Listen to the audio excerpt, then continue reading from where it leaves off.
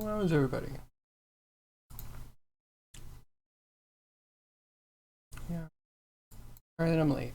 I was working on some mech obelisk. Maybe I'll show that. So, I got turns on the cat better. Is now really dangerous.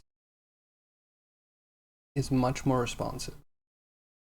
And the more you polish the enemies, the more you have to like tweak damage stuff. Anywho, I'm playing a bit, doing a bit of the back and forth. Amazing how making a game like have an idea of what you want to change, but then if you spend some time just like playing it, all of a sudden the things that you highlight as like necessary changes kind of change. Okay, this has happened too. This is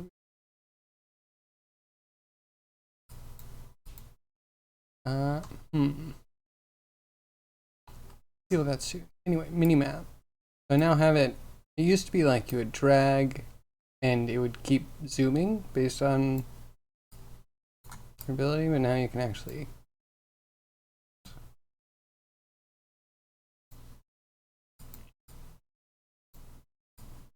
need to make the icons maybe a little bit bigger. I'll have to work on something. That kind of works, and then that also kind of works. Ah,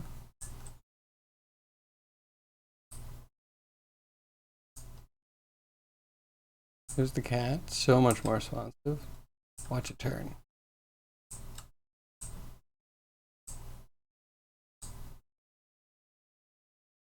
Cat, come on, wait, do better.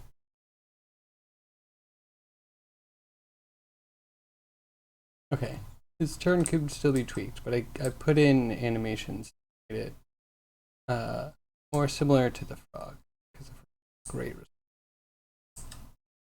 Well, they're very tanky. I'm thinking about making the cat smaller. Actually, you know what? Let's do a little update. Now it's bothering me.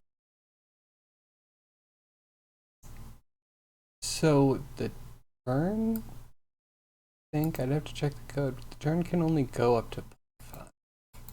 Maybe I should compensate. Maybe he's 0.25.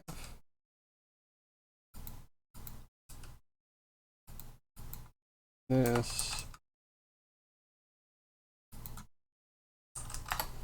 Cool.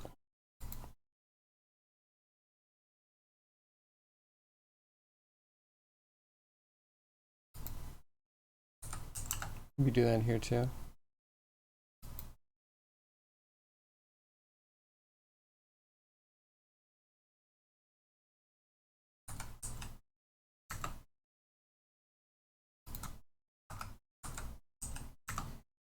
I guess everything changed in a little bit. Alright, let's try that. I guess worst comes to worst, it's going to jitter and it won't know how to properly aim at you. The further away it is, the better it'll be. And I think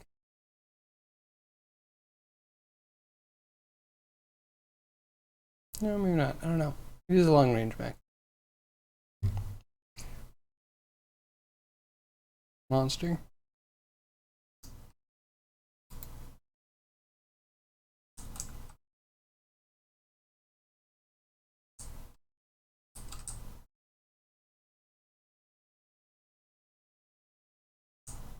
Hmm.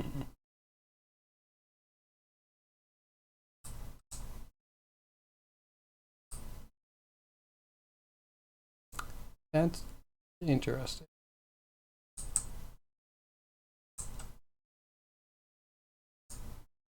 Cat.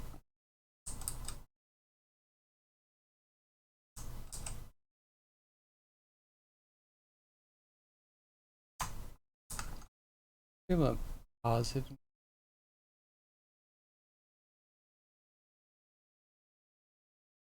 What is left, right?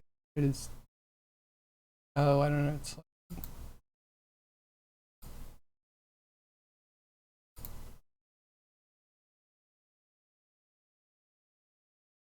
oh, I jacked it. Okay, never mind. Killing me. Sending me, let's throw it back. Ow.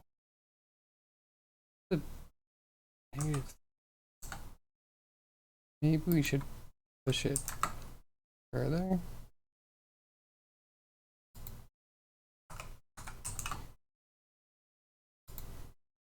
Okay, and then we're going to Deer Man, and I'll give you an update on Deer.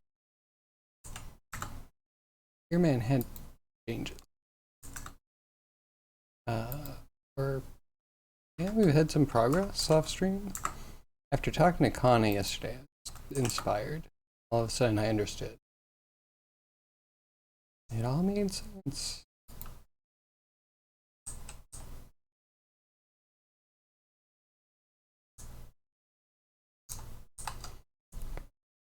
Why?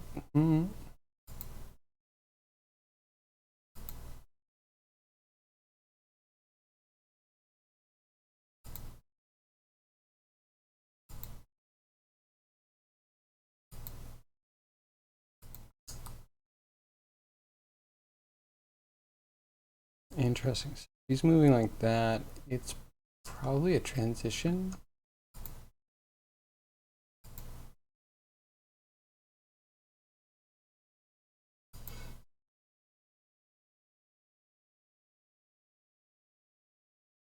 How did I get the frog to be back?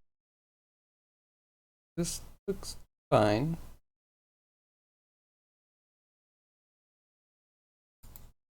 You don't have an exit.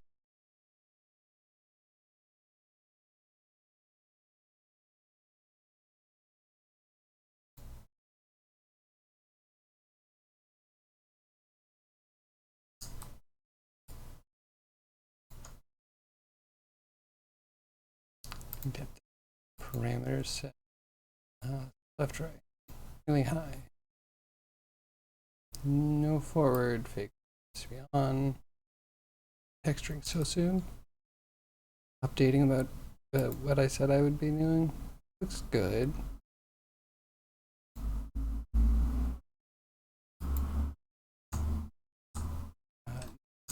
Needs the exit time, otherwise he's stutter step. Stutter stepping ain't what we're going for, no sir.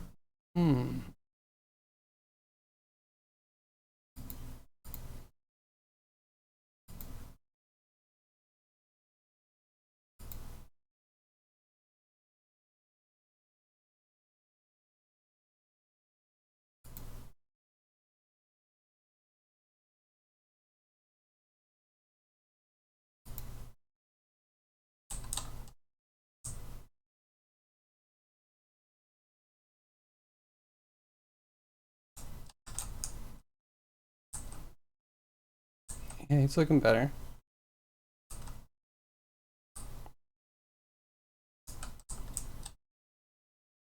Except what is this? What animation is he doing right now? He's stuck in.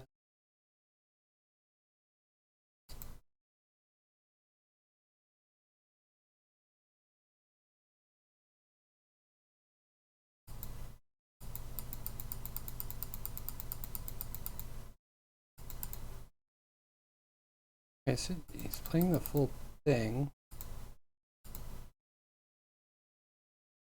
Forward, left, right. We're over here. Oh, so we're blending. The walk forward and the walk back.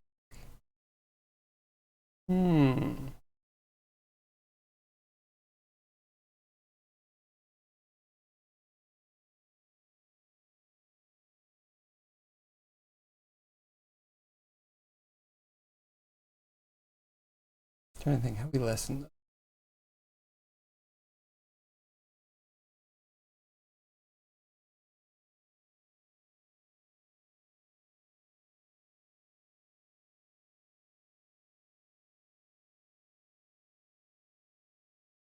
So yeah, looking at Right, left, walk.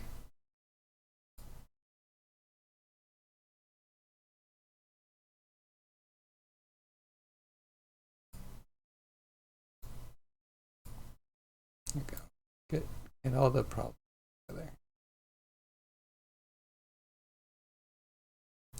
This is overdriven. No.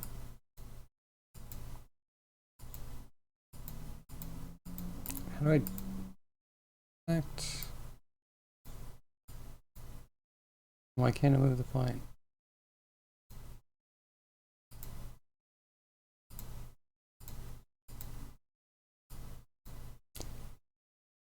Anyway, wait. Then check.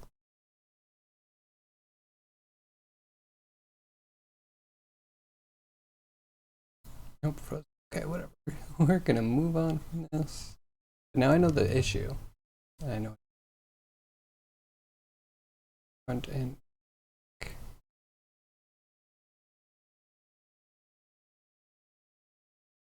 I'm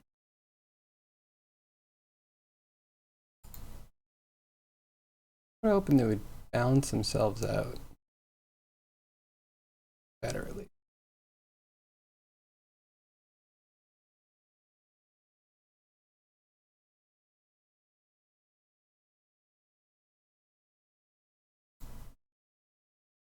Yeah, that looks like it's fine now. Oh, it's because it's so far out. Take off the graph.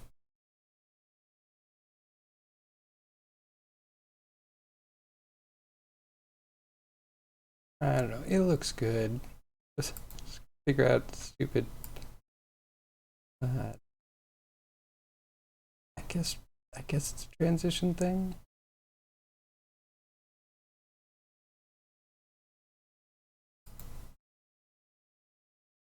Oops. 1, 0. Oh, let's do some jank. Okay, hold on. We can just jank it up. It's fine. No worries. Turn left and turn right again.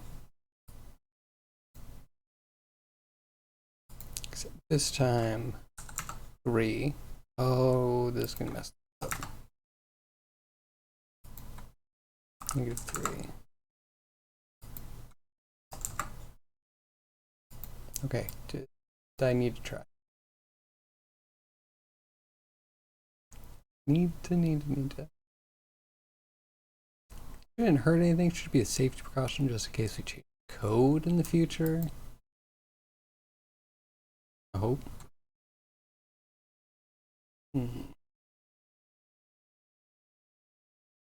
Yeah, one quick test. Then we're moving on. It's only been 15 minutes. No worries.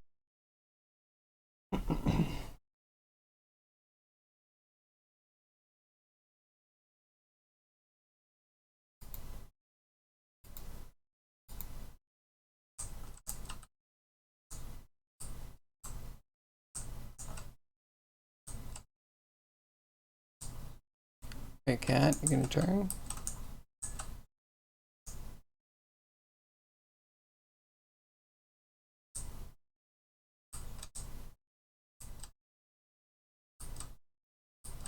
Where are you going, Cat? What do you do?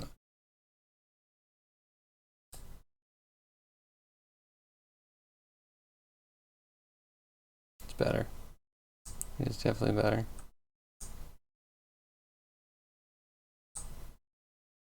Oh yeah, there's the turn.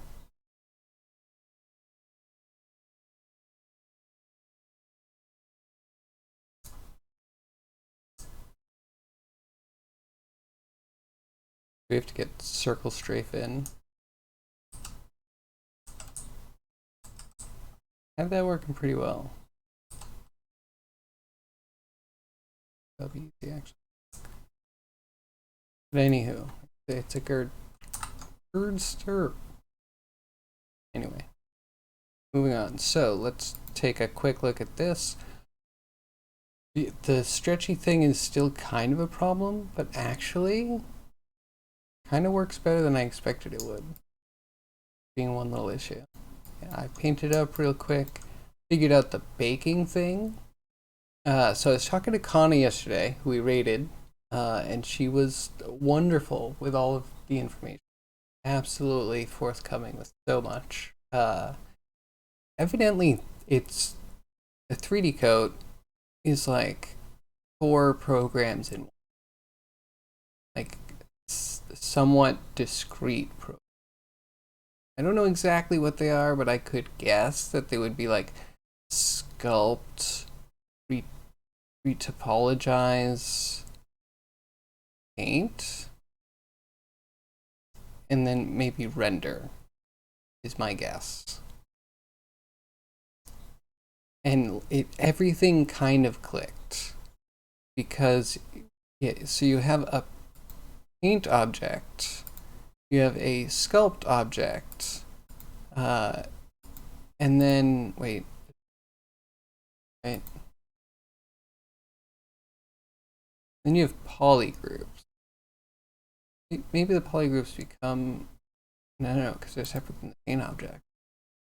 Technically, they have the same name, but like this, it exists separately. So as you're making a model, you will go through the program, and if you work with the workflow, it somewhat decently passes the model between programs, but it is kind of like an import export that is kind of seamless until you hit a weird. So once I figured that out, I also figured out that in the painting has a bake. Retopo has a bake that's completely different. I kind of wish that it had a different name. If it was called like Retopo Bake and like Paint Bake, I'd be fine with that. I don't think I would complain because they are different sets of features. Bake here. Don't have a bake. Different workrooms, panels. Yeah, they all are kind of separate. And actually, once I got that down, like, what did I use? I used bake sculpt mesh onto paint room mesh. So once you do the UV stuff, once you have the UVs and you do the apply UVs, it still has that weird thing where it constantly tells you there's something different about it. But then you can use the bake sculpt onto paint room mesh, and that means the good UVs that you set up will be used for the normal bake. And then you can paint and continue. So the workflow could be faster if I knew that.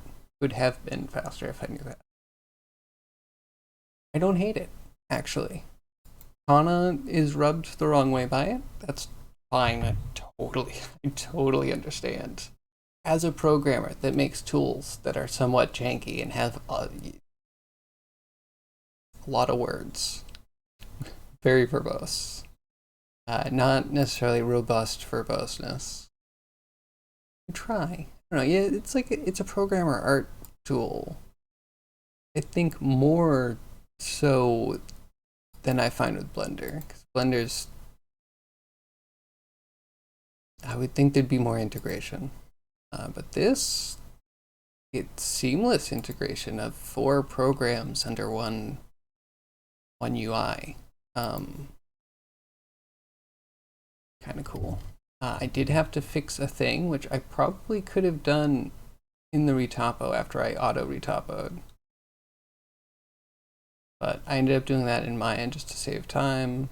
We did all of the UVs here. It was good. And then painting. painting, I whip this up real quick. It is a nice color swatch menu, which I love because I always want to save whatever colors I'm using.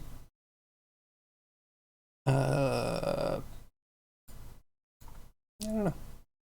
Felt good because it actually feels a lot like the sculpting tools. There's even like voxel depth because you could be doing PTEX or like. I guess if it's voxel depth, right, you could paint a live voxel sculpt. And then as long as you don't change it too much, because then you would move like the surface out of the colored section. As long as you don't change it too much, I like it. I think there's a lot of potential there. It seems really cool. So yeah, a couple rants, the little hard going, but here we are. Things be better. Yeah. So we are going to ditch this now.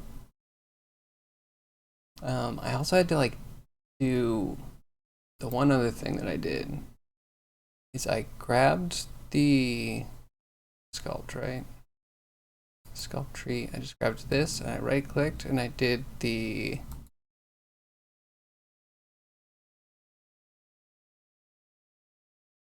export decimate auto UV. This is somewhat destructive and it will tell you very clearly that it's destructive. When you go through, there'll be a pop-up.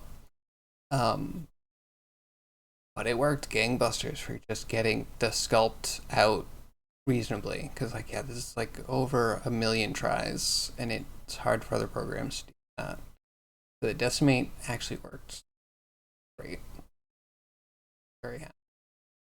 And I can get the normal bake out before we have to do that. So, yeah, there's kind of like multiple meshes happening. I also understand how a file can get kind of large in this program, having multiple versions of the same mesh.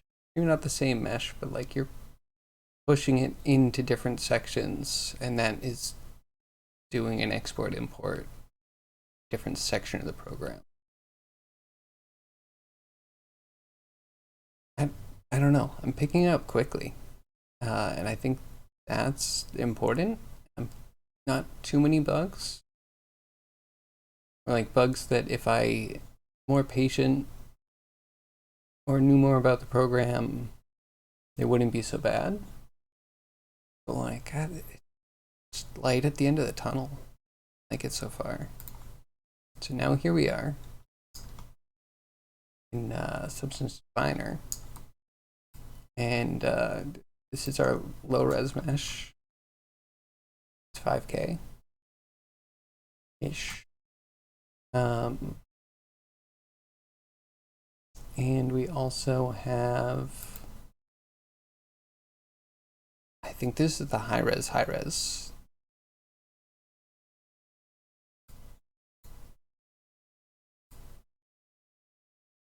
And you can tell it has no UVs.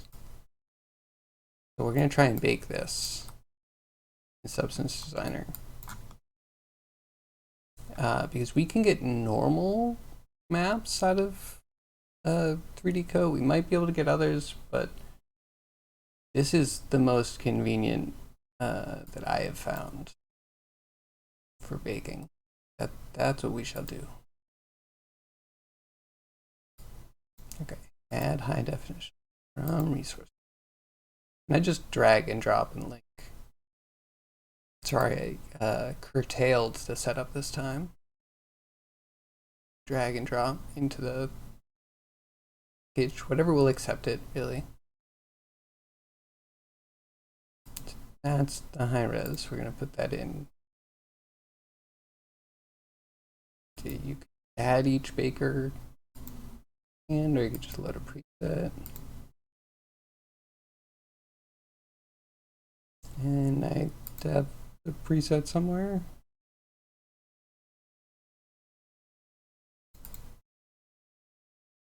Where did I see it? I have an old one that I can feel good. I still haven't made a new Substance Designer folder. Got me. Backup one.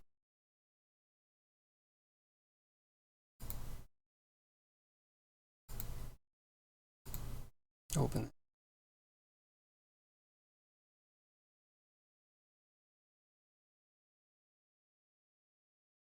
Hmm.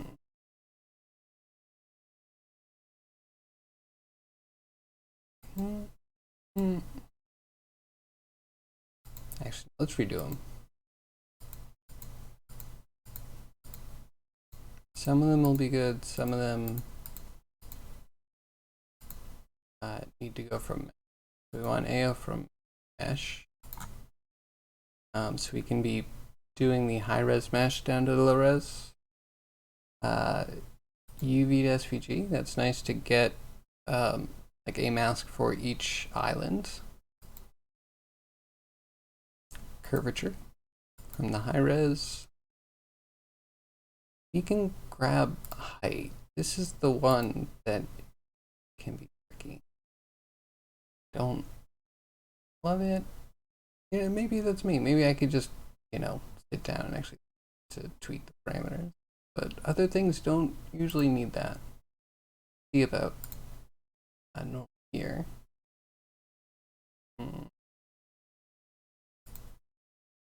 Higher res position. Yes. Don't need to transfer texture unless we bring in the other mesh with the texture. Could export if we wanted to from 3D Code. Yo, Pixel, how are you? Catless, hello. How is everybody? What's everyone working on today? Then we need world space normals.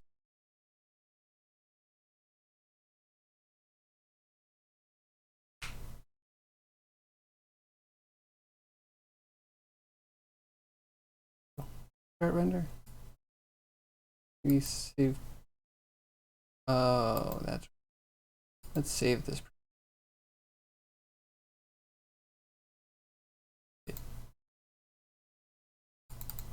Two or full.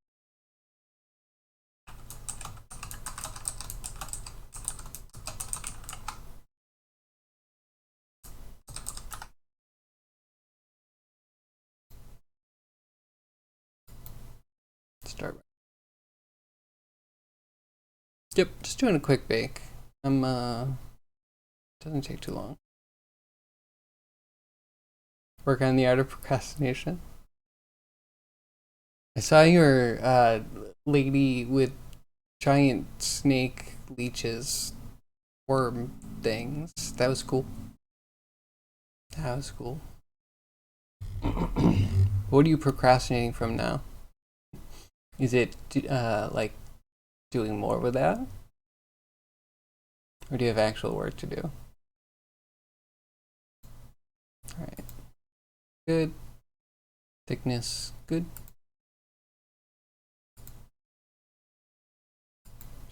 Fine.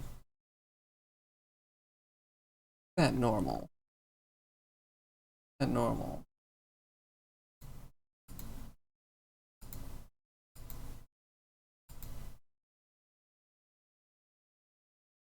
Check height. Also, curvature.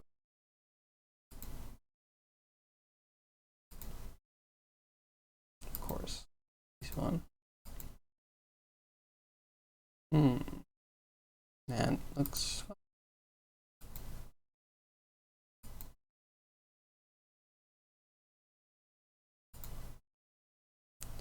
Right. I want tangent space. I want that.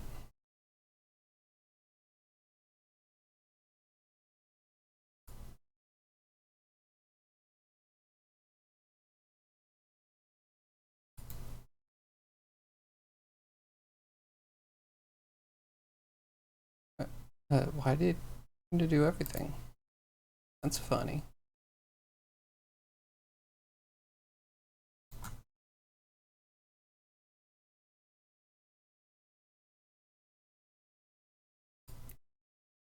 guess.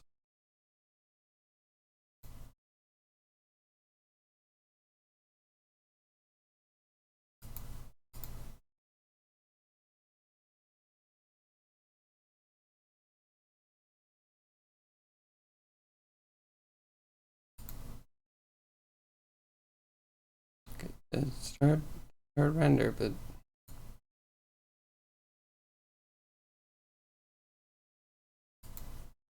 I don't know why it's doing that. I don't know why these are. I wonder if the normals are messed up on the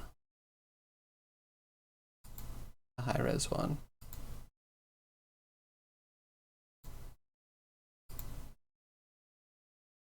Okay, so we could import the normal.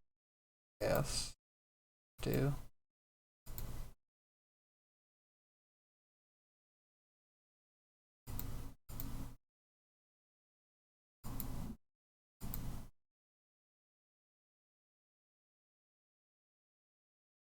I see no reason why you should mess up. Oh, that's a thing.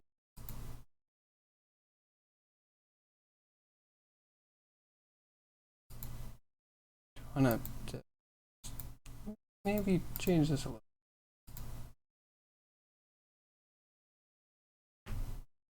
No idea what that sculpt was. Just whipped it out. Looked cool. Looked like something from like either Final Fan. Well, it's like Final Fantasy meets Resident Evil.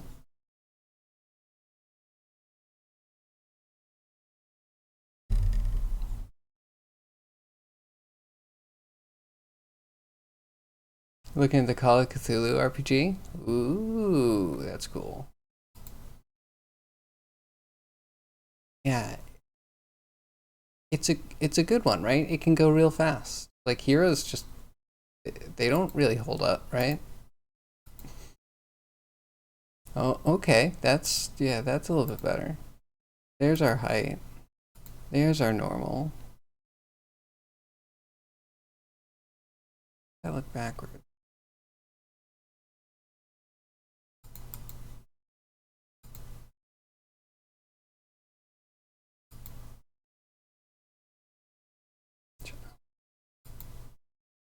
No, world space.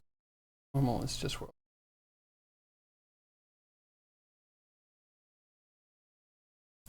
Okay. Do that.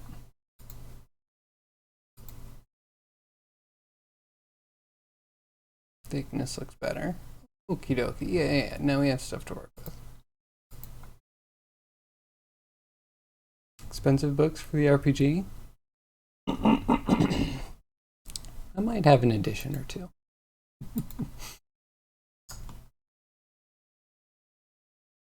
You could use some more rendering muscle. I mean, I might be able to render something for you, if that's what you're asking. If you want to send over a blend file. Catless, my friends. Only because we're friends. I don't need everyone sending me blend files to render.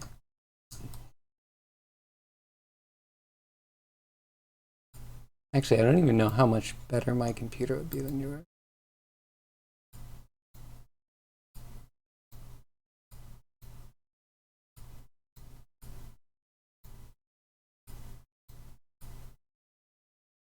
It's so important.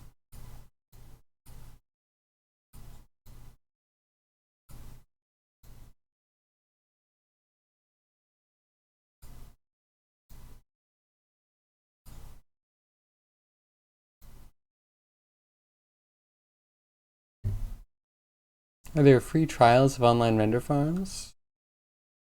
I mean, maybe. If you want to send your data out. If you trust the cloud, want your data in clouds? Floating above everyone? Gets a little cold, all your data falls out?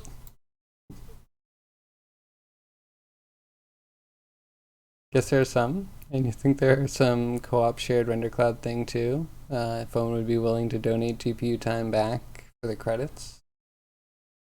You know, that doesn't seem bad, actually. Yeah, what would it be? I don't know the buzzword for it.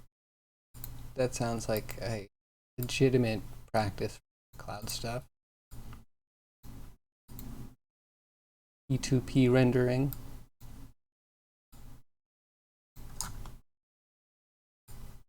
Okay, now we need a material that doesn't suck. Roughness, a little bit of tessellation.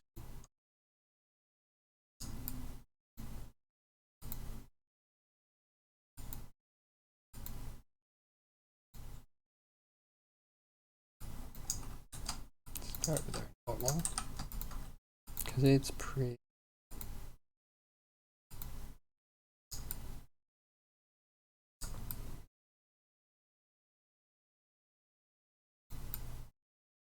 Yeah, not too bad.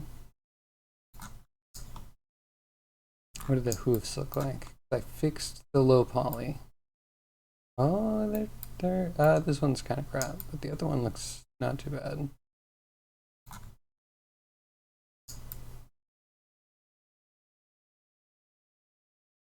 Yeah, maybe a little sketch.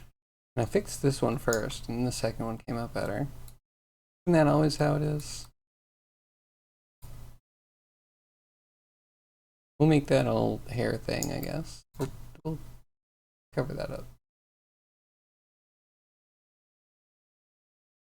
And interesting, right? Because there's some cloud stuff that I'd love to use. I'd love to play around with. But yeah, buying credits and then you have to buy credits and then that equals time. If you're going to goof around with things and then try and get a final result, you're going to end up dropping money. I don't want to drop money. I'm poor. I don't have, you know, infinite fountains of cash to throw out. Legs get kind of teeny. Drop.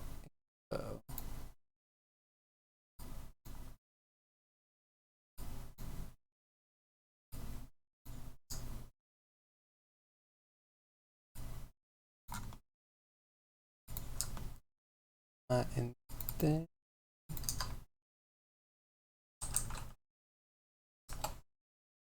eventually we're going to need this blended into a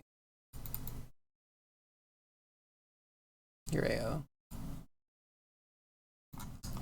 kind of looks like thickness. Tricky.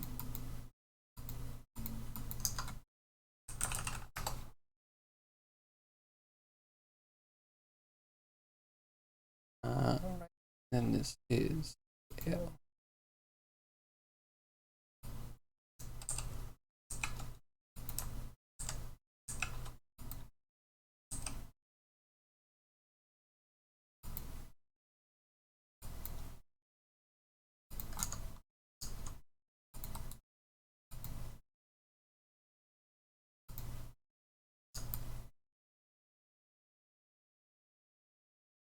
Okay.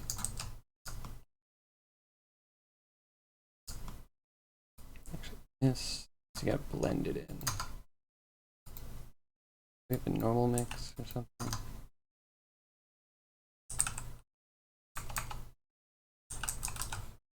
Normal blend. Normal combine.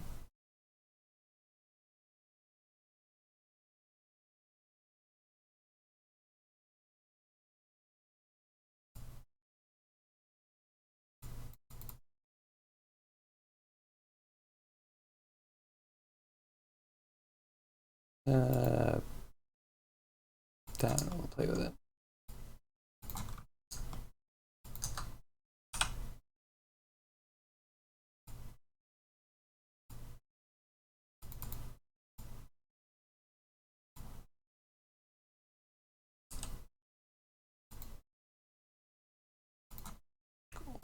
One of these is height.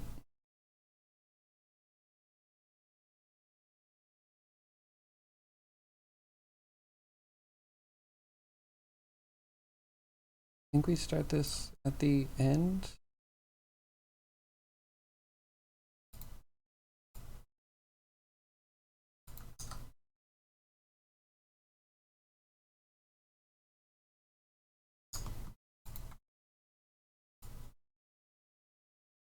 Normally I would put problem.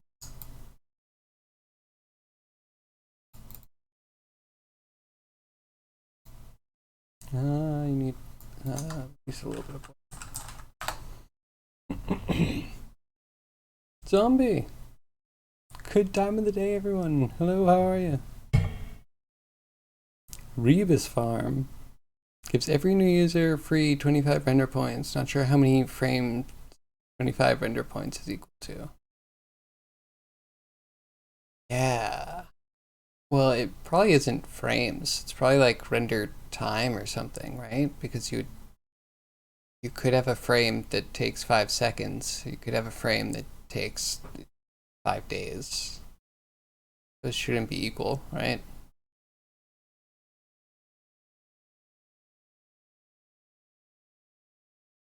Best deal is to spend $12,800 on points to give 60%.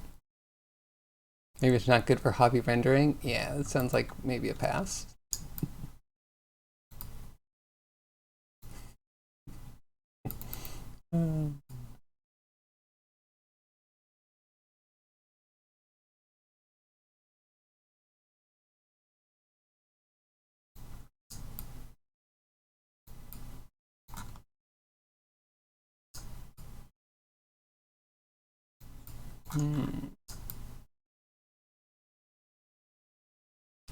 Oh, it's gonna be okay. We could look into why the height is weird.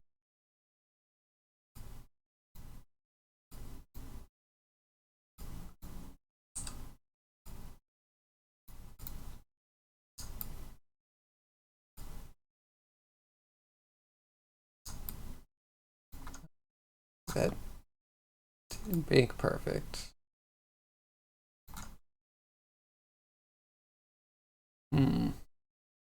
I would always prefer it in the back, but maybe we can cover it with some clothes.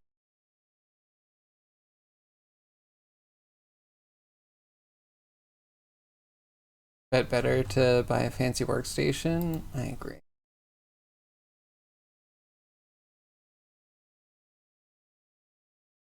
I mean, yeah, if Catless had 12,000, we know exactly what Catless would get, right? The A100.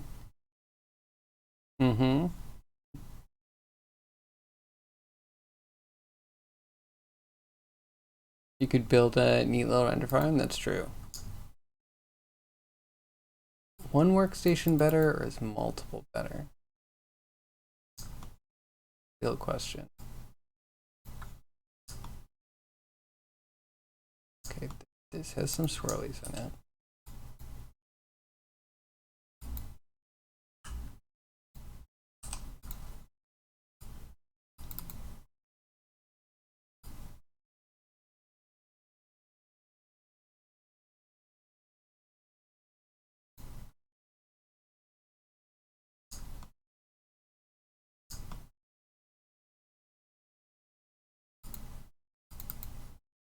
Okay, curvature. We'll use that later.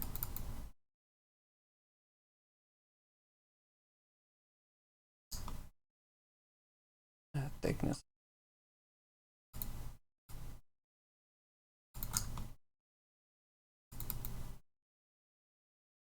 Cool.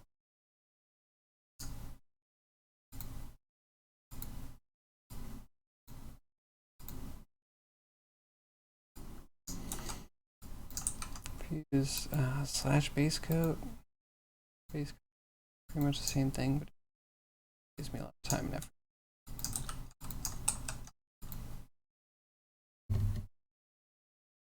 I know you too well? Yes. You can only get so much performance in one system before it becomes ridiculously overpriced.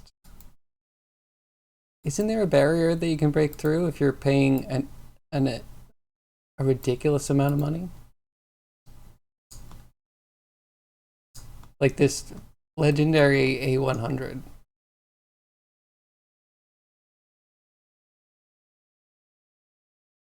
Parallel workloads like rendering, it just makes sense to split it. How parallel though?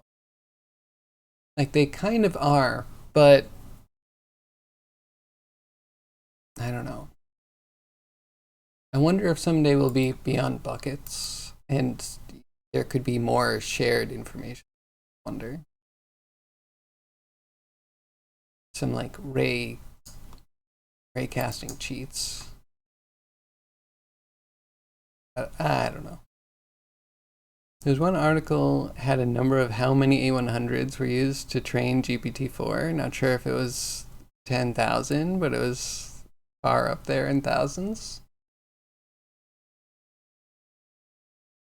That's a lot. That's a lot. Almost too many. Okay, so between, I think it's mostly normals. That's going to get us a lot of our coloration.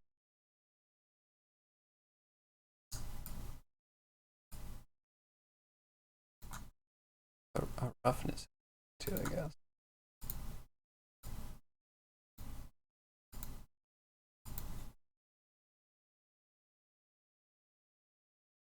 Where are roughness?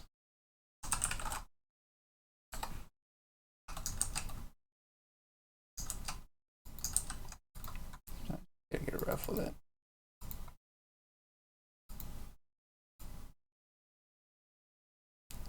Roughness should start somewhere in the middle.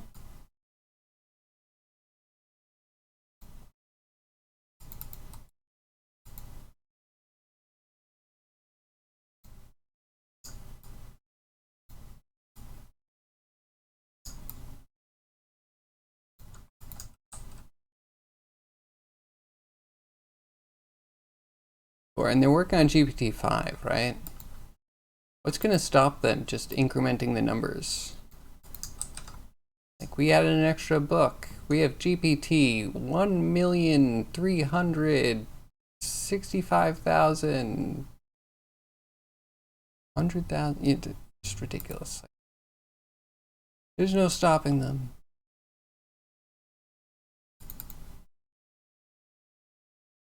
Which is important because there should be like levels of quality in each one, right?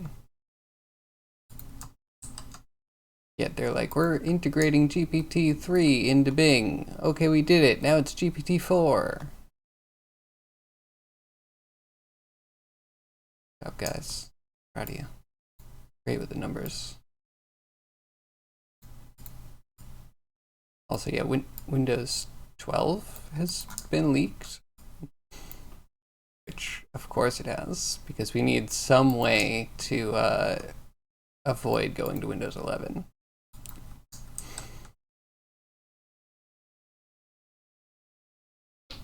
Isn't GPT-4 the one able to give biasness advice and make you money? I think you saw a video of someone talking about how it could replace CEOs at companies.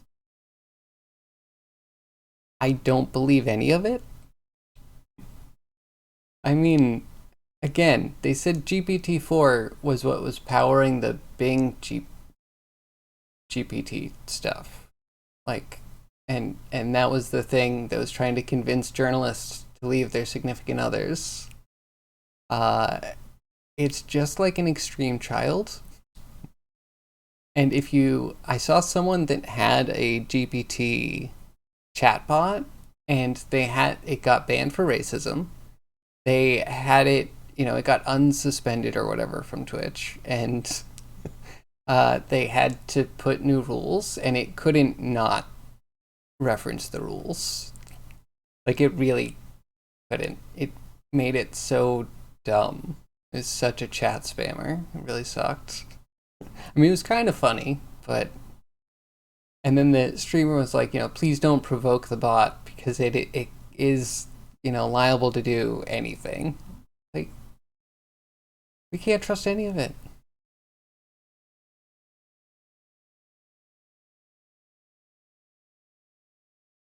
Probably way better work climate. I am for the next search engine. And if that's a GPT powered thing, right? I'm fine with that. The whole like, how do I get this code thing and it can find the snippets well enough and put them together well enough? Sure, we've hit the next level of search engine. And I like that because the old search engines have reached the level of being optimized by capitalism and bad actors. So we need something to actually weed through all the like crap out there.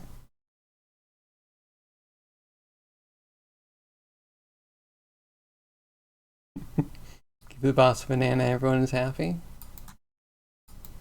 I mean, I don't know. I don't know. As soon as we start shifting that, how do we oust a CEO? Tell me that. Once you can point the finger at AI and be like, oh, I'm sorry that my job wasn't done well by this AI. I'm going to pour more of the company's resources while also raising my own personal income. And we're going to fix all of this so the company can be run better in the future. Like we've hit late stage capitalism dystopian future. Until he gets subtle grooming by AIs instead of ad pop-ups. I mean, don't we? I feel like we're there. Okay, anyway, I am procrastinating. That's the word. So I had some weird ideas about trying to do fur. I don't know if they're gonna super. I wanted to try some things. Give me many little boxes.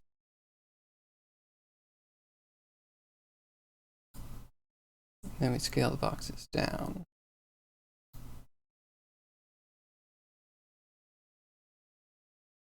Down like a lot.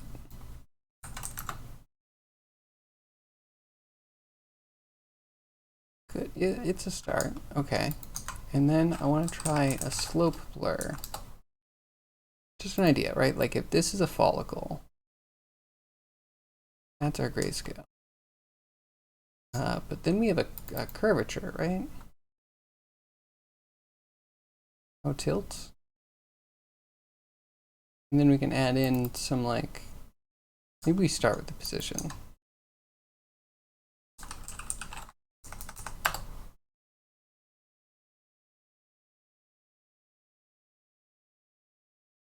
And so like, Zombie, before you got into 3D printing, how many ads do you think you got for 3D printers? I remember when I was waiting to get my 3D printer, I was talking to a friend about 3D printers. He was very skeptical. He's like, aren't they just like voxel printers? Or can't they just go to certain increments in a grid, so everything's going to be kind of boxy? And I was like, well, no, not quite.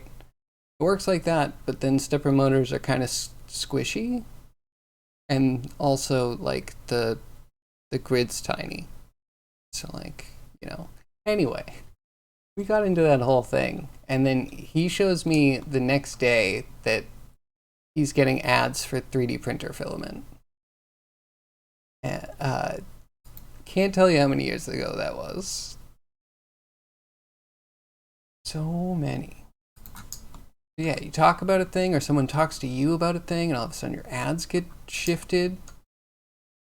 And, you know, some of those ads could be like really interesting. Hobby you've been considering? All over. Ads how they get you. I've straightened this out.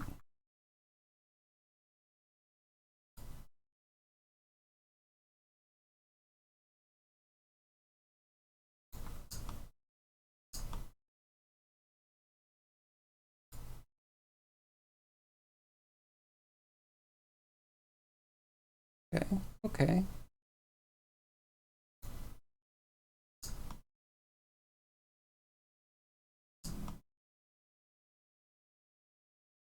start of something.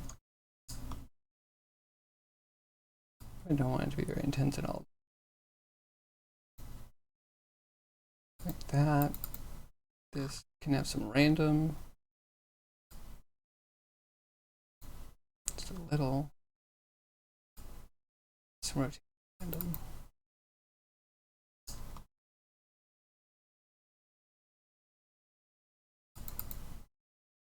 Okay, now we can either like dupe this over a bunch of times, try and get more strands. We could increase the density of these along with the size. Yeah, like little fur clusters. Sorta.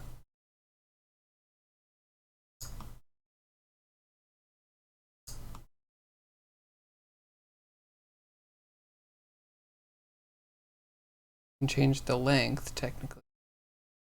A little color random.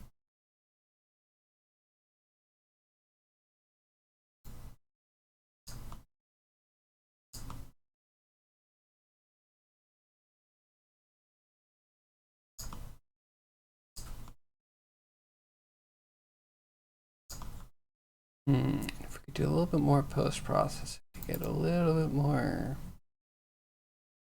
good stuff.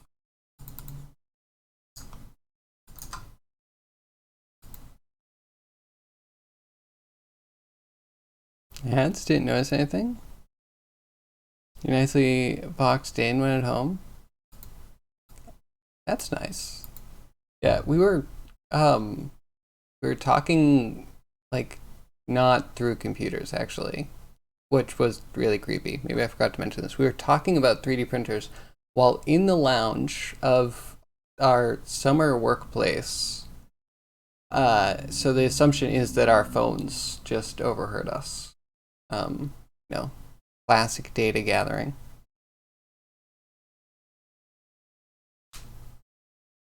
Use ad block extensions. The only place they don't seem to work is on Twitch.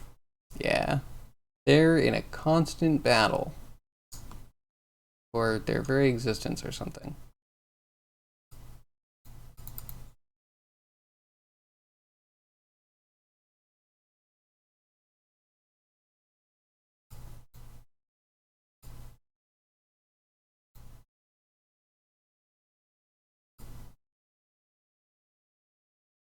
Yeah, that's X.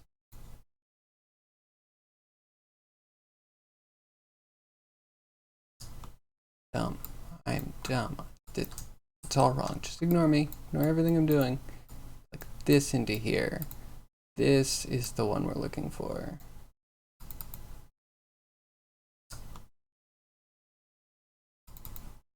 Should have been. Yeah, okay. Okay. Some places to cover up, but that in general would give us a little fur. We could add a little wiggle to that.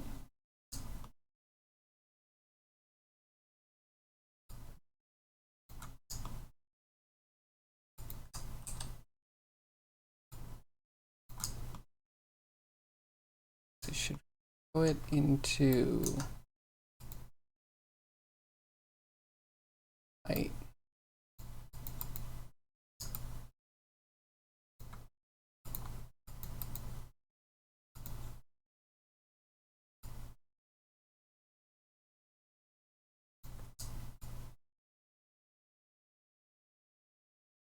Not too bad on the chest. Probably skew it on the arms.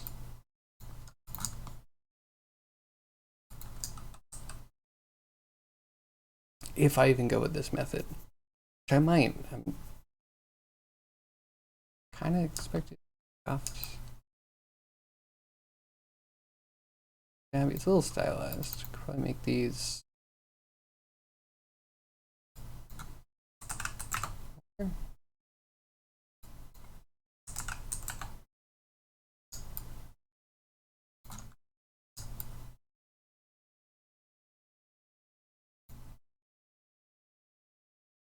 It's not too bad.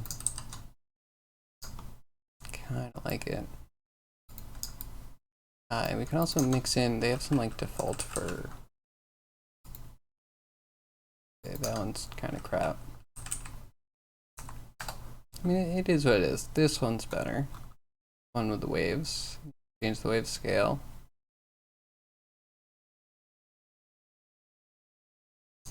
And then let's see for 3.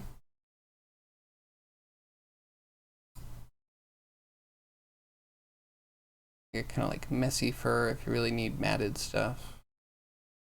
Or you can get like going down the back. Could probably make that with this. This is blur. Did max? Min? Max.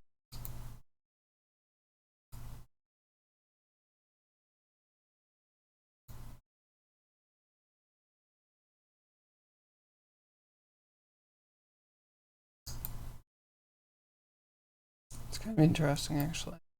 Definitely not what I want. Kind of interesting. Alright, blur it is.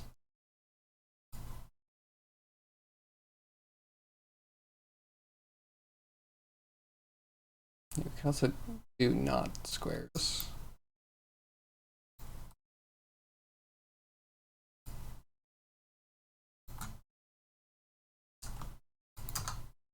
Okay. Select, I think. Mostly food ads. Man, food ads definitely get me. You know what I'm talking about? If there are ads that you'll notice, it's about topics that you were talking about with your mom, right? Yep. Very creepy. But not anymore, since you've switched to Advanced as a YouTube player on your phone. That's really interesting. Oh, Catless, can I see this? Am I allowed to see? Printed in Blender, no support, still came out just fine.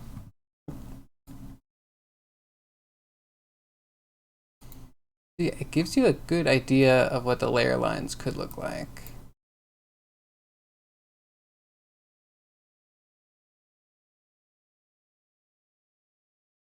That top is not realistic, but we'll give it a pass. Yeah, the teeth print. Good print. Can you give this shader like a minimum size? And you could actually see if the teeth just erase.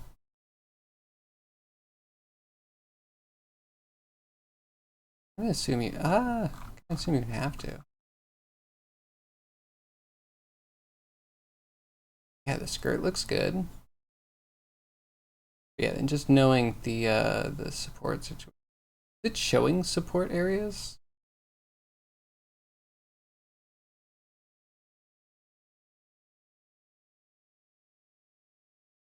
I would believe it. Here, here. Bullet, neck. But it's not showing the tops of them. I guess it's assuming that you can actually smooth those out.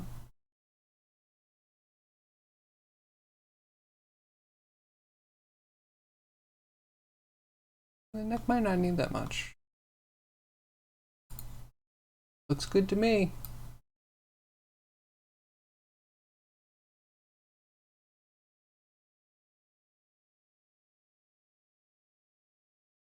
Can't go down again after putting down a layer. I mean, well, but yeah, this is showing it after the supports are removed. How else do you explain all the crud on the bottom? Yeah, good luck getting the removal to look that good. If you tweak it, the stomach might not need much. You might be able to do that. Especially if you're willing to have a little bit of stringing if things aren't going well, and then you can like cut that off and you can fill. If you have a 3D pen, so pretty cheap.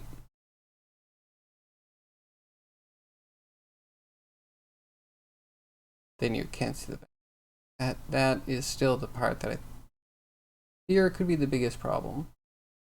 You need some sort of support for the dirt back. Unless you had some continuous way, have it.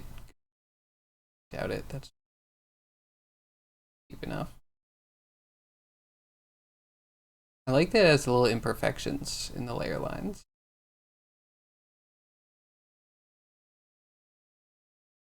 Kind of looks like it uses some sort of side ironing technique. Remember finding top ironing in Cura, cool feature.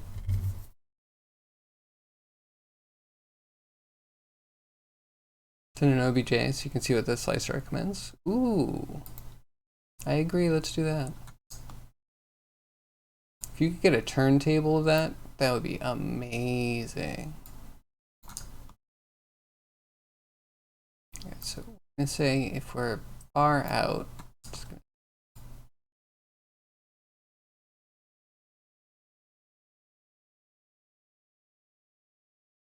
and so we'll select center.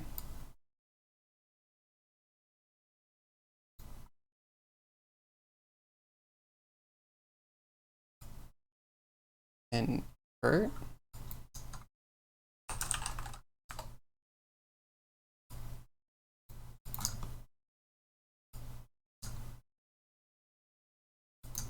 And can we blend that in? This.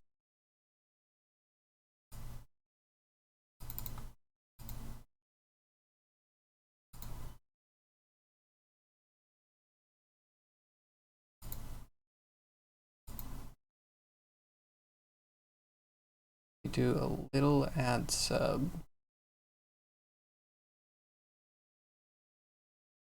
I think.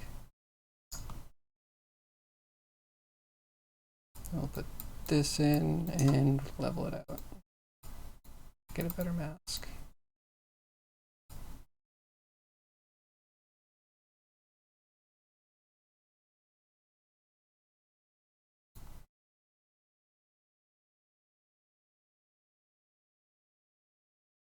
Backwards.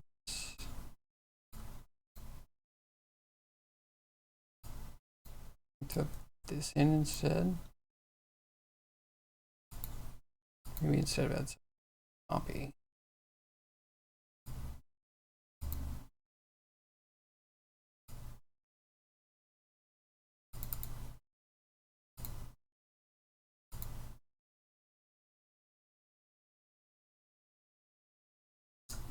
And then add in there.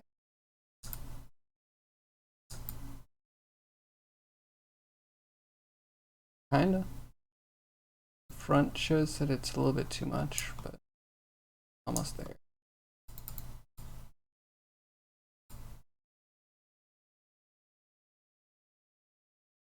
A half opacity. Better.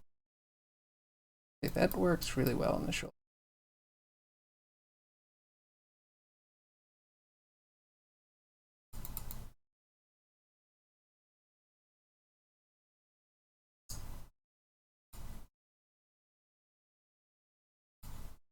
I guess we need levels to actually adjust this one.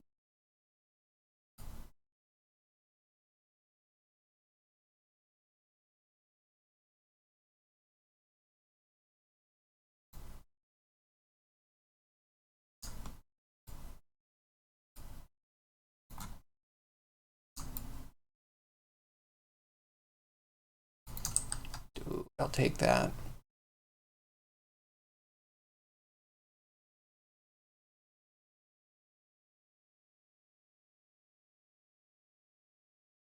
It's PLY, okay. Can you export an STL? Cura Slicer opens them? Interesting. I wonder what a PLY is. Where that comes from.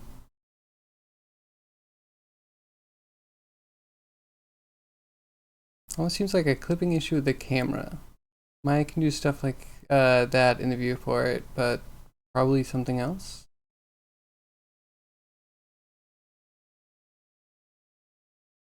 Blank dots come from. How to fix them. See, I don't know what. It's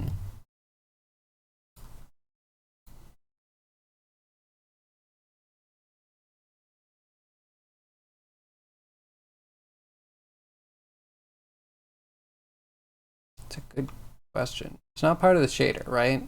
I would confirm that first because it's conveniently where I think supports would go.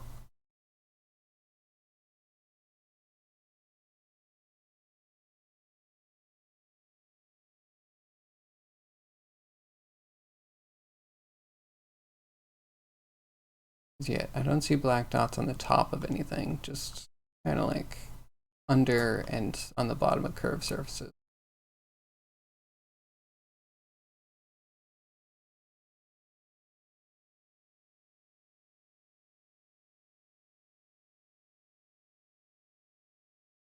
It does kind of feel like when it's very flat that it's pretending that it's ironing, which is a term of like going over something you printed with a hot nozzle and remelting the plastic down again. Smoother than that like boxy, sketchy look.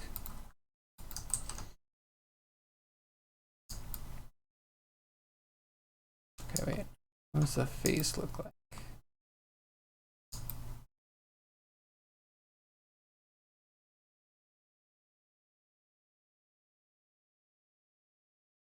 This isn't too bad.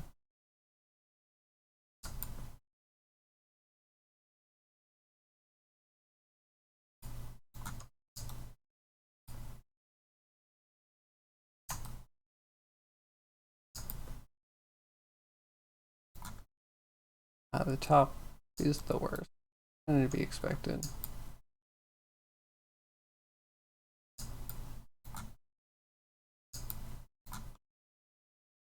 Oh yeah, look that side. This line's not perfect. I mean, how perfect are we expecting to be able to get it?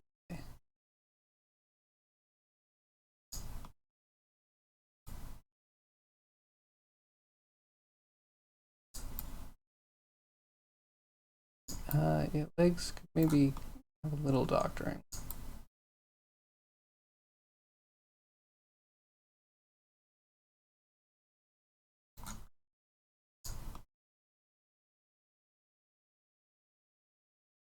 I think we could cut down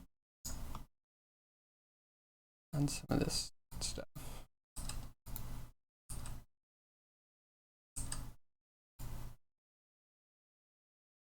This one problem.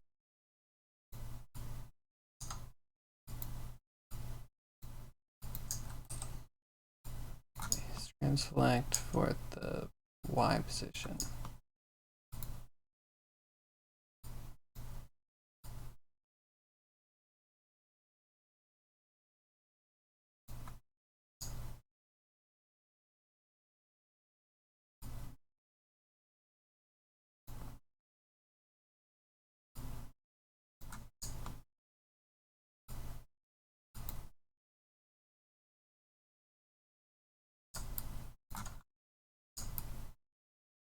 Lose out on some of the curls. I did all up my uniform.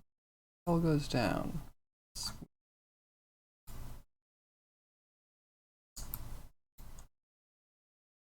not perfect.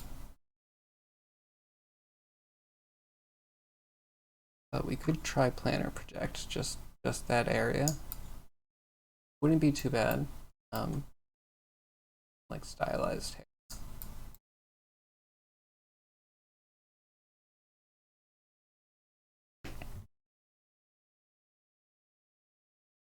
Super slicer can open it. See if you can convert it. Here's the in the displacement when the banding is small enough. You're guessing something to do with the mesh jump. Oh yeah, it's probably just like an intersecting. Like,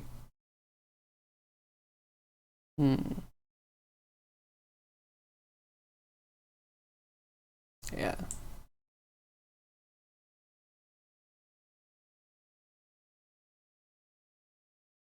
There's some kind of Cat Clark setting for displacement in your render engine. Arnold has a setting. Oh, that's true. That is true. You do linear or Catmull ROM Clark.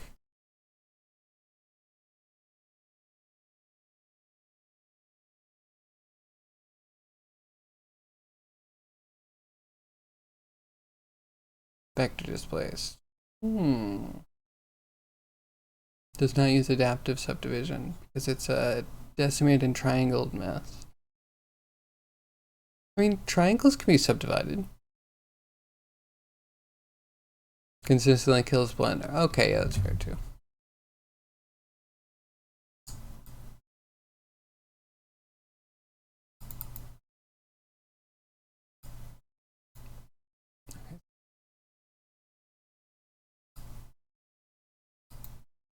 Guy contrast maybe?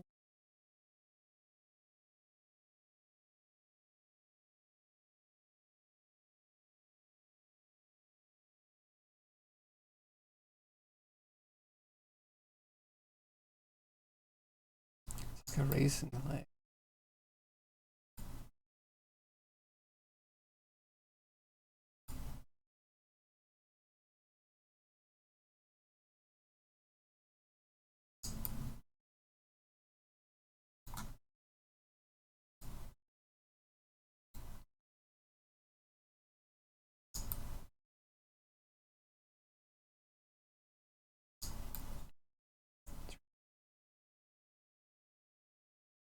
I have a weird idea.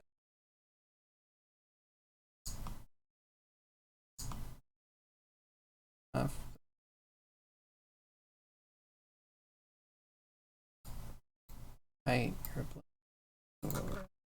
that's all up.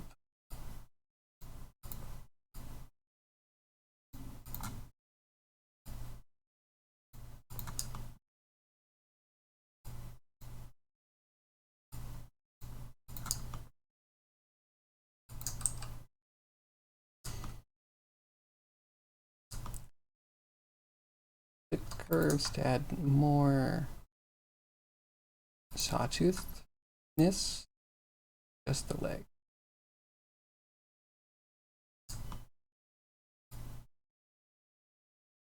I feel like we'll put this on the bottom. We'll make a new leg one.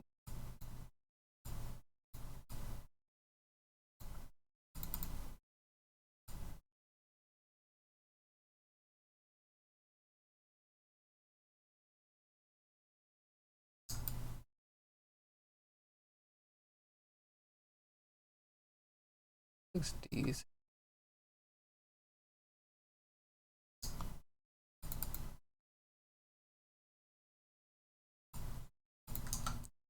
A little blur. We'll save everything.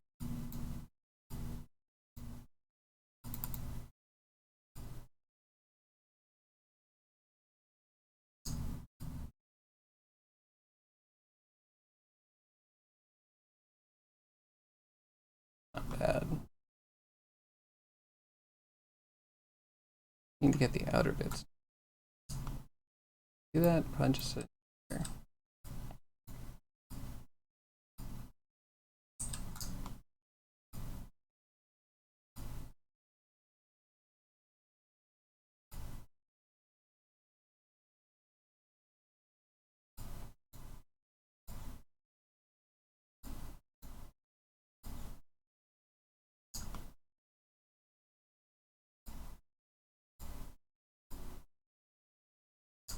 There we go, cleaner.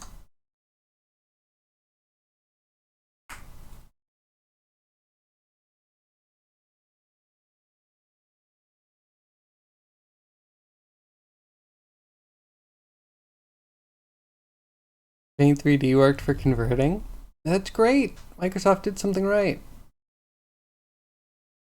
There's some kind of Cat Clark. Yeah, sorry, I missed that one.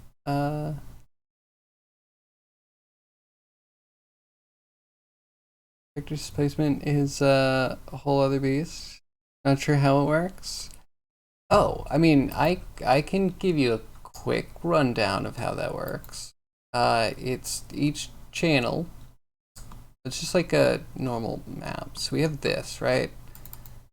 And this tells us, like, we can literally break it down into channels.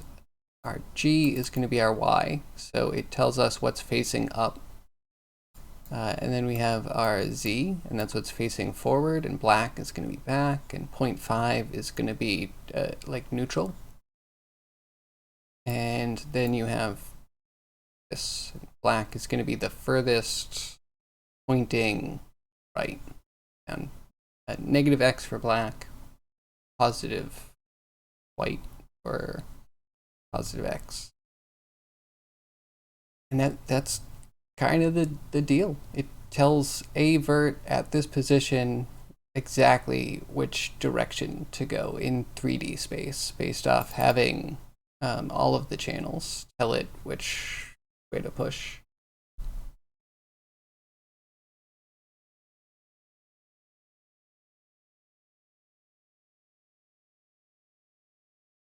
Better versions, but this is the closest to a print export. Let's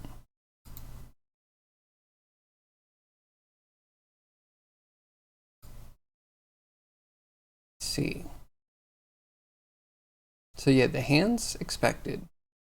The arms, you might be able to we'd have to put them kind of like over the head to get rid of the supports. Or you could bend the elbow, like bend the shoulder and have the elbow go down at an angle, and then you'd only need maybe an elbow support. But other than that, yeah, that's kind of what you would need if you want those arms posed like that. I wonder what's going on in the chest region. And then, yeah, it looks like the supports are going to be taking over some stuff in the back. That way it can support the tail over, tail over leg. And then skirt over leg as well. Do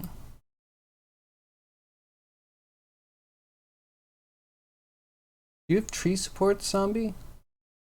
This can be a little bit better than the tower supports for cleanup purposes.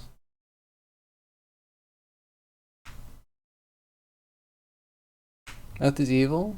A lot of supports. I've never had a mouth that didn't need supports. Or you just let it go and cut the stringing away. Sometimes that works. Supports in the eyes look like tears. Yes. Emo kobold is emo.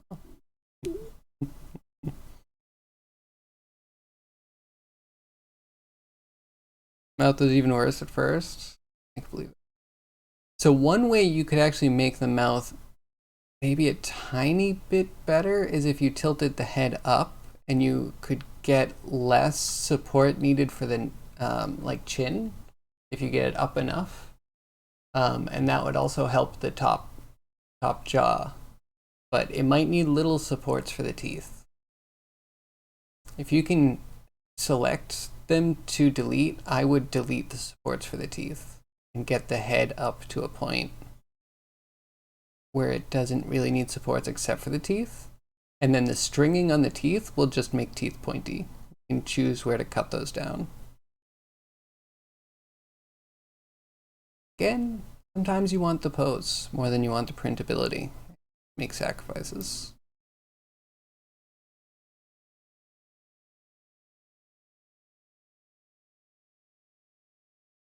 Yeah, and then tongue too. Like, who cares if there's a little string on the tongue? Usually you can, you're willing to use a 3D printer pen, like you can usually fix the little bits pretty easy.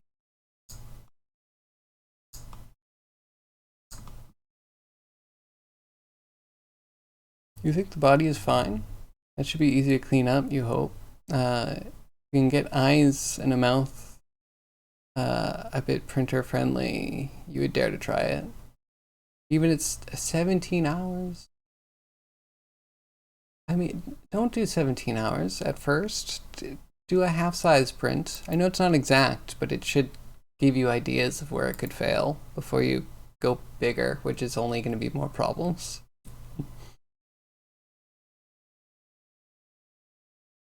Like, try it at whatever scale the feet aren't going to break. Oh, wait, Catless, I have a question for you. Do you have any problem with putting the tail on the ground? Because if the tail touches the ground, you can get almost no supports for the tail if you really tried. Or you could get it lower. That'll definitely lower print time. Like, yeah, we need supports. Maybe we can get away with having less. I do like that we don't need to bridge the forearms. That's positive.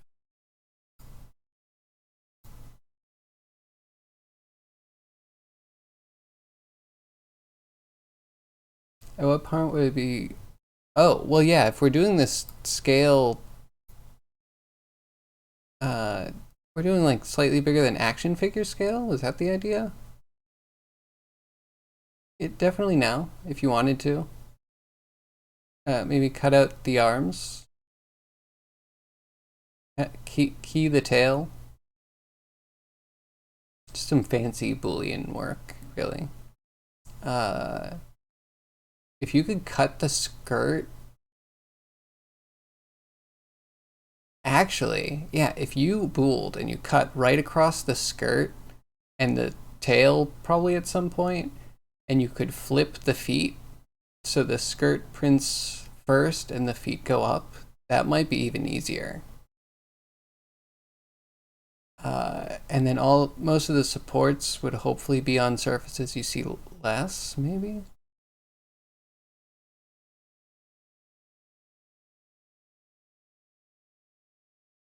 You could choose, because if you cut it at the like boob level, that would be the thickest part of the torso. Then you don't need many supports for the torso at all. You should look into it. I had a lot of fun when I was trying to figure out how to print the power armor helmet. I see a lot of people that commit to just having supports go all the way up and doing mostly one part prints, but I was like, I'm going to print my power armor helmet in 3 sections because I can do it with if like the topmost part doesn't need to be supported, and it's always just like round shell bits, then it prints a lot faster, almost no supports, almost no cleanup. Yeah, finding the right settings or right orientation of things, really tricky.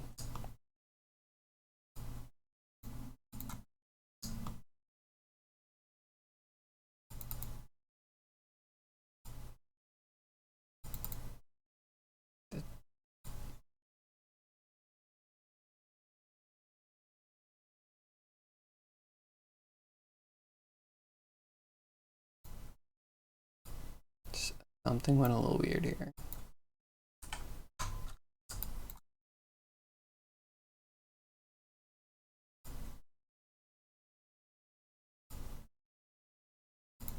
This was supposed to be for arms, right?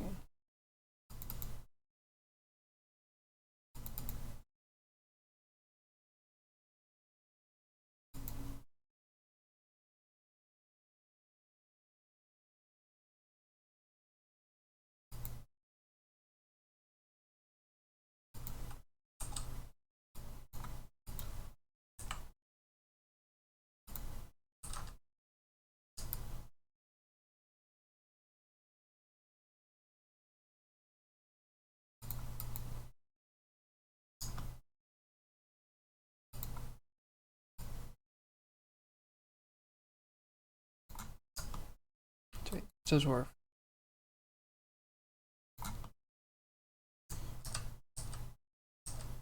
Okay, Maybe I shouldn't have touched all that crap. Oh no, I should have.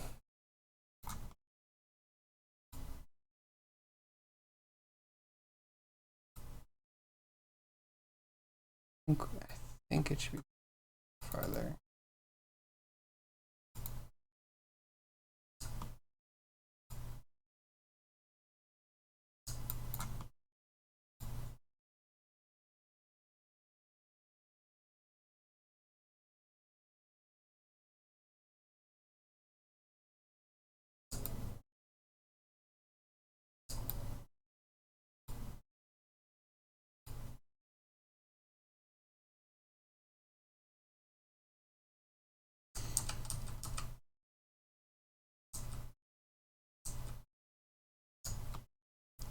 That was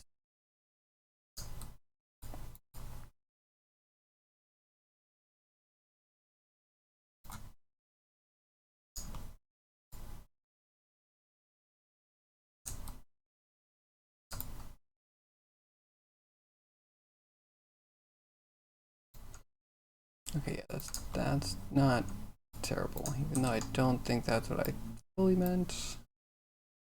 We'll roll it for now.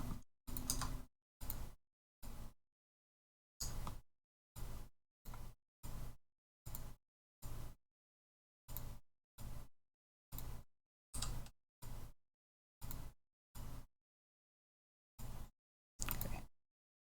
Here's the background. Then like the opposite way.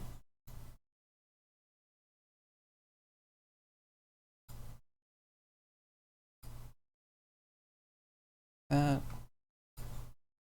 it's in there. Put this in here.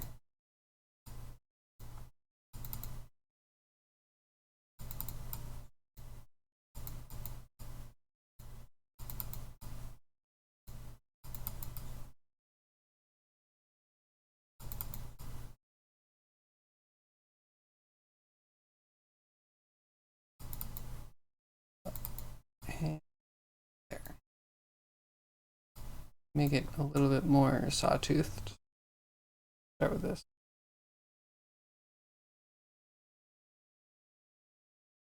With the head facing down, you could probably save a lot on supports. That's not a bad idea, but you're going to have a very flat nose. I've never been able to get a good bottom roundness. I find that very difficult. You're going to have a good section of any ball that's going to be very flat unless you, I don't even know, add a small pillar to make sure that it's up and you're going to print extra supports or something. I don't know, there's like a sag that happens there.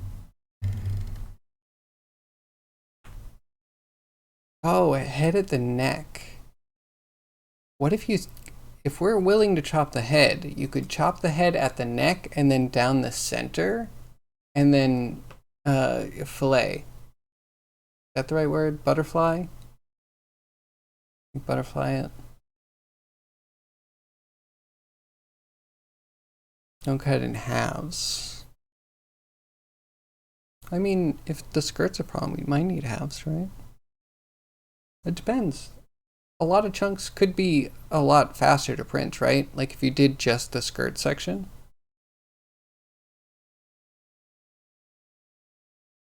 Yeah, we could definitely do this arms without supports reaching up, but like that's if you're willing to have it be so high. Might not be a problem, but we're talking about compromising artistry for print. Then yeah, I agree.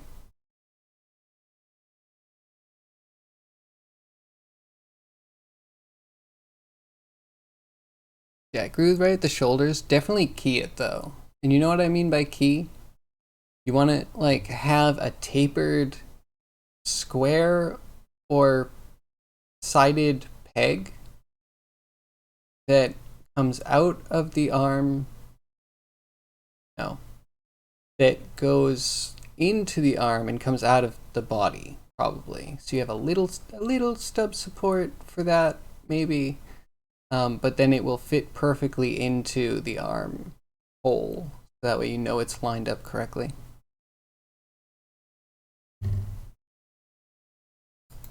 And make sure you give enough tolerance so you can like throw some glue in there and they cup correctly.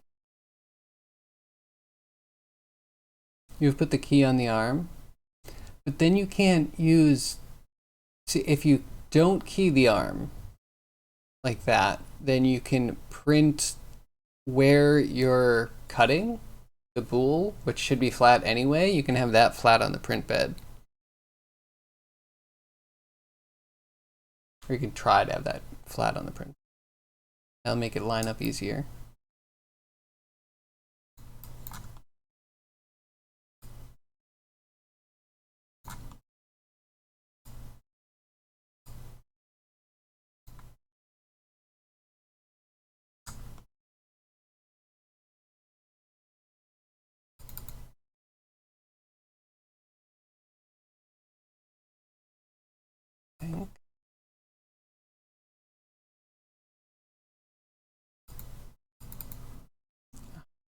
This and end here.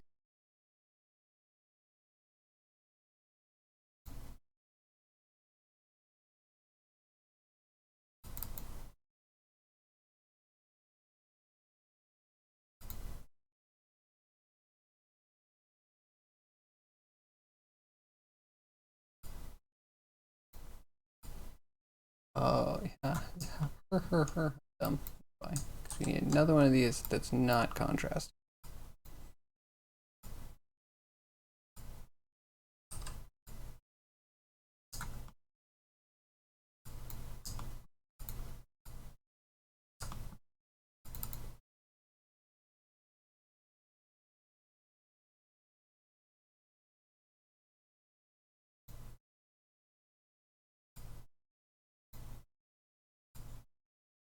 So we can only have so many points. We're starting at a certain good use of real estate.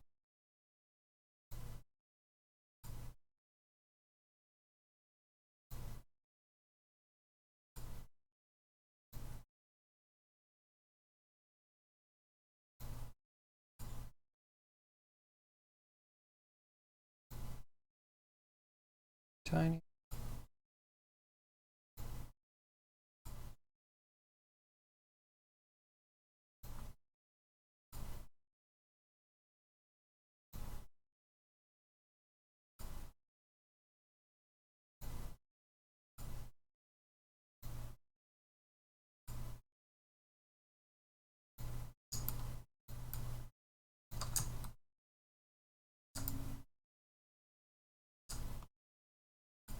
Okay, no, that ugly. Maybe we do add sub.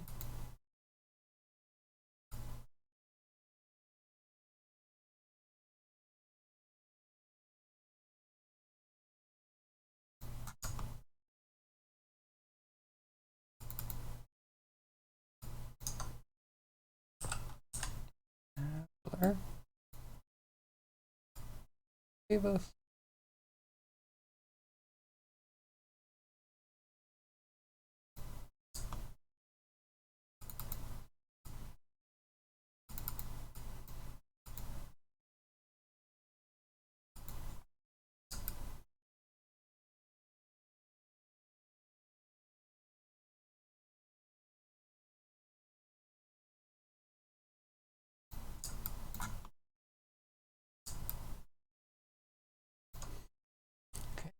Cut down on this chatter. It might not be so bad. King is nice to have, but should work fine without. Good at gluing. I find it's less about gluing and just making sure you're in the right pose.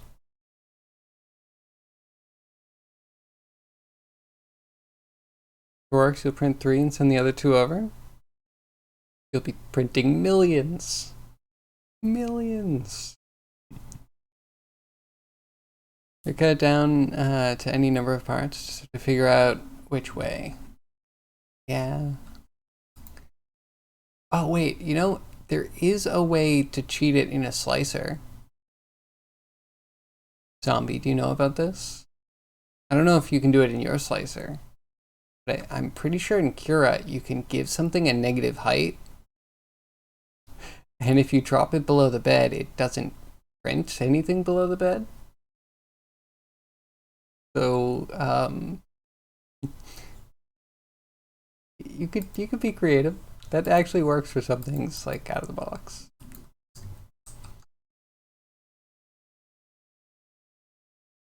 Something like this maybe. Ooh, example.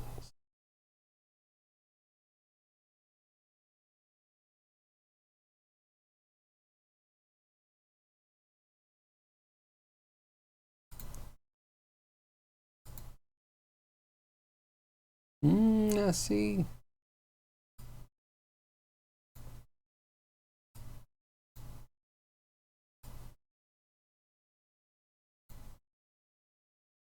Yeah, cut arms off. I would do it straight up and down.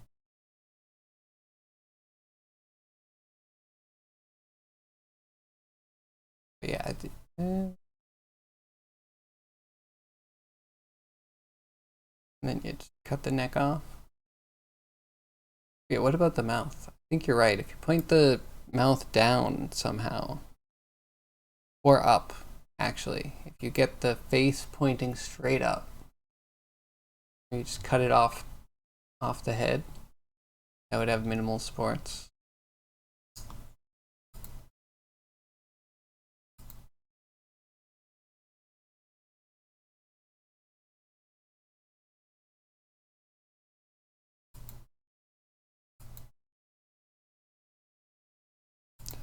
Turning any of these anything? Why do I not see any change? Please show me a difference. I feel crazy.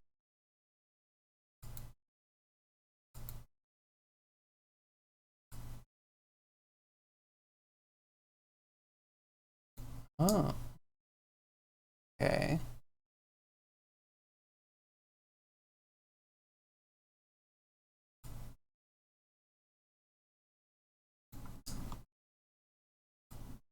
Right. Good to start the bottom. Let's start.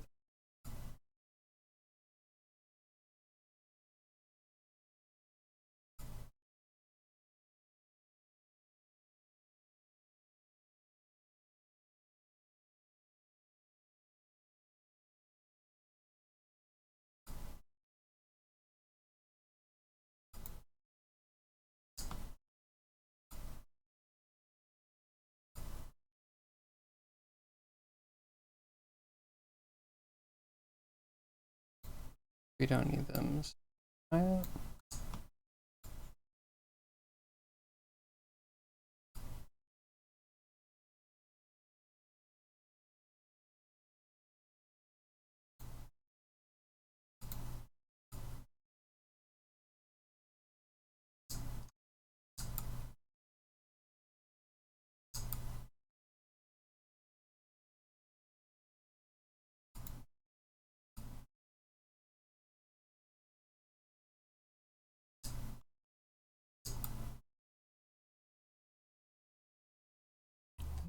Get these crossways.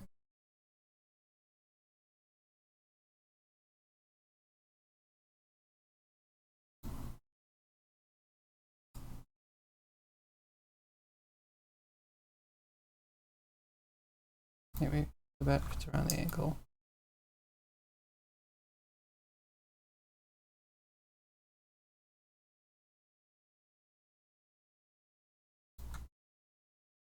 Super ugly.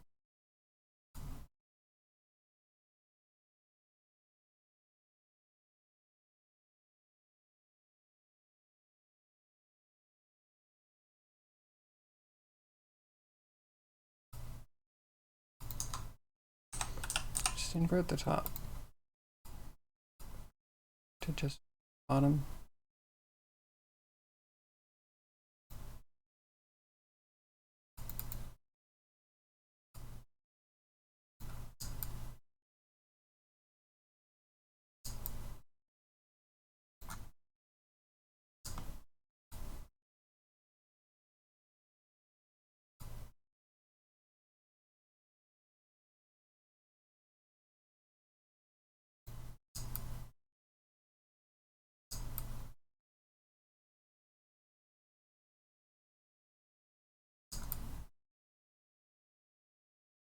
Kind of better.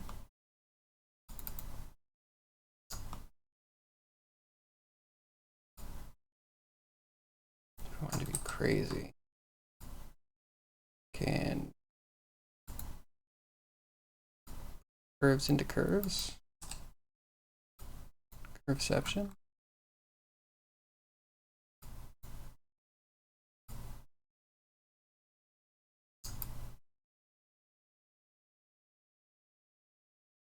Okay, better.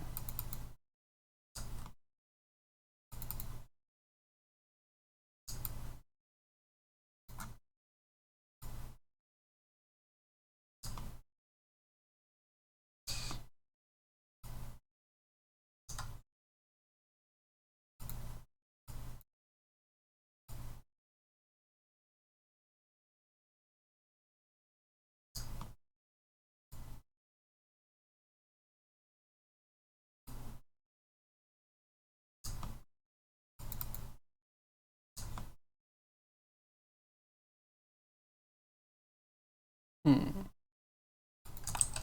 feel like I'm onto something. Maybe we can notify a bit of this.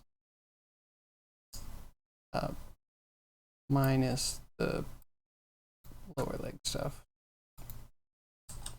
Specific?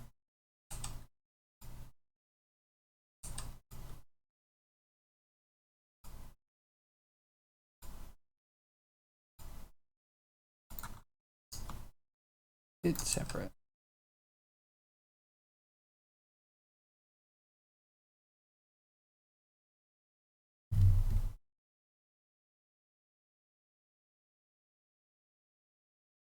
We had even an idea of how accurate the cut seams will be after the print. It's a good point. So I've heard that, and I've used like a 0.02 millimeter tolerance. Is that right? Between fitting parts. And then if you scale the part up or down, the tolerance is going to be sloppier or too tight. Depends on the printer.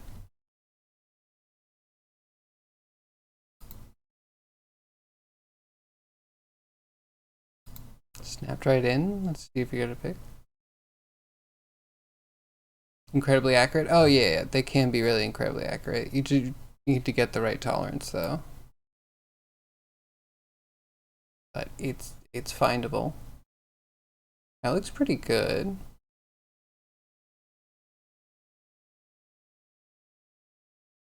There's some crunchy edges. Not too bad.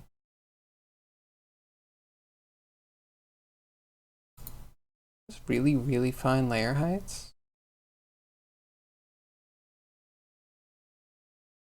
This is before tuning though, right? Not to throw shade, but I've seen better prints out of you, I think. Maybe the lighting. It's the lighting. I'll blame it on the lighting. The heart's in the middle. Do you know the distance between the outer perimeter of the heart and the inner perimeter of the heart receptacle? Because you just really need a distance that you want between two parts that are going to be joined. I know it's small, but you need to put a distance. Especially if you're keying, you have to make sure that the peg is that tolerance, smaller on every side. Groups are 60 by 60 by 60. Oh, okay, they're pretty small. Crunchy edges are, because of the filament, really sensitive and easily scratched. Interesting. What kind of filament? If I need to clear coat? You could clear coat. A filler primer is what I've heard recommended. I myself just did a lot of sanding and I had a body filler. I'd have to find the thing. I forget what it was called.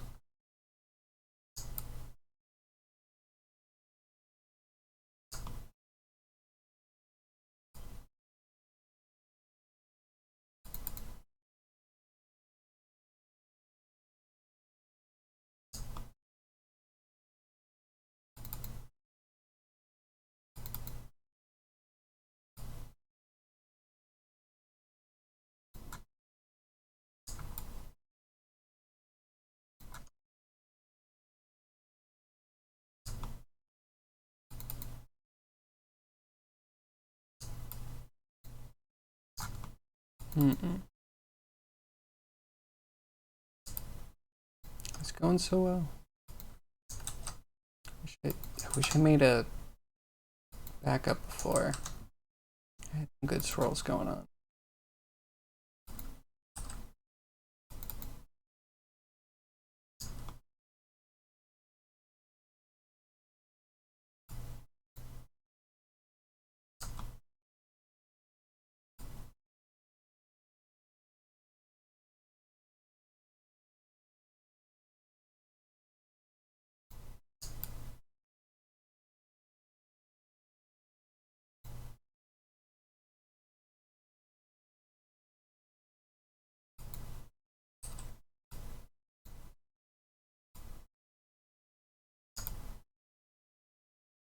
Oh, hey.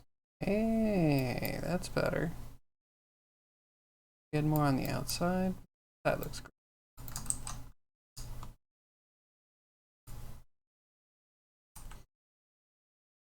Alright, we're gonna pretend we didn't do that. It was an idea. An idea. Played with it, decided it was bad. Moving on.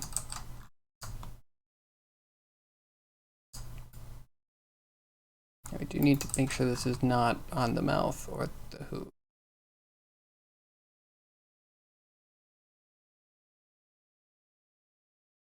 Arion PLA matte blue. I've never heard of Arion. That's blue? And am I colorblind? And I guess, I don't know what other color I'd call it. I guess I'd call it a gray. They both look gray.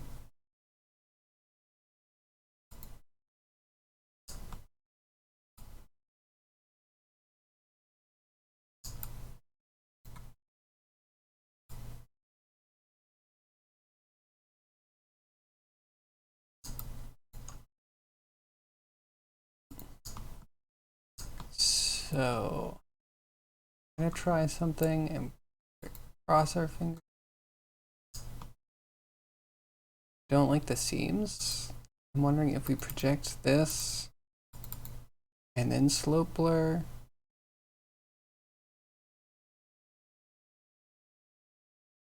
Maybe slope blur is always, we can make a texture and project it.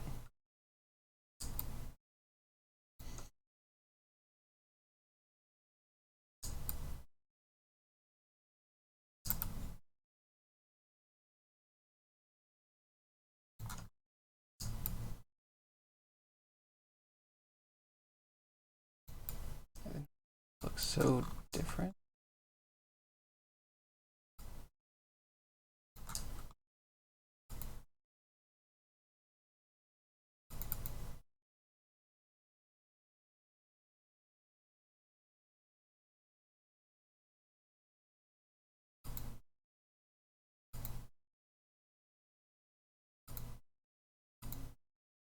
I don't even see a difference there.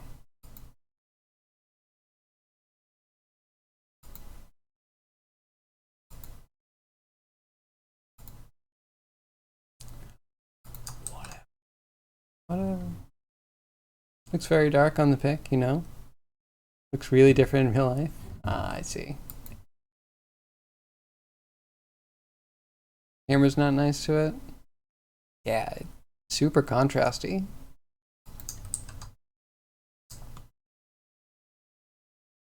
We need two more textures, definitely. We need like a nose, leathery mouth kind of thing.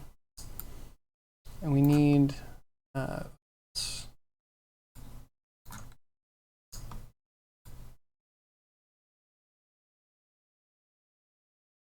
check the ear.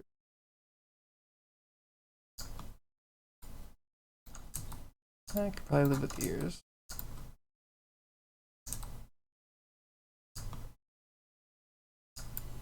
And maybe the whole face should be tilted a little.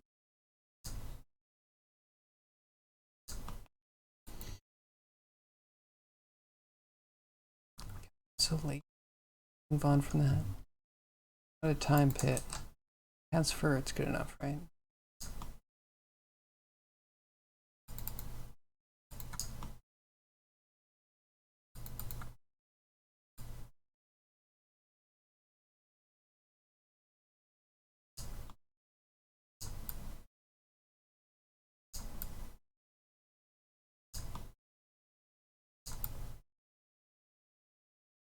Yeah, you get cool, interesting things.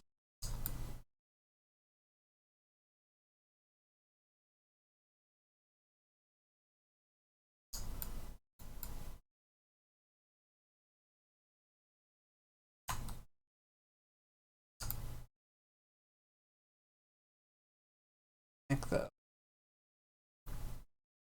Could try the alternate. The wolf shader was pretty. Maybe I could pull that out. I'll try that next. Just forge forward for now.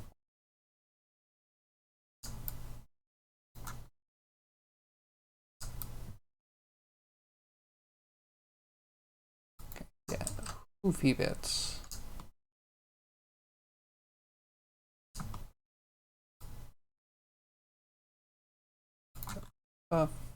And select can help. Maybe this is just better to paint a mask.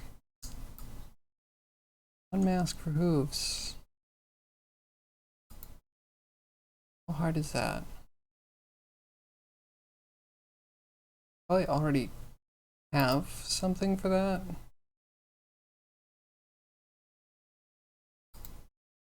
That here's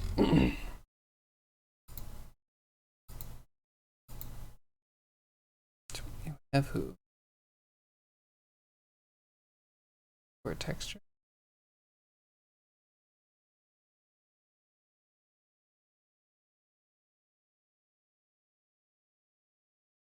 I would so love an export texture.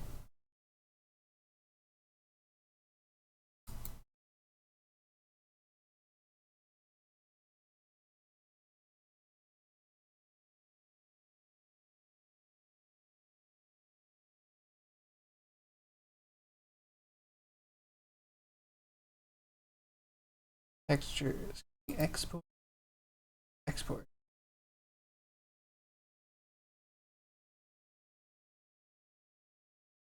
You just one layer though.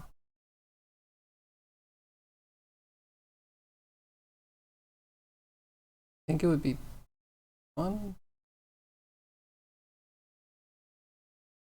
Unless it's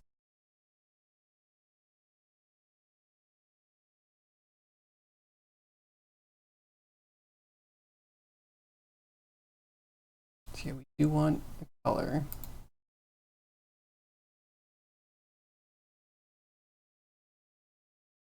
And everything to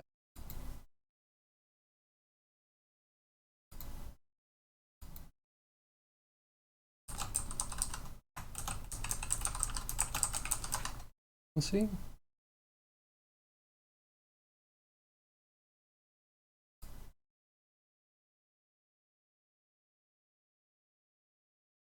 So you know what? That someone has put somewhere like good Keybool that you could just like download and use. Yeah, probably a two-part, inner and outer. You could probably make it in Blender really easily with nodes.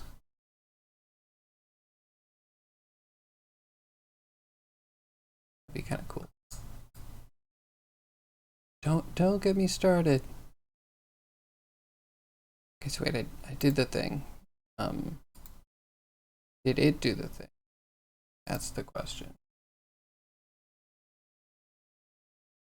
I exported to.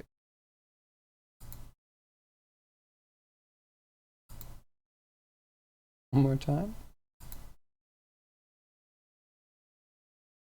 Oh, okay. In there.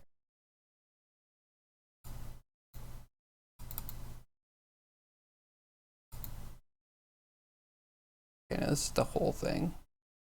Guess I could turn other parts off, but let's see if we can just link this to a color.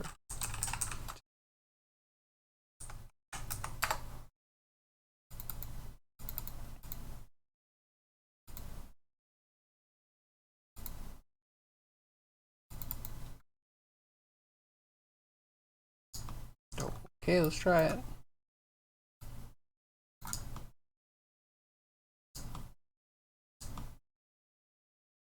Let's grab an invert of this and we'll use the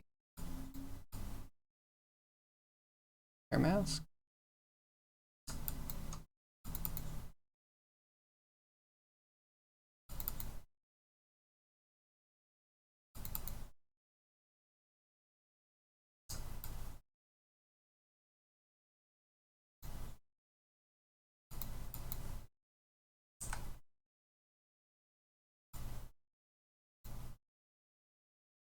Kind of works. We might just need a blur on it.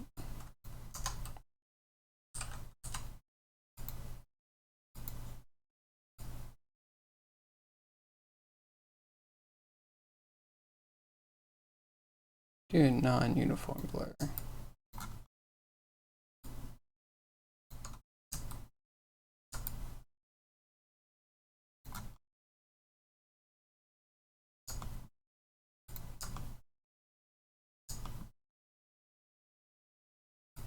Alright, what does this even look like?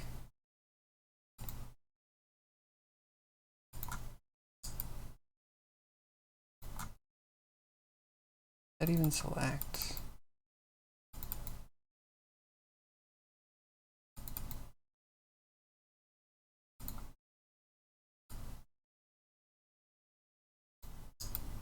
Okay, more range.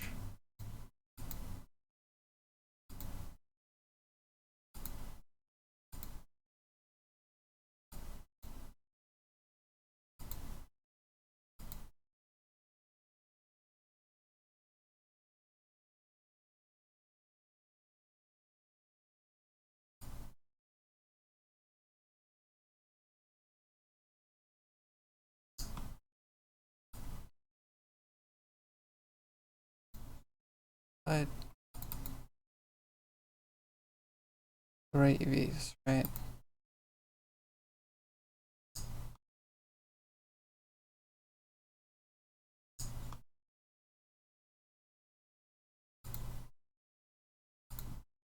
So this big range.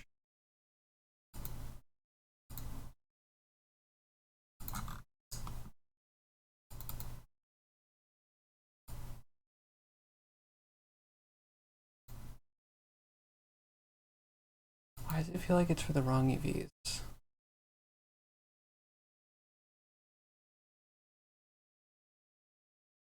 Looks like the right UV.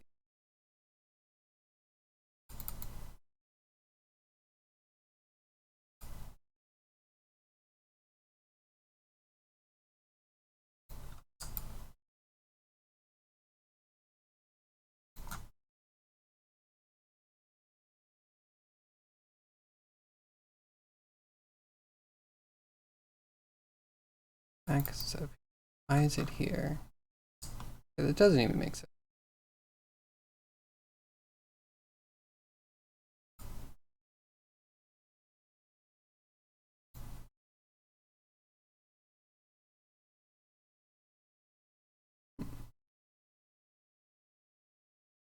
Curious. Course of action. Want to keep using 3D code. I just do the scene, save anything.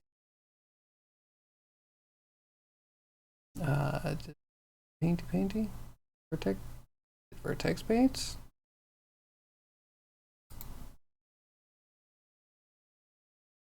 Open eye.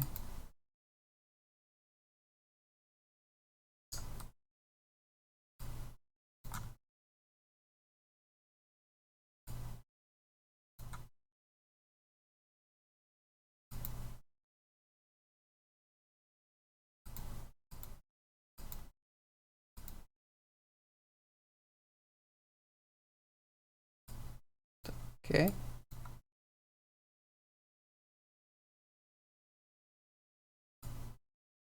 Depth. Just need opacity.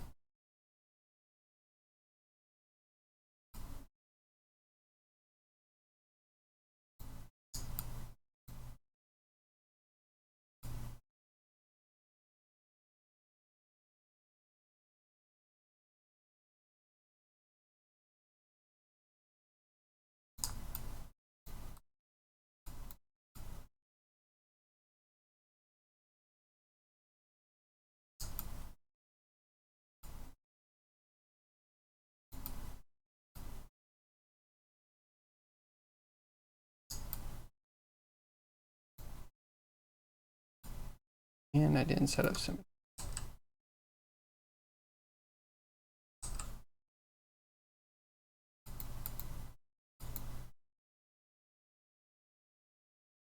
X-axis. That's the one.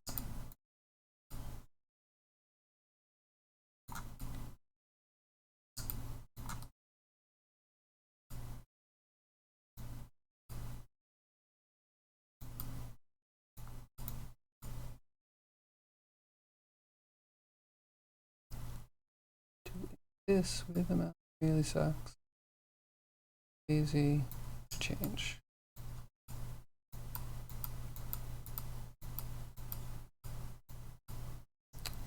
Am I too lazy to change? Maybe I'm not. All right, BRB. Well, BRB's. We shall shift monitors around.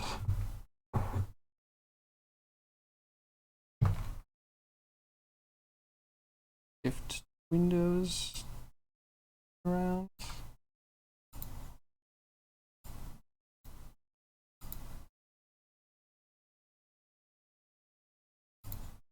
And we're back. All right, just a little bit of masking.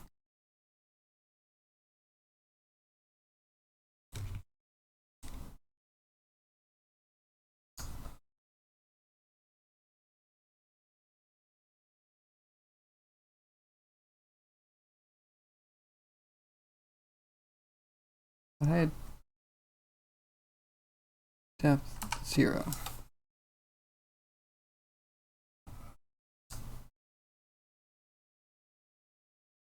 What is happening here? That's a first. I changed depth and now every time I move you what the hell?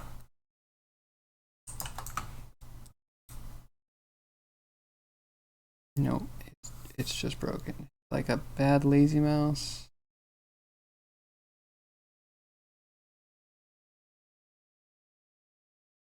Trajectory smoothing off. Or I guess we can keep it at whatever and then turn that off. Nope.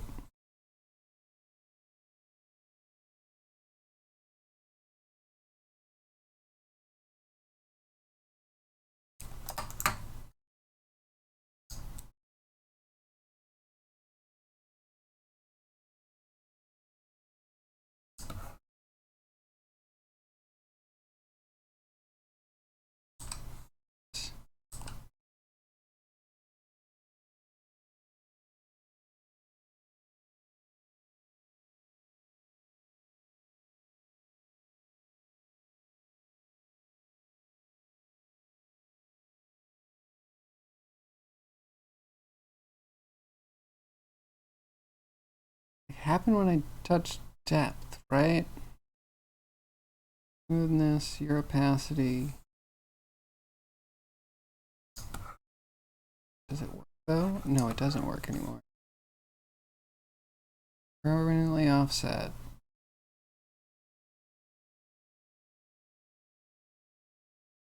No, new scene.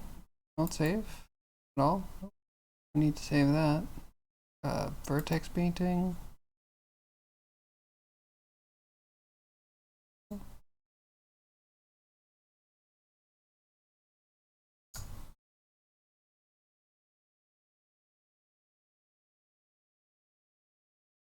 No depth ever. I really hate the depth. Maybe someday. Opacity, the only one.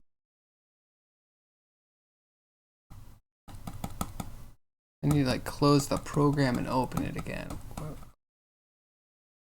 What is this bullshit? Why would you ever need this? I'm hoping this is just a bug. By hoping it's a bug, I'm like deeply remorseful that this exists.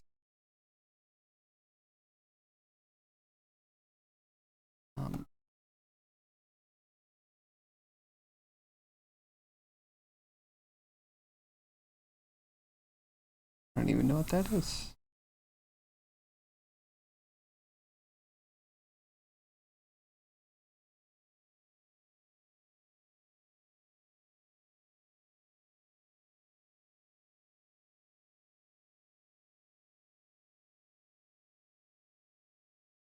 And they all offset by the same amount. What madness is this?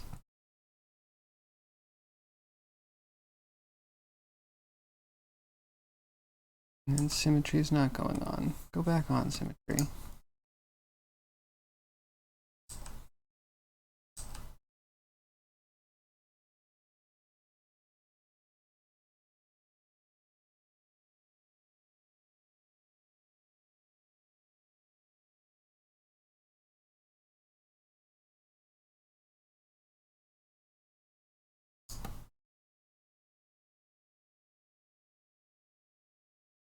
This is so scuffed. I hate this.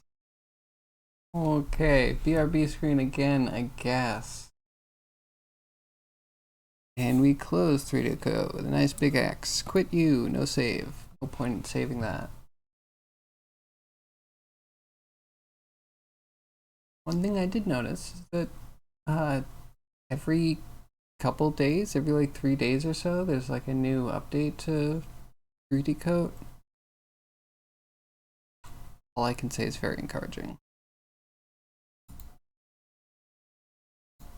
Okay, it's back.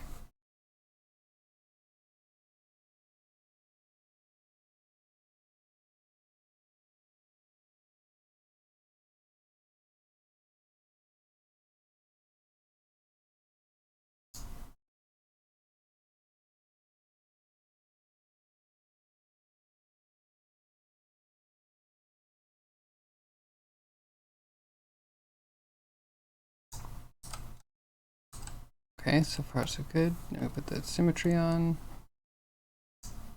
Would be good. Now we drop depth, right?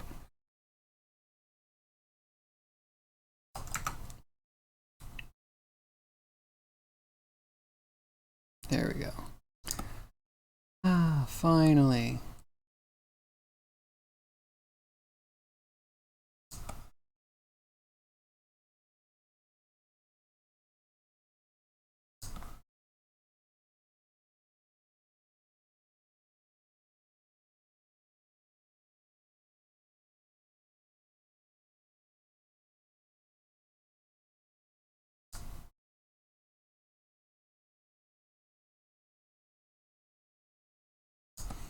A little bit trickier without the high res mesh. We're also on vertex paint. I hate vertex paint. It has UVs. Why aren't we on UV paint?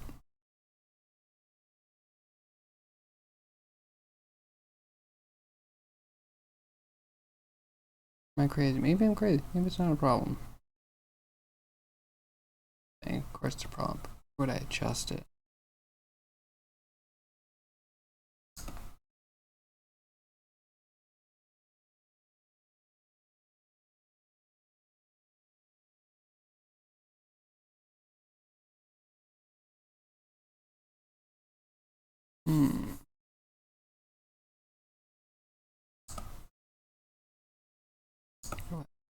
Hello? Wait, why does this not work?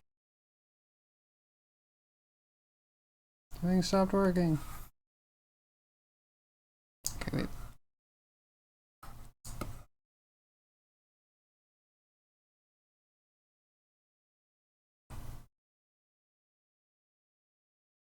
I have opacity all the way up. Maybe I just need less steady stroke.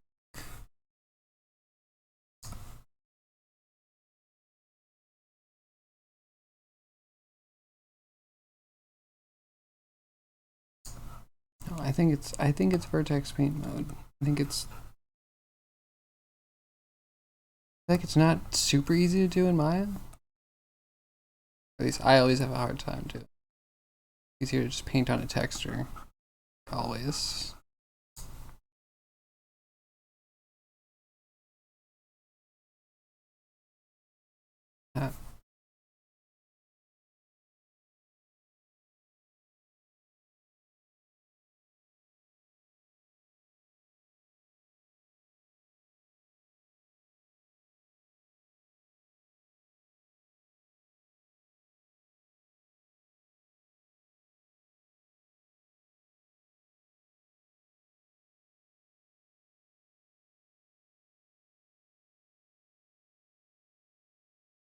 different painting? Do we need to like subdivide the model just for painting?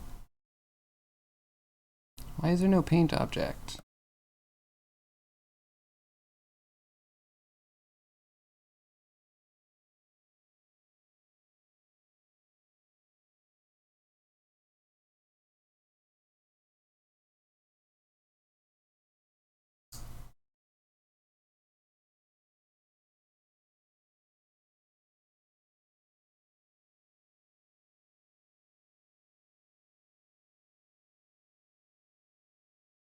Painting room. Is that because it starts in the painting room?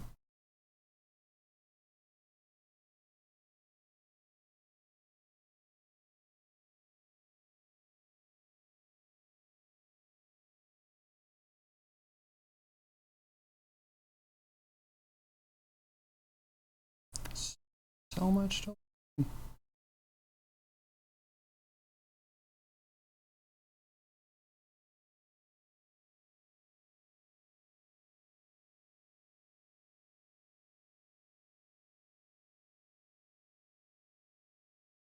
Is this what I'm looking for? Bake into scene? Bake texture?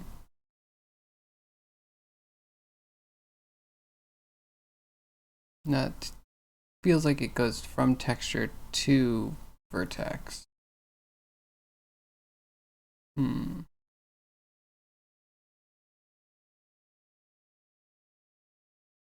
Or it update, but did it like import without UVs?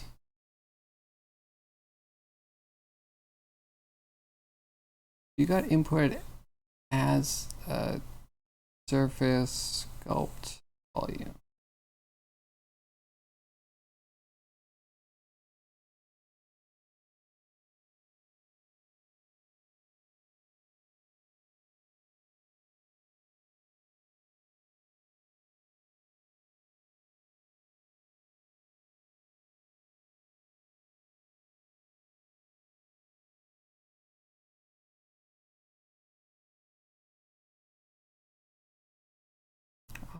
That's where the bool settings are.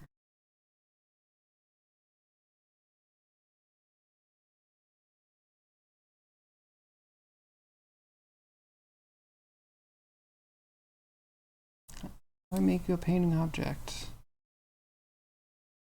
Go over to the thing. Be the thing.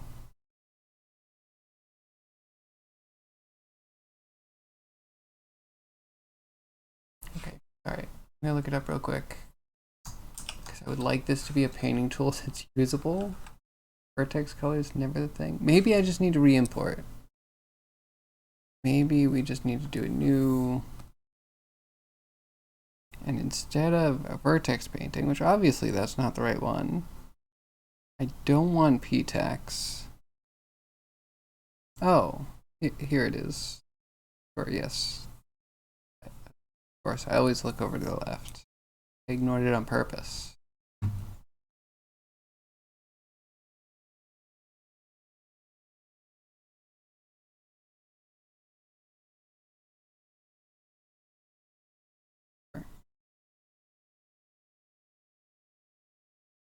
We don't really need a normal map.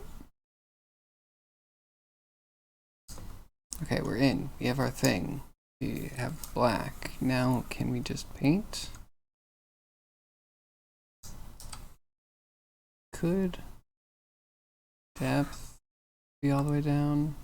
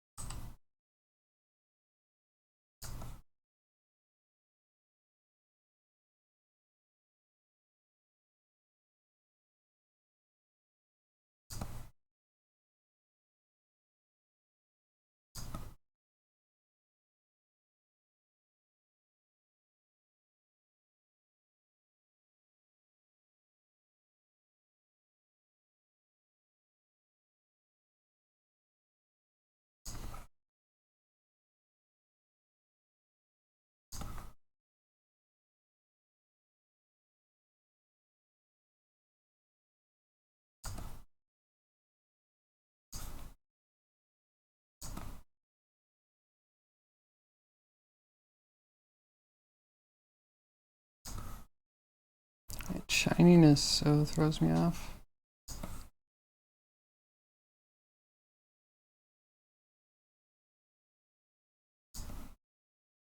Oh, Zombie, did you get to play the new build yet?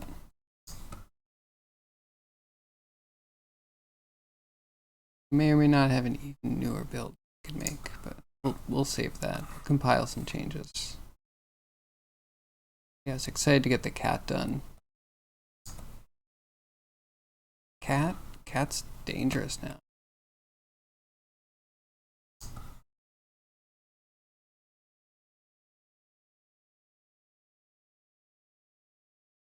You have an eraser?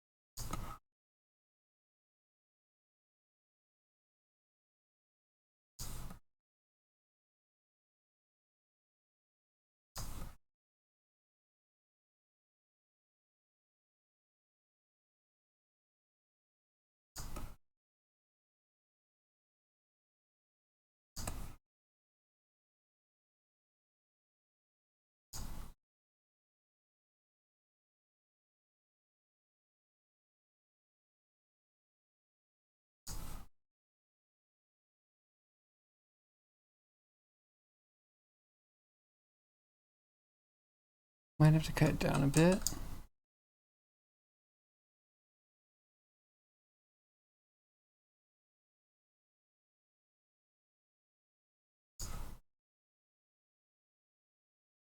How did I just start? 0, always 0, never go up, please. There we go.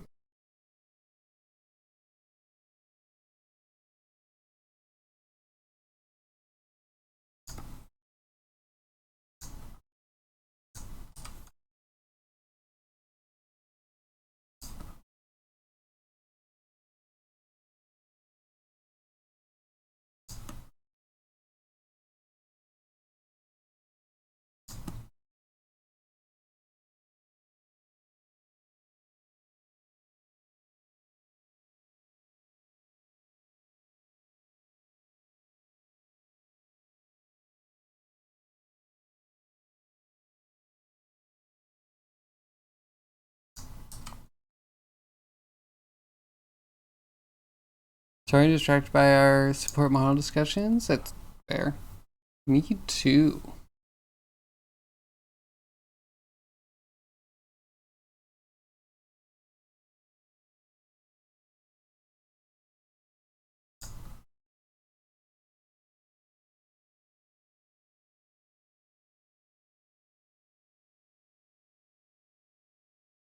I'm distracted by switching between staring at the ceiling and Unity Editor. Have you made any decisions about what the next mod's gonna be?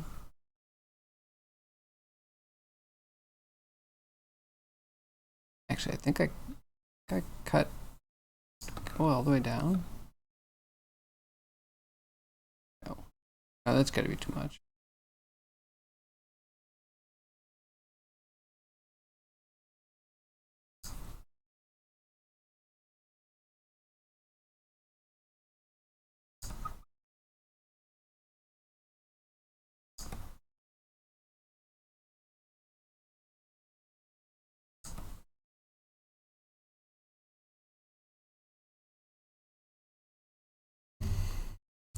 At this rate, there won't be a next mod. Well, I was thinking, if you wanted to do it back and forth, you could mod my game and like change values and stuff and tell me what feels good, and I can implement those changes.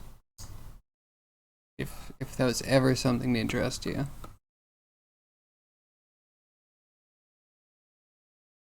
Could be really interesting, actually. You were just changing numbers at runtime to see what makes the game feel better.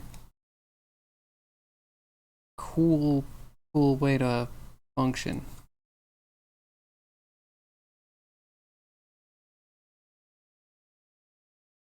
Get no energy for it? Yeah, that's fair.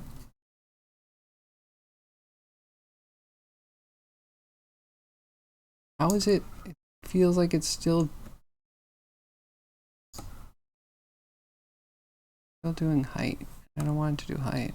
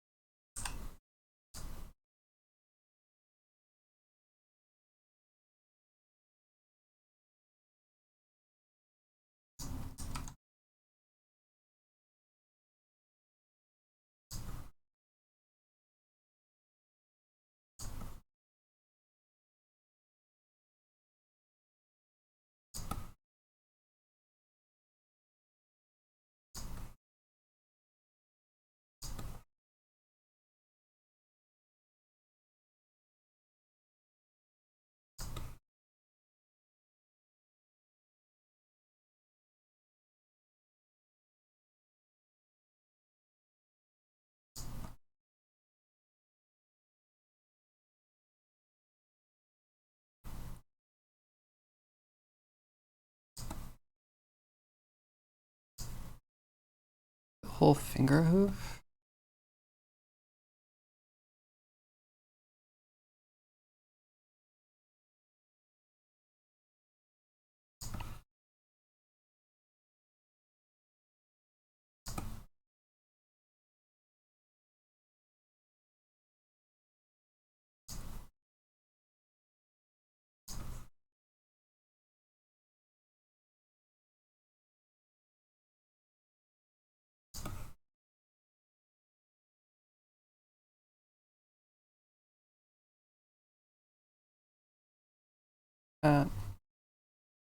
Very bad balancing such stuff, but you can make a simple interface for it. But so can you. You know, there's something about having different people making different things. The interface you would make to Tweak would probably be very different than the interface I would make. Therefore, I value whatever you ever wanted to do.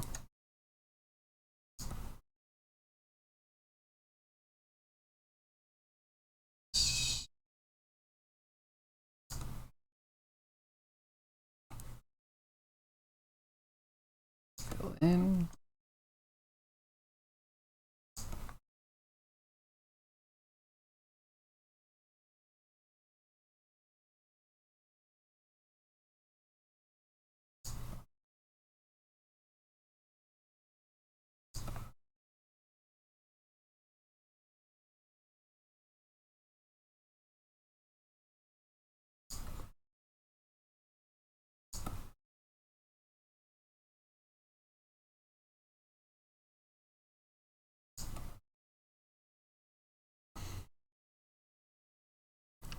Maybe put a little nail on the back.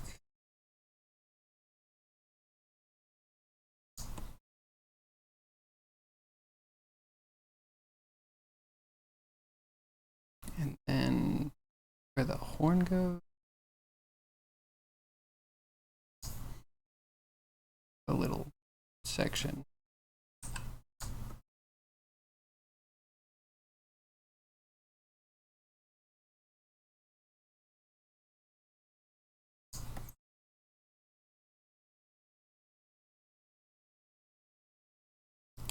Hmm.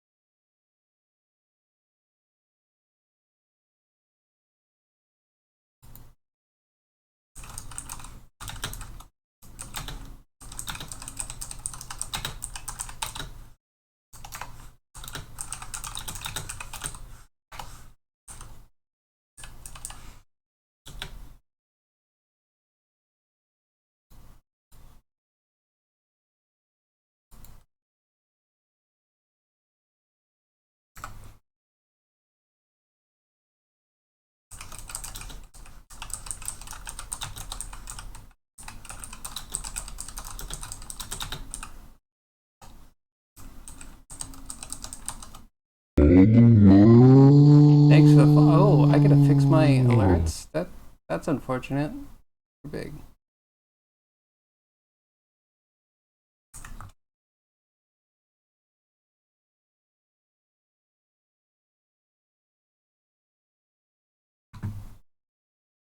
Gotta bounce all sounds too.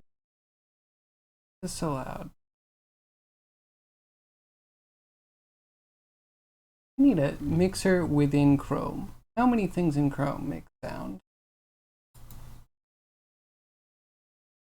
Way too many. Yo, what's up, Arsosi? Right now I'm doing a little bit of texture work. No shaders today. It's massive. I mean, it's proportions, right? We can scale to whatever we need.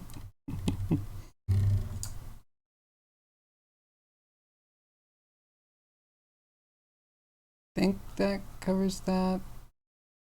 Mouth should be easy. It's probably the only thing with real AO up there.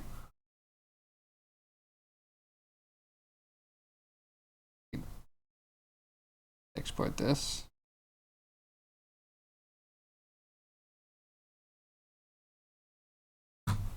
Grammy still talking about me? My music's unbalanceable.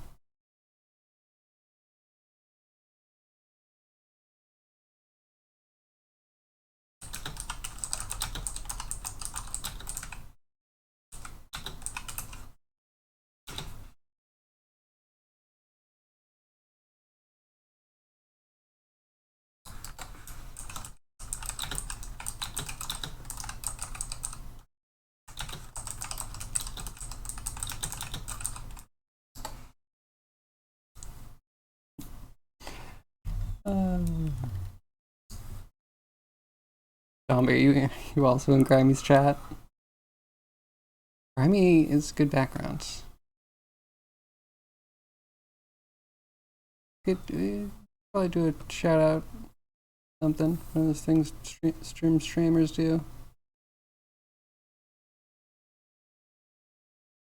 Does this export properly? TIFF. It's Catless recommend.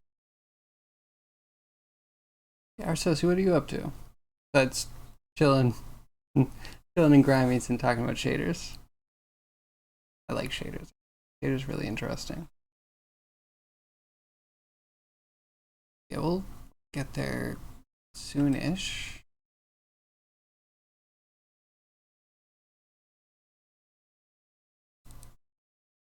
Okay, so this needs to be oof mask.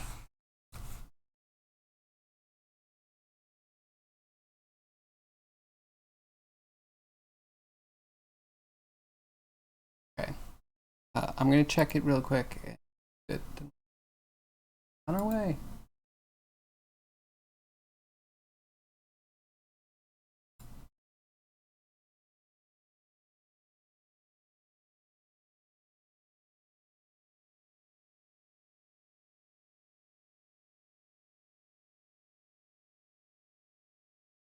That and color to mask. This color to mask.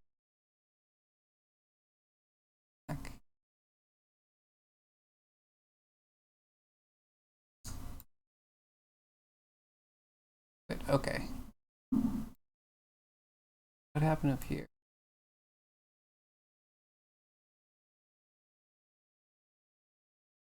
Sorry. So, yeah, imported looks good. Swapped color mask.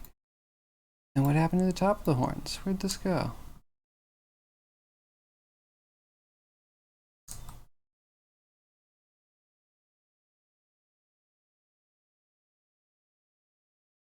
Like it has something. Whatever. Don't know all this.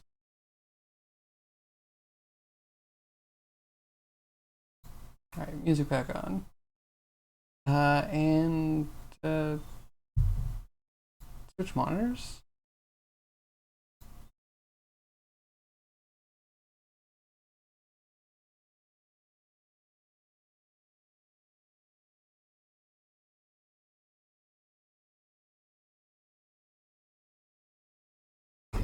think we're good. Good. Let's transition back.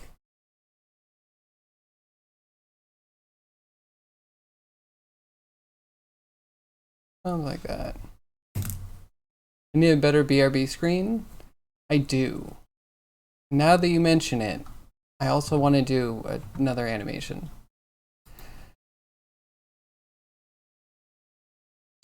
Should we have the goblin building something? Should we... I haven't touched the kobold in a million years. I'm nervous too. But it would be good to have maybe kobold building a fantasy scene. And we can do that as like a BRB screen. Thoughts though, before I sink a bunch of time into the silly project? That sounds nice. It'd be cool if I had enough mech done that we could have like a kobold working on a mech. Yeah, I think an animation would be great. Start that soon. I'm always willing to stop everything to make the stream a little bit better. So I said by Friday we would figure out if we want 3D code. I think I like 3D code, but we're still gonna wait it out, and then maybe Monday. Maybe we'll just jump in Monday. And depends on how much I can plan over the weekends. Because if it represents the game, all of a sudden, you know, I'm putting skin in the game. If you make it too good, you need to increase your break time so people can actually see it. Good point. Break time is kind of shifted. We'll figure it out going forward. I think as we go forward, there's going to be a break time creeping in from the end of stream and getting earlier.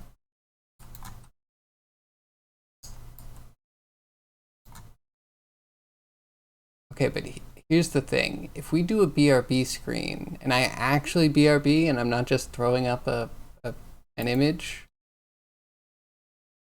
is it bad if I run ads? Like, I have a bad BRB screen, so I would just run ads because, like, who cares?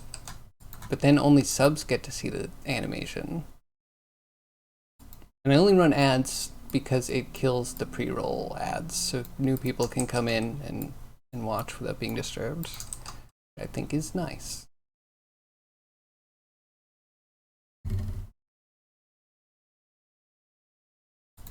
I don't think there's any worry about making anything too good. I think we can just curtail that at risk.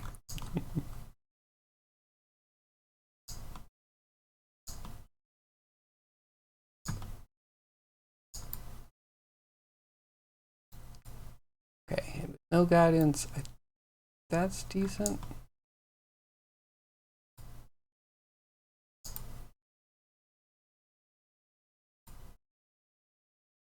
I totally guessed and hate it.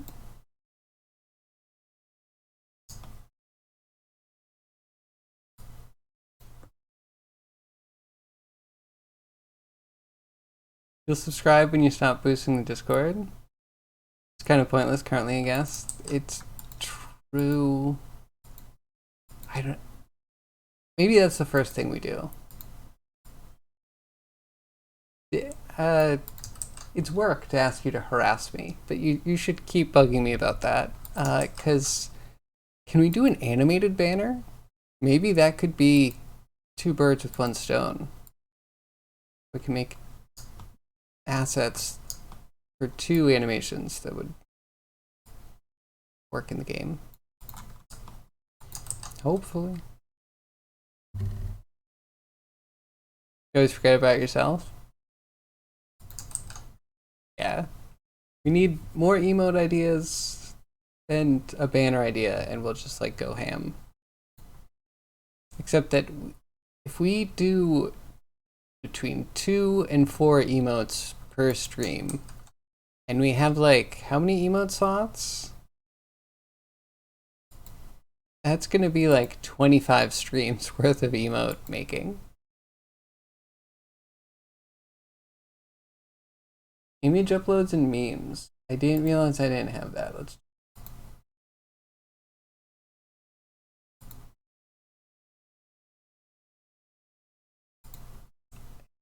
channel the missions. I see. So I did embed links. I didn't do attach files because like that's sus. But yeah, you're right.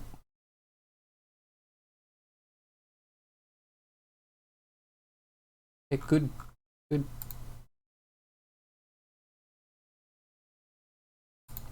Think right. Hit save. If they have a save that I can miss, always enough. Good. Good.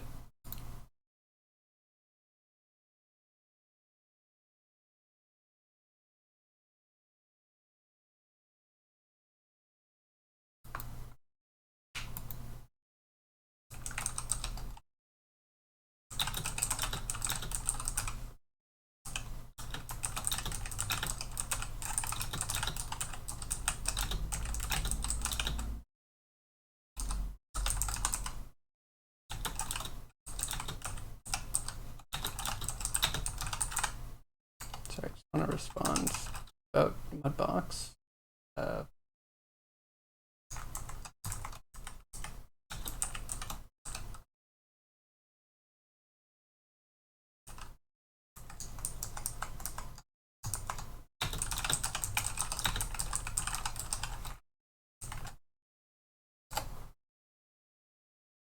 I need to be more on top of it.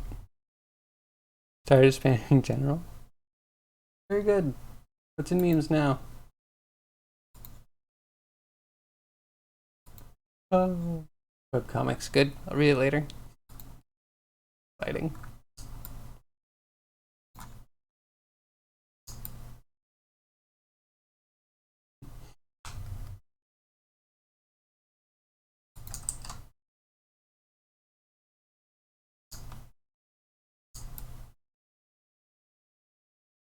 We need a hoof texture.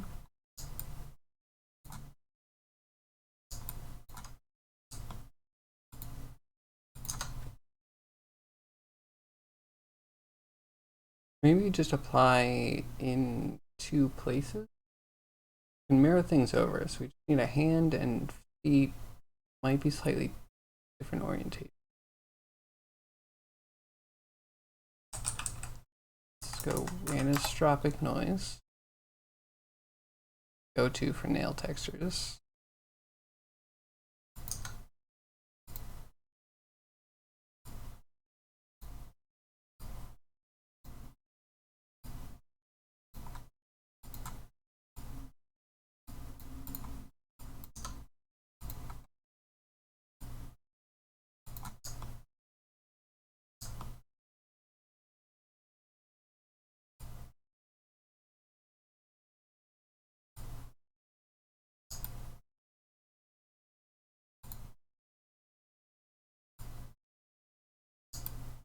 That works for the hands. I don't think they need to be perfectly.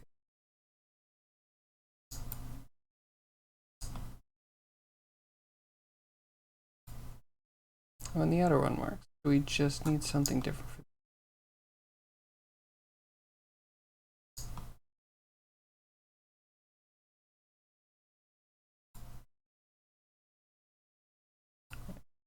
our clown makeup on.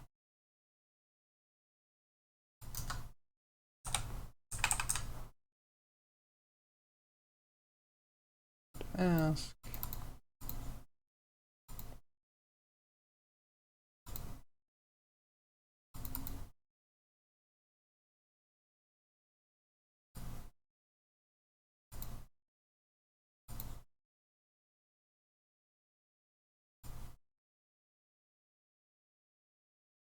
Maybe.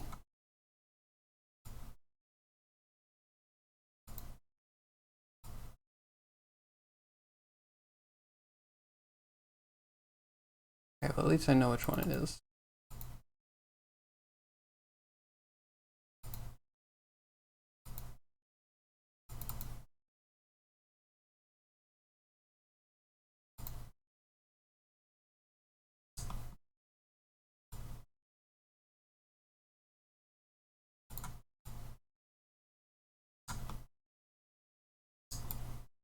But then both the other ones are bad. Okay.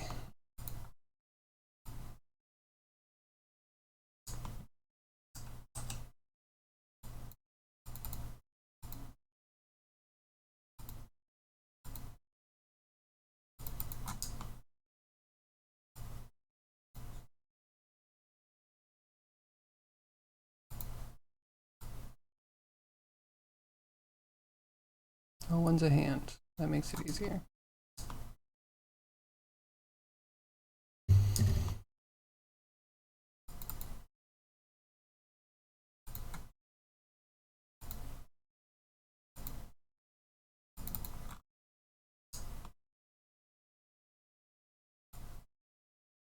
Okay, let's grab the last chunk.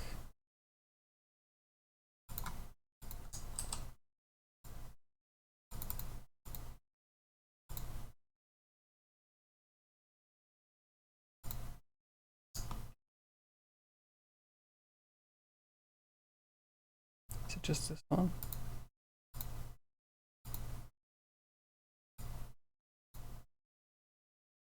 Yes.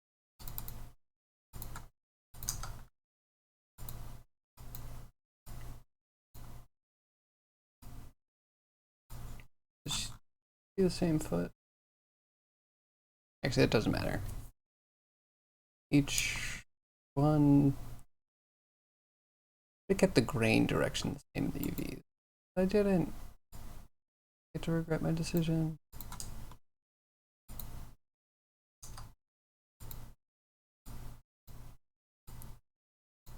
Add in clear mask and we just need to rotate it.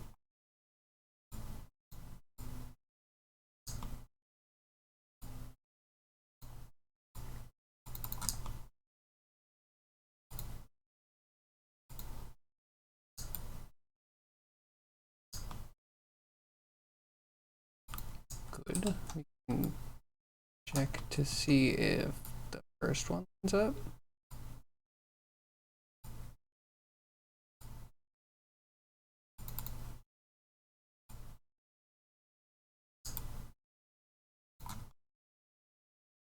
Not. Okay.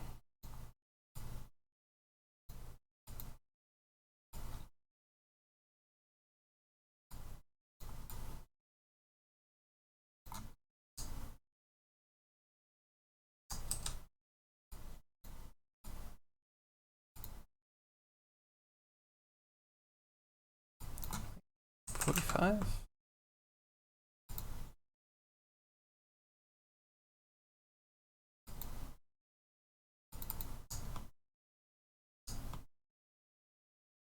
Here on top. You.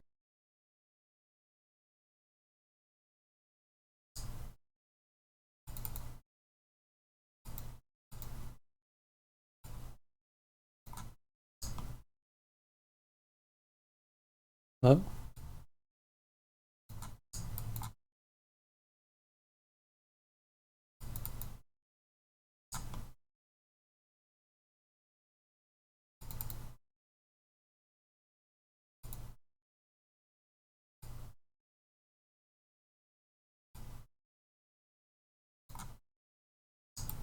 Is this even apply?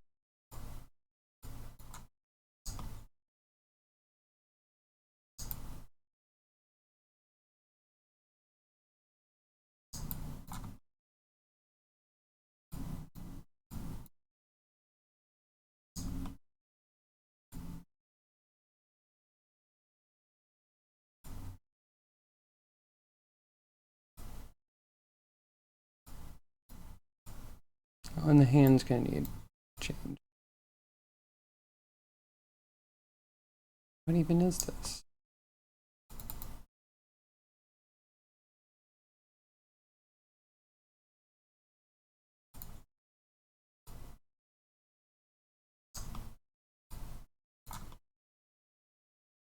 Okay, that's the one I need. You're giving me a hard time.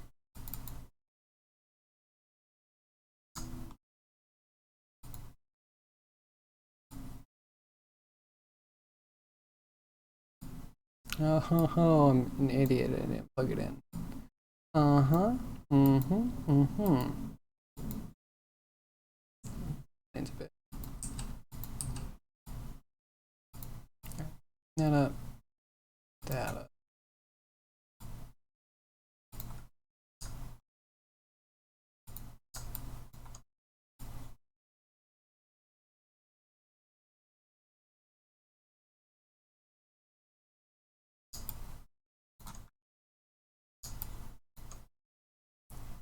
That's not. Maybe we can cover it up with a little bit of hair. Do a big edge detect mouse. That way on the fringe we'll just add random hair. It'll be perfect. No guarantees.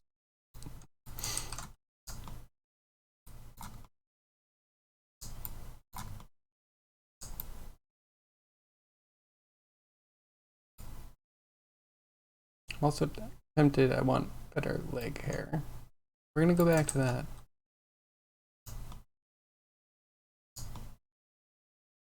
I think the inside is really good.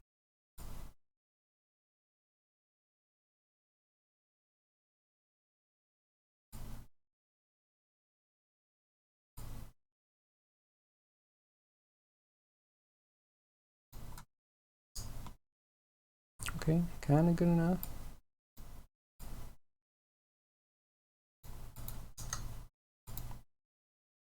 We'll eventually have one blend for all of the hoof stuff to be a certain hoof-like color.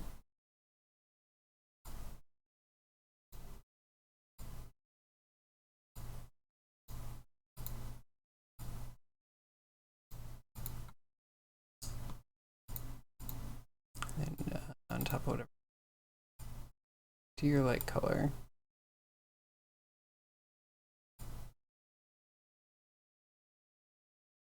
Almost like a Scooby-Doo.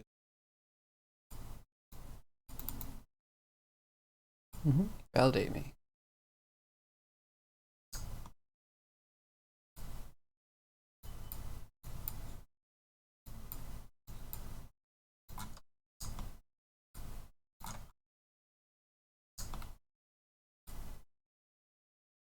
Why are you missing horns?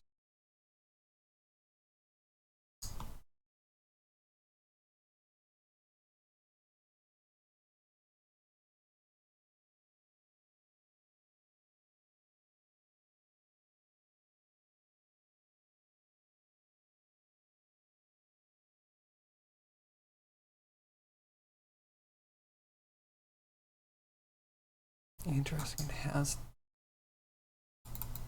blurry for some reason. Oh, because we blur. Haha, sure.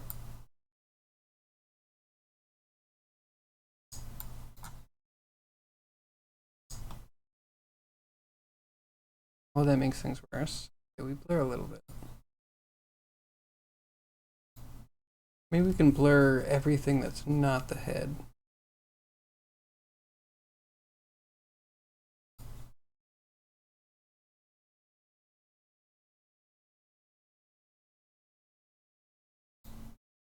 So wish we just had a paintbrush and Substance Designer. It would make it so perfect.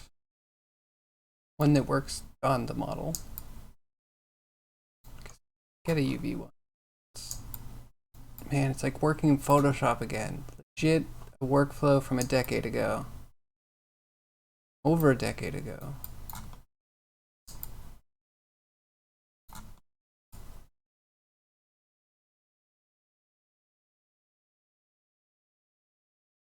Kind of curious if we could bake this a little bit different.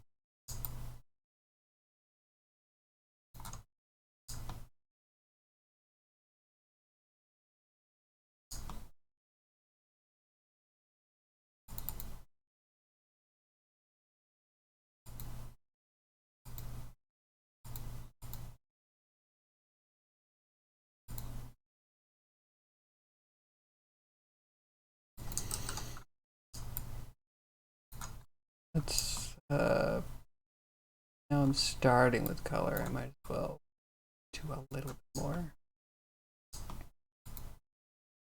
Have some ideas.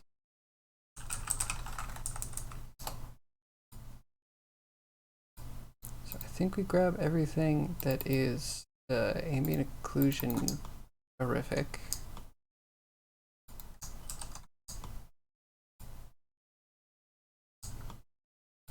And we blend that with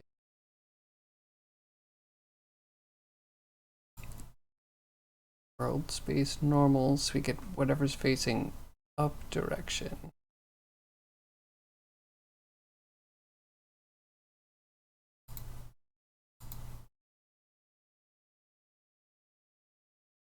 Okay, wait. This into histogram. This goes top.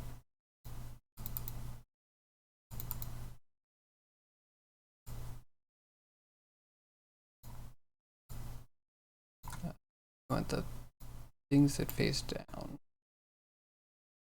Don't get like groundy, maybe.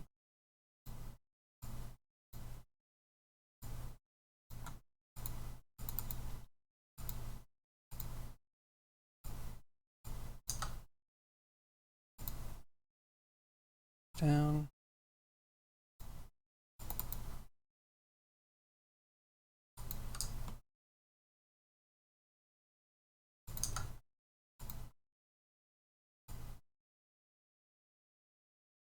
That's background, and we'll get one desaturated one value.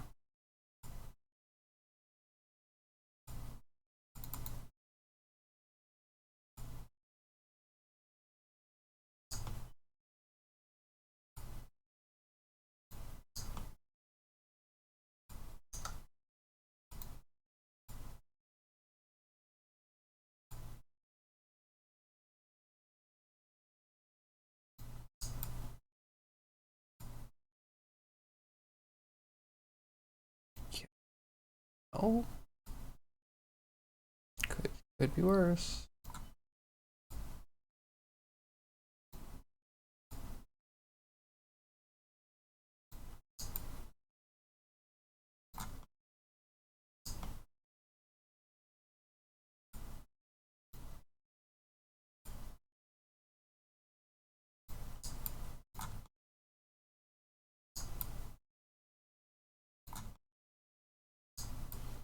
Okay, and some belly, I think. Getting late for you. Good night, everyone. Good night, zombie. Dream of mechs. Talk to you tomorrow, hopefully. Have a great rest of your day.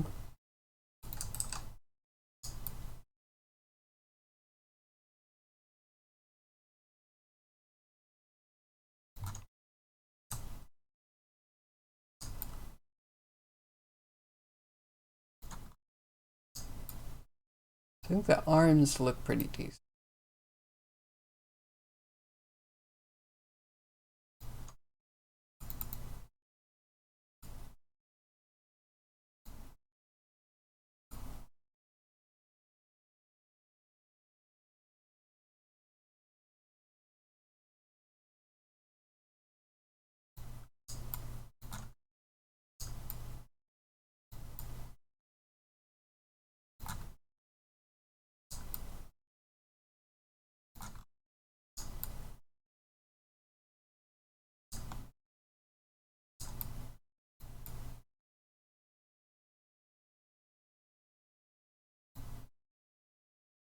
Interesting.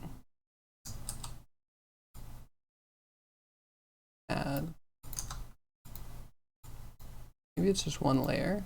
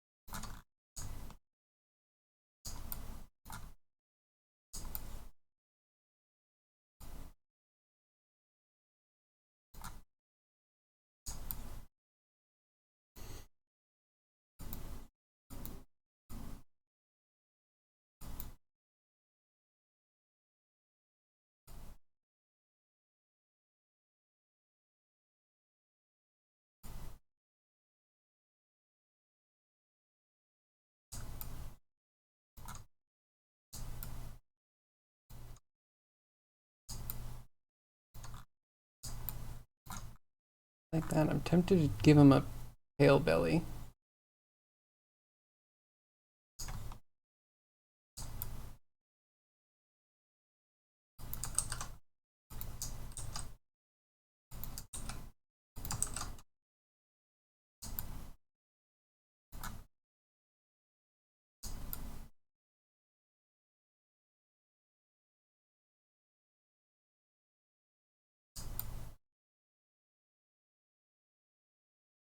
Like we get dark colors right between.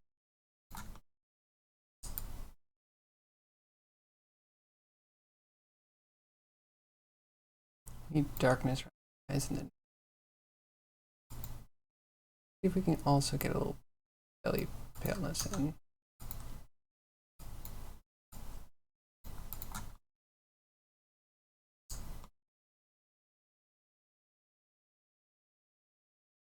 Do we do facing angle? Do we do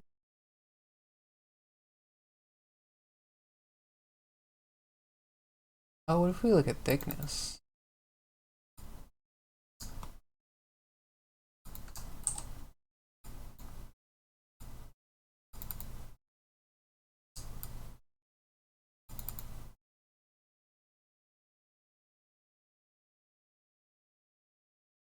I want the thickest parts, I think.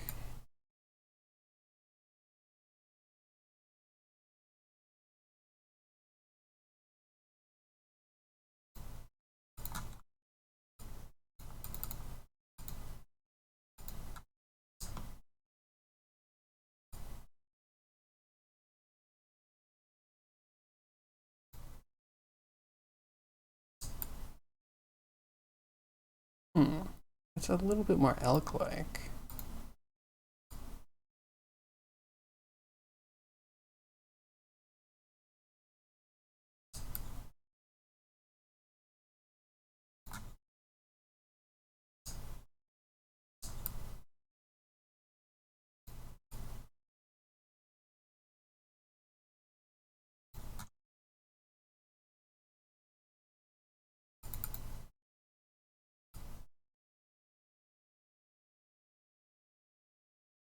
Actually, contrast. That's dangerous.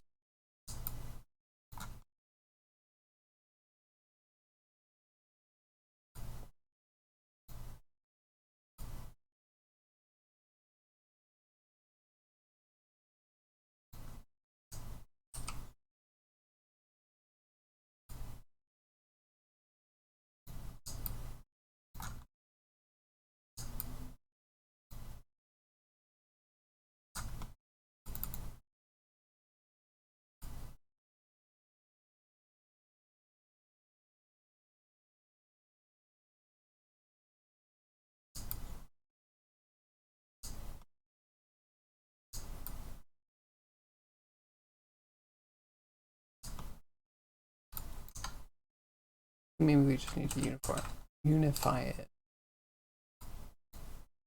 It's a little blur.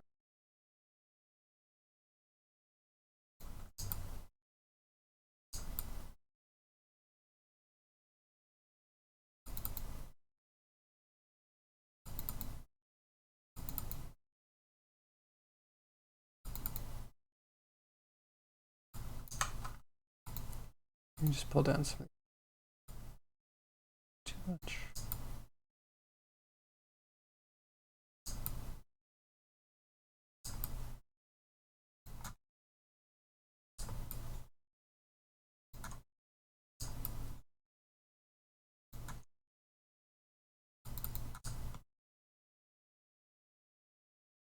Doing a lot. Need to a little bit cut.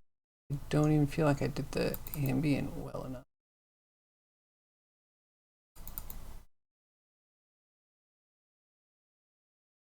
I think we'd be getting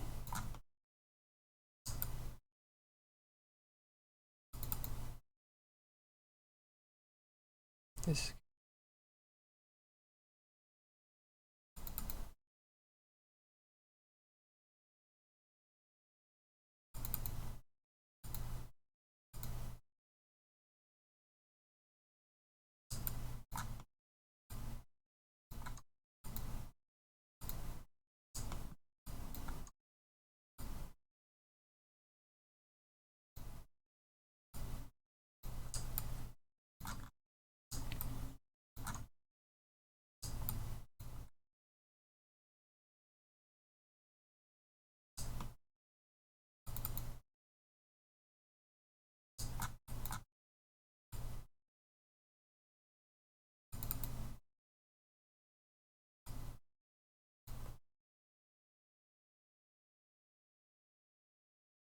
invert.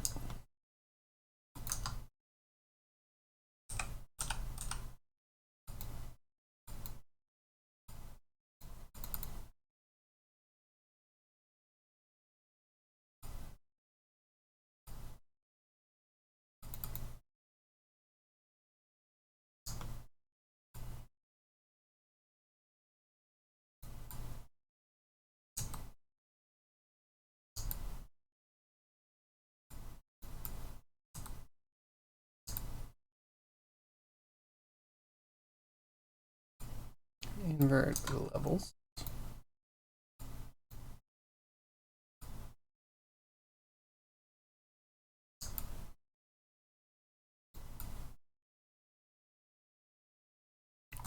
That I want down there.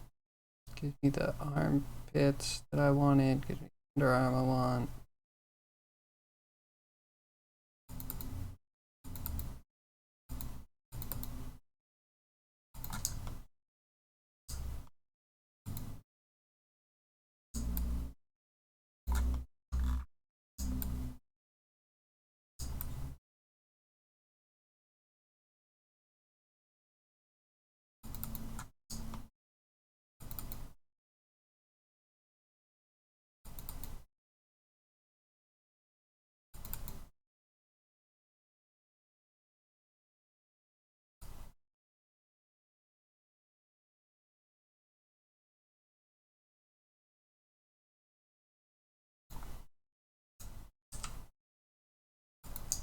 Back it up and process.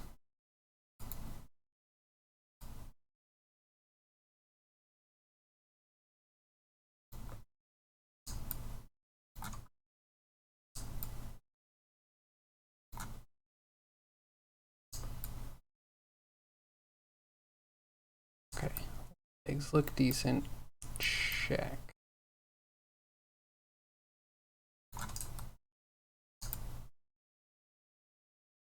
That looks fine. Underarm. Good. Check. Face. Looks okay.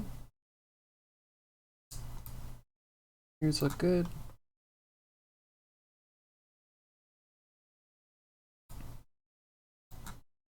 One thing is we'd want to wrap it around the palm and then this part of the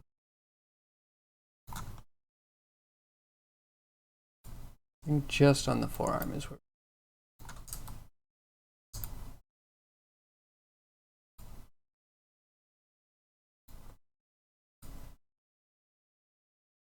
which is good. Maybe we shift the whole arm.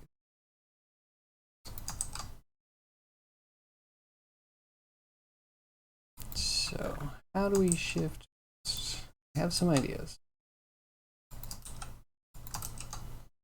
First, I think we make a mask. Technically have a mask.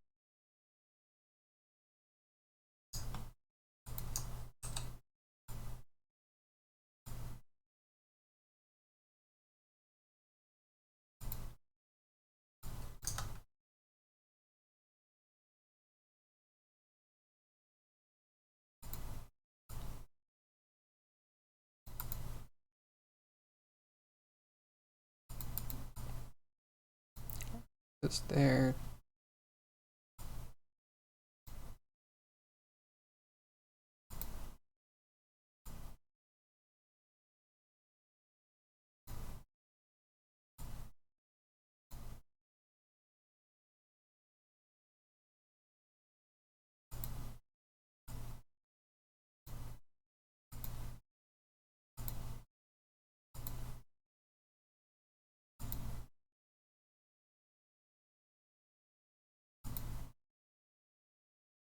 Okay, both sides.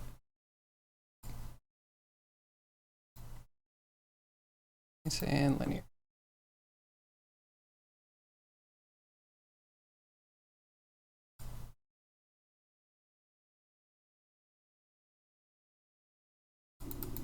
Work on this. Why is this one so highlighted?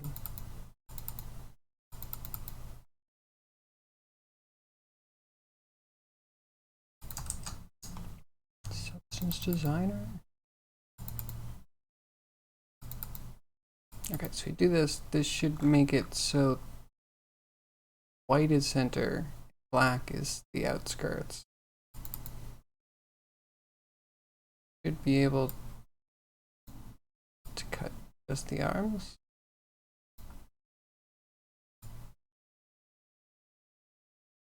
Kind of center arm.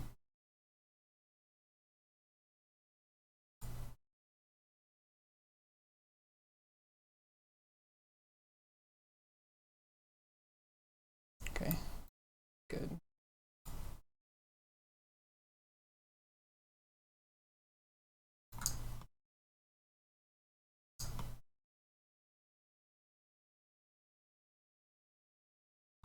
We're trying to shift it forward, so we also have a way of getting forward.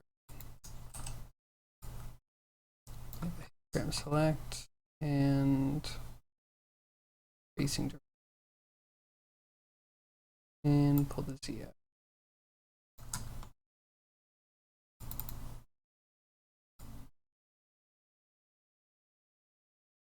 We do the back.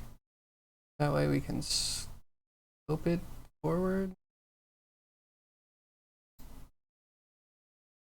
Kind of a rotate thing.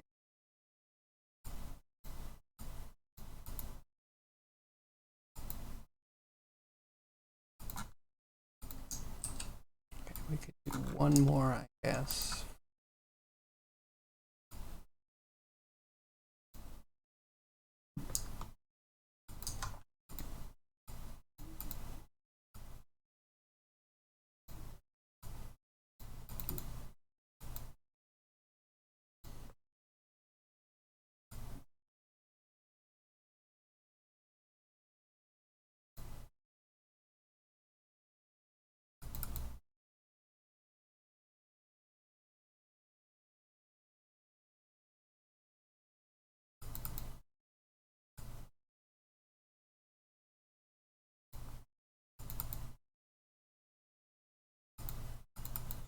So that's where we want to do it to.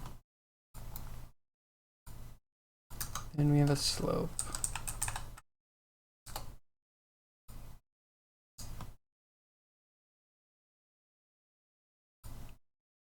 Or maybe we want to warp.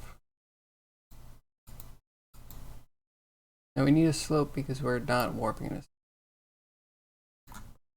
This in and comes the slope.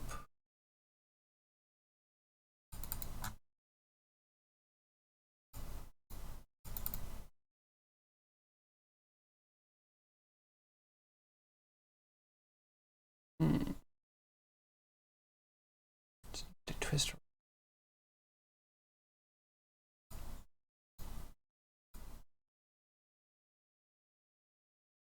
This ain't it.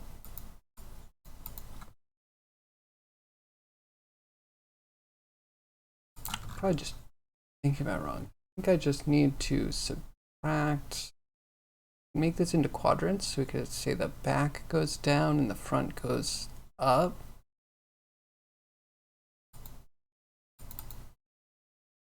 Where to affect it. Oh, but we also want the to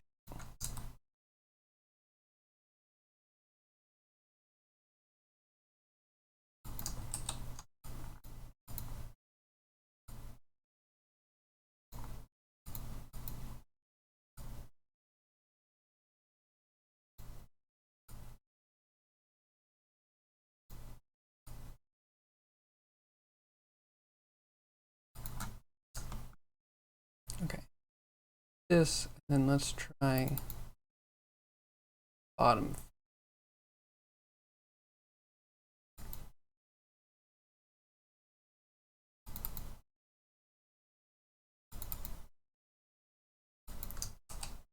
We're doing quadrants, we need one top facing.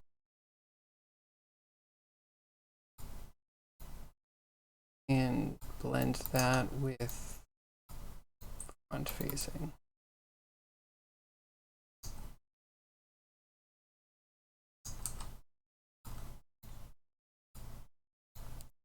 front and top, multiply these together.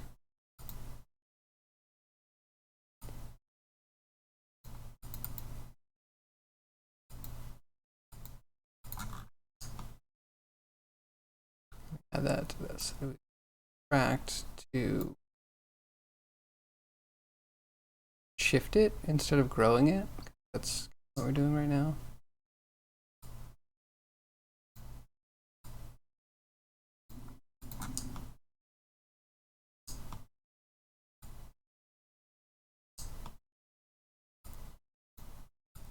Move this here, hooves. Silly stuff.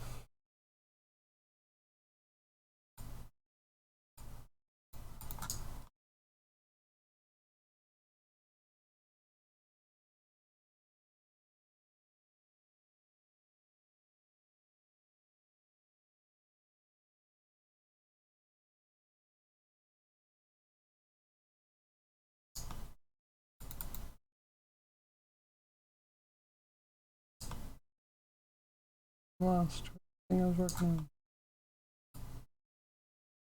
So, not the slope there. Just collapse that for now.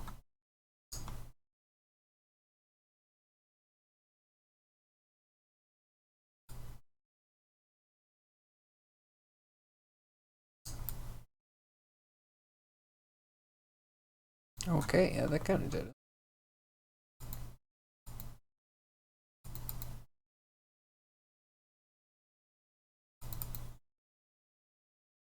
Your front, important. You are top.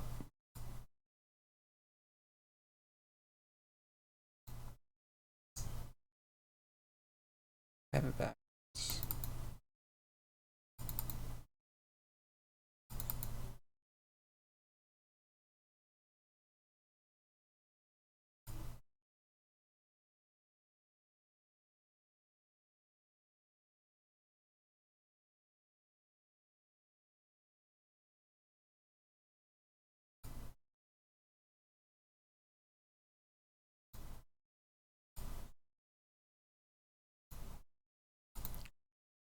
Gotta be.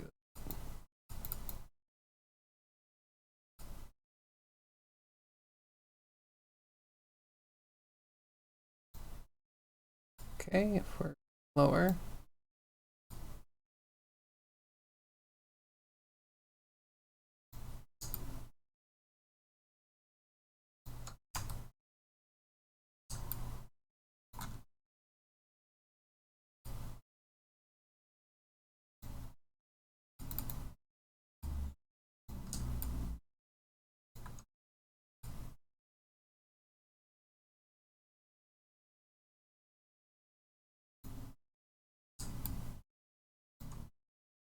Okay, and multiply, what do you do? Pretty much nothing.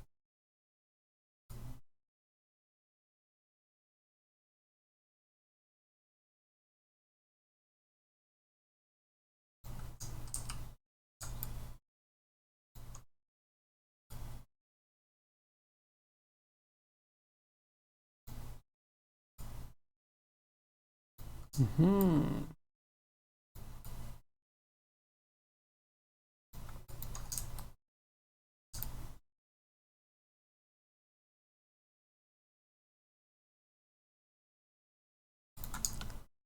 Getting there.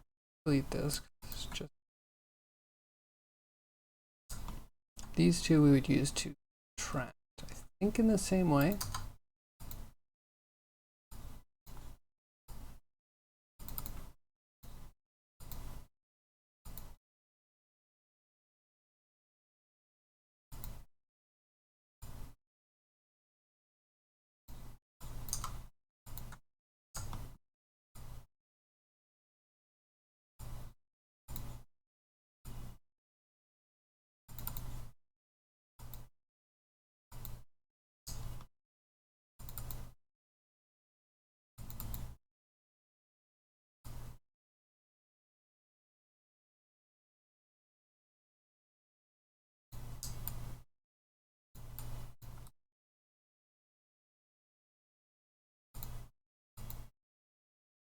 here, bottom.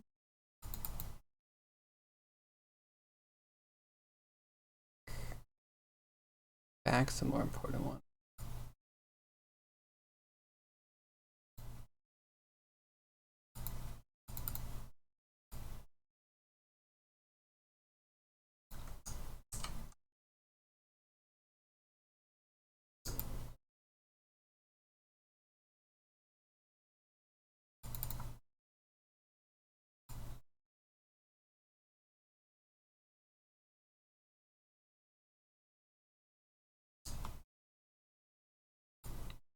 Backed up. This one.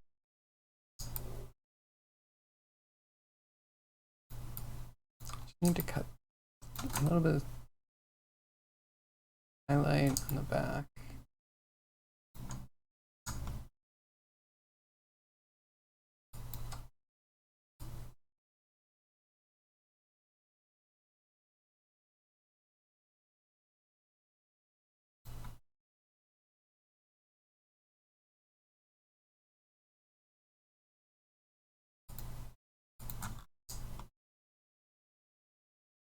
Are see.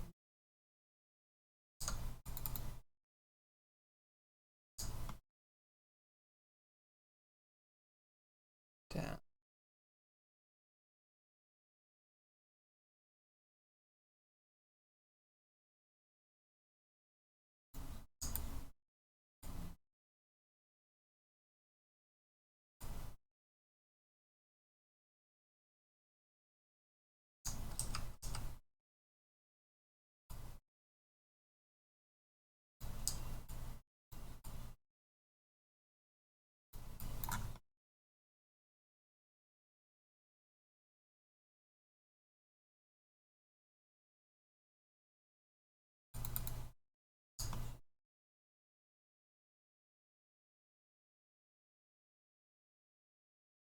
Oh, we can put this into.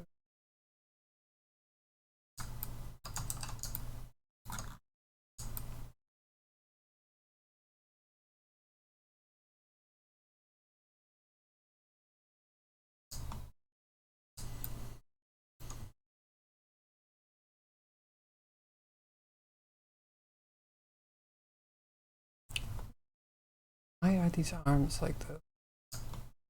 It's just normals.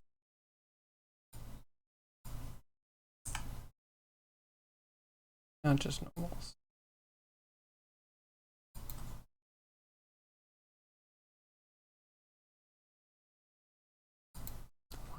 So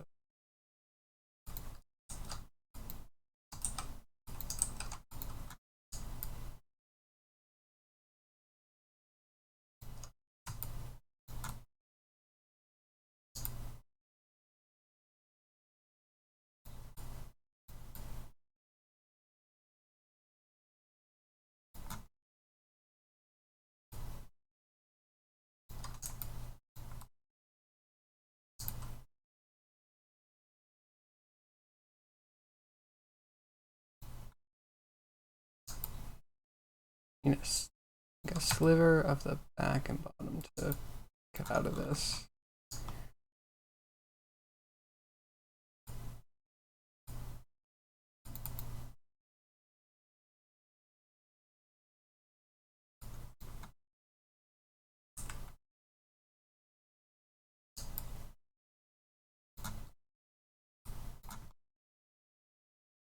Oh, that makes things look better over here.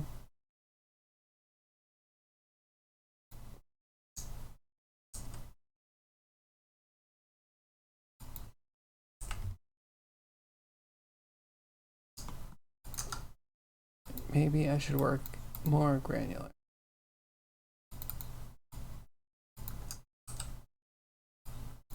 So, arm cut out for you.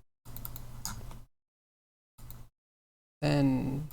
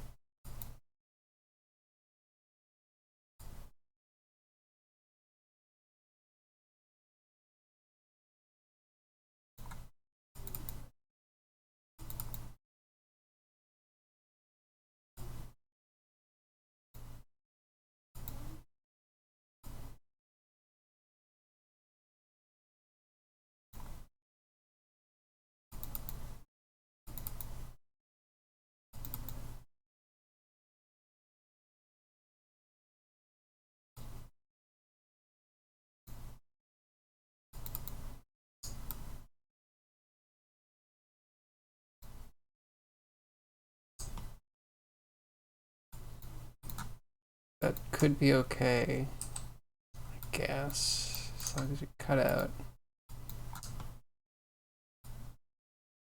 some of this.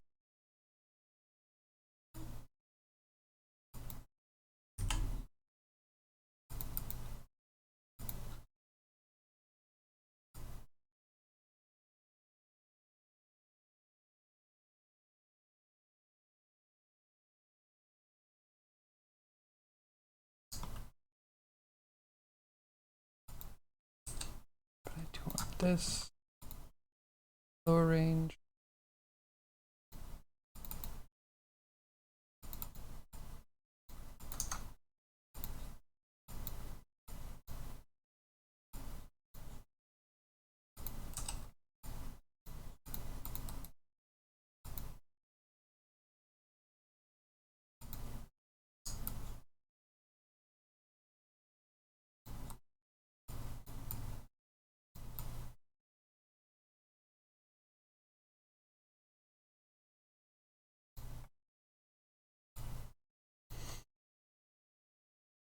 And just like towards the center.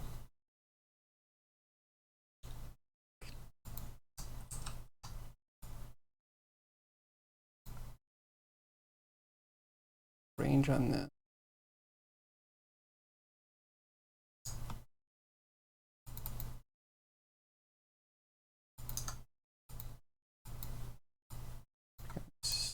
Such a rat's nest.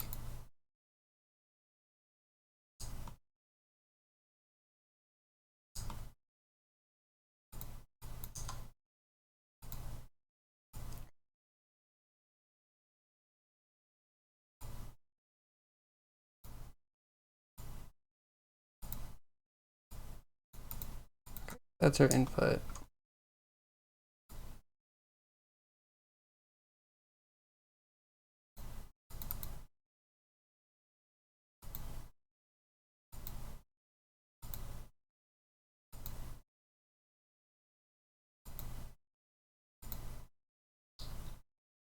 I keep getting it up.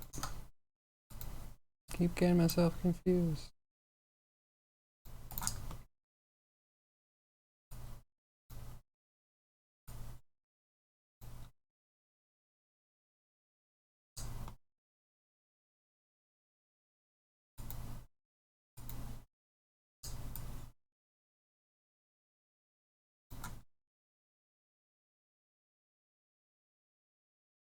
Oh.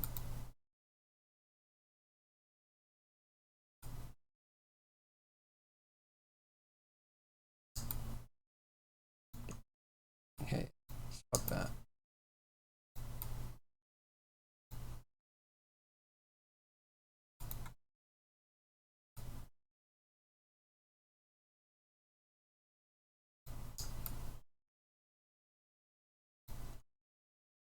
And we just need to subtract the back.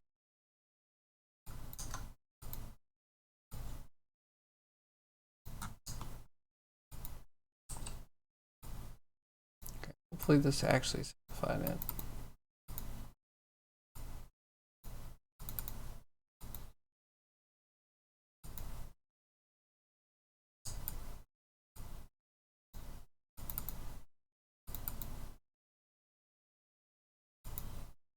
Subtract, right.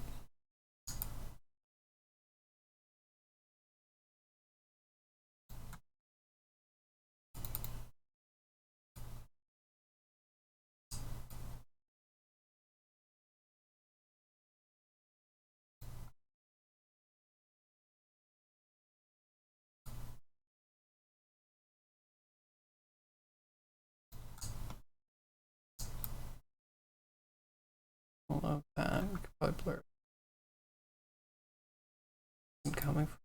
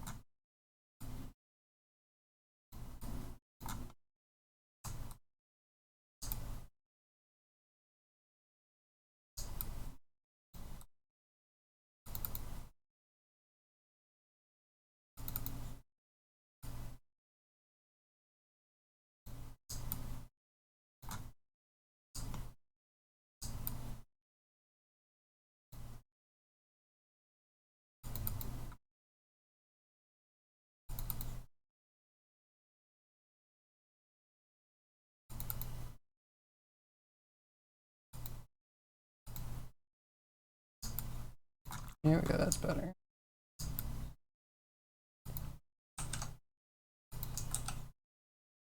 And I can just fuss with this forever.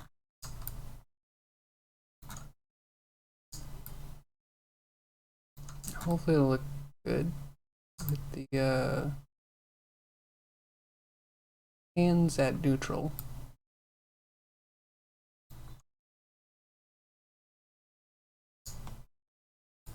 Alright. I'm gonna do another backup because that took forever. And clutter control. Don't need any of this.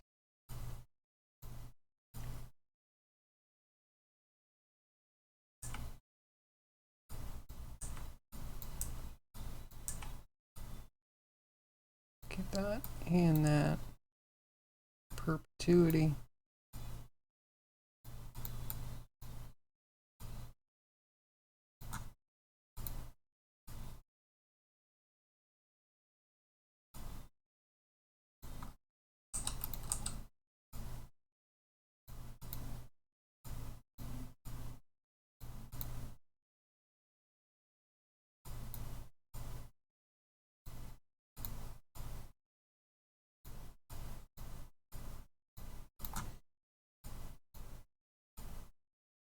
Okay, move that there, move that there. I think I framed the whole thing, just so we have some reference of what we're doing.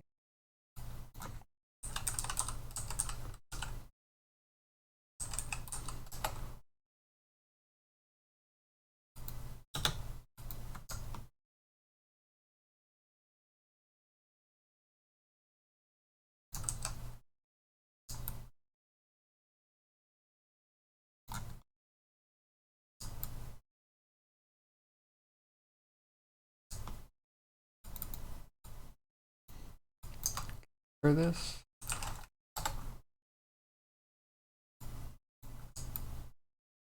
I can, and it helps the back and hurts the arm. Great, great, great.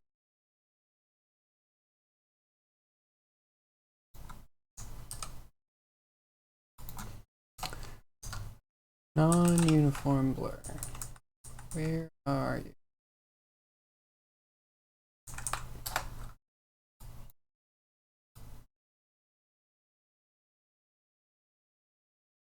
I only want to blur it at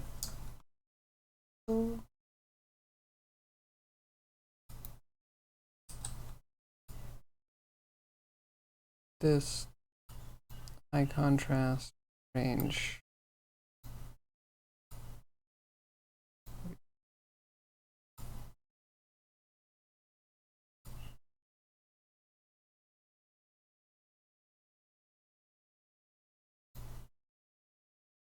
Step.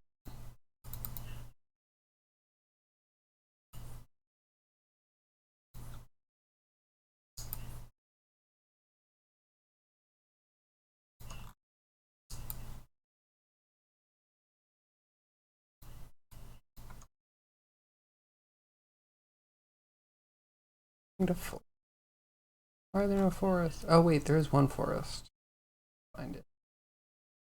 Cave type deal.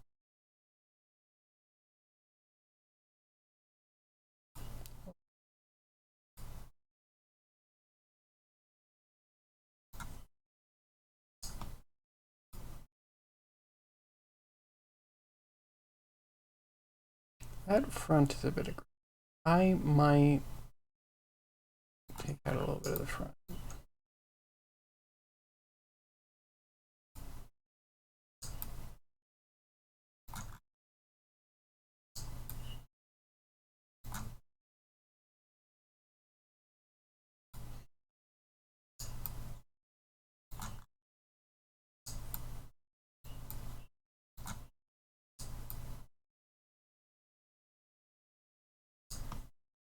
Add maybe a little desaturated coat.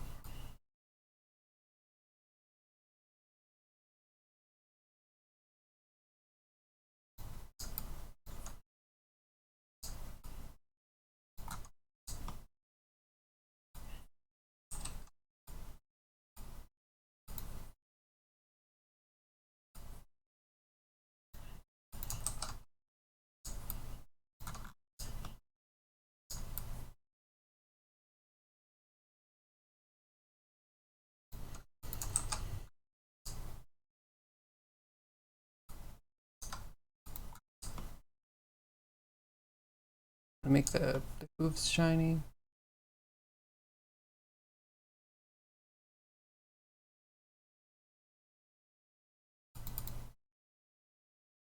Right, this rough, yeah. Subtract.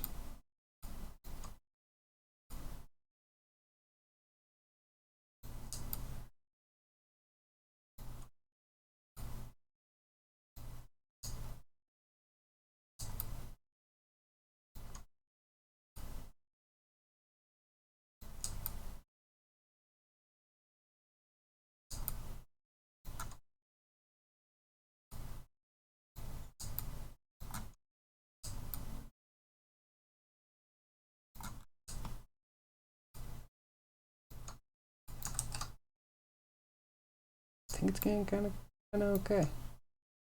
I don't really know how I do belly without just painting it.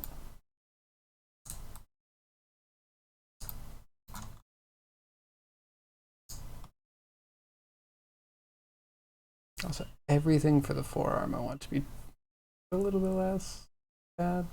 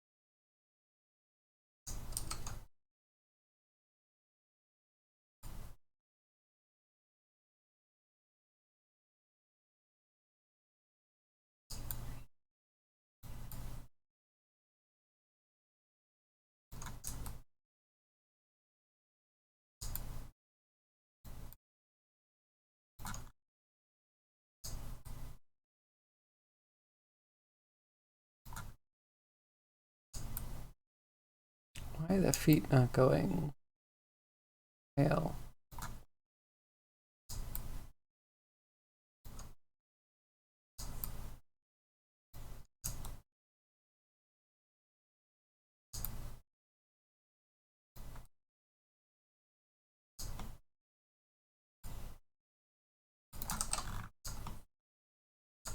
Do we have ambient occlusion on? We do.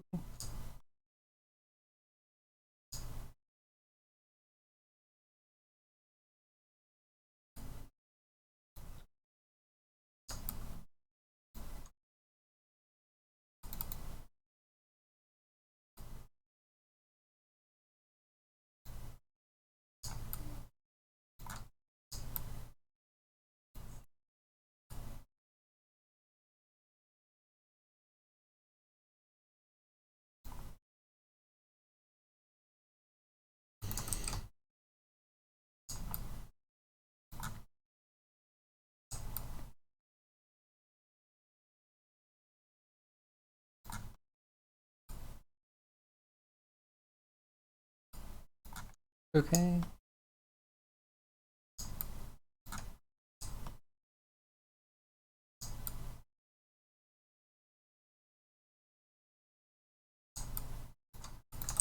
See if we can get that quick, quick head quality, if you will.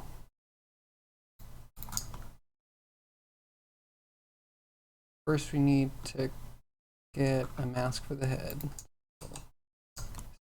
Select Y all the way up, change down.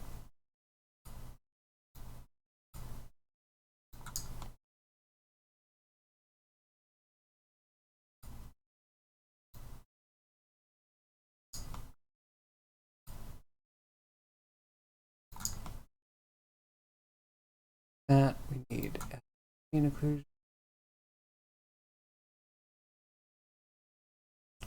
Twitch.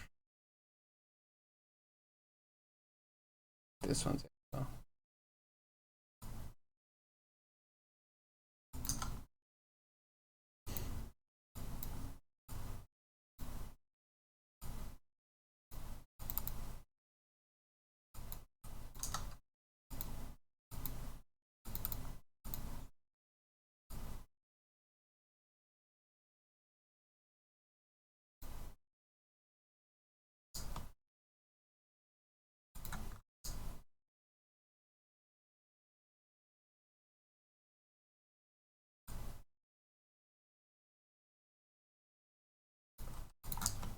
that a little. Also need curve.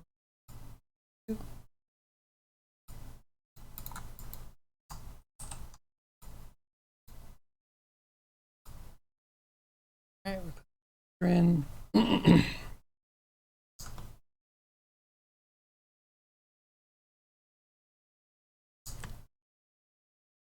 Work, hopefully.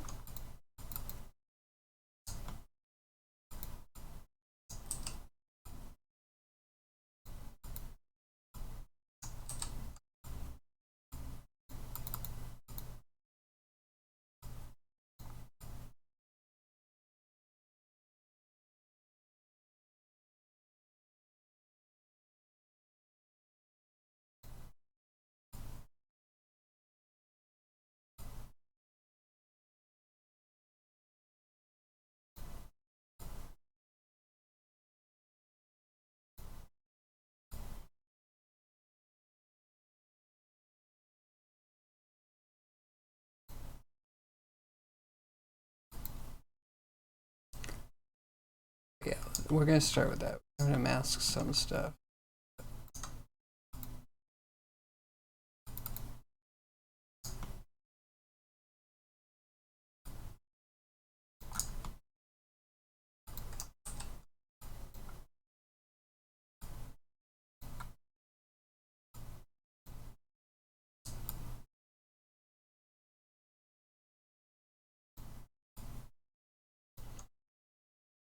God, I kind of only want, if we can do it, the eyes, the nose, and the.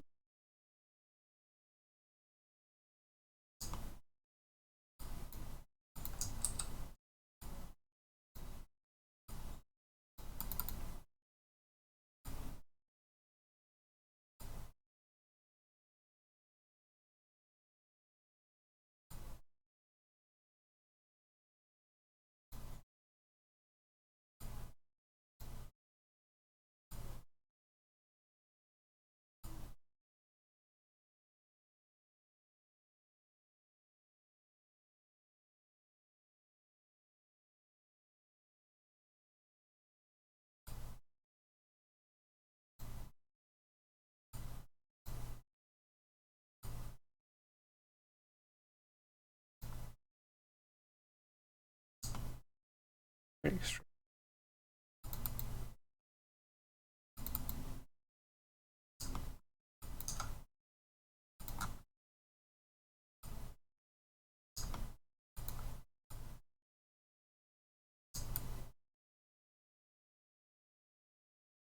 Okay, well, it definitely gets the mouth. A little bit of the eyes.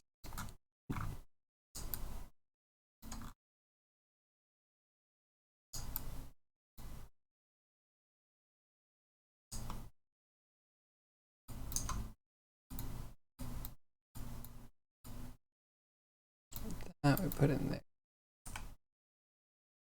Can actually use the head mask.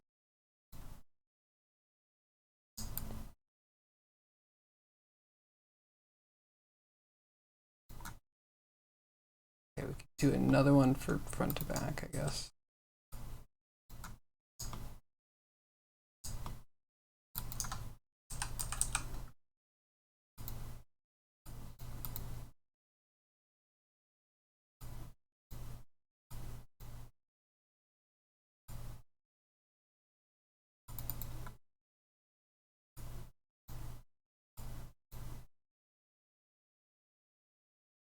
Maybe that'll cover it. A little bit more for the eyes.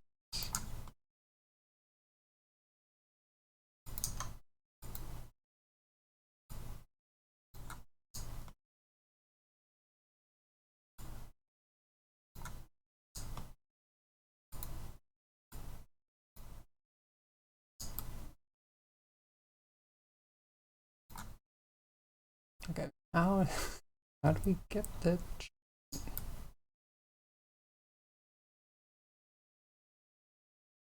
eyes are also not quite. Yeah, we might have to just.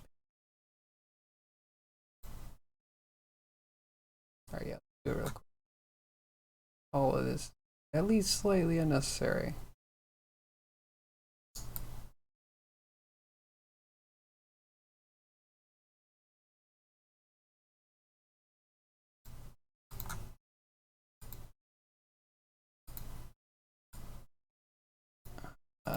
Okay, let's do another layer.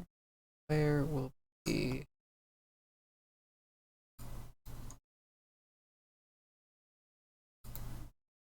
this one. And then I can't see the eyes. Now I have the eyes on this.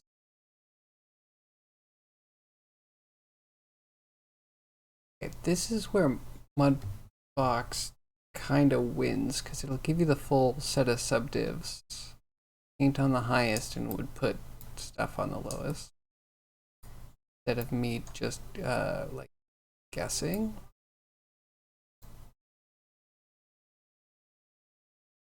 And not even draw.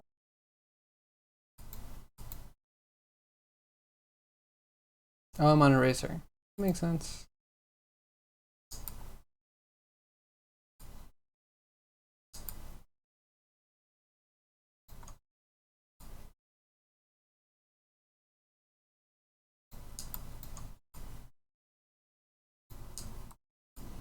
I totally guessing.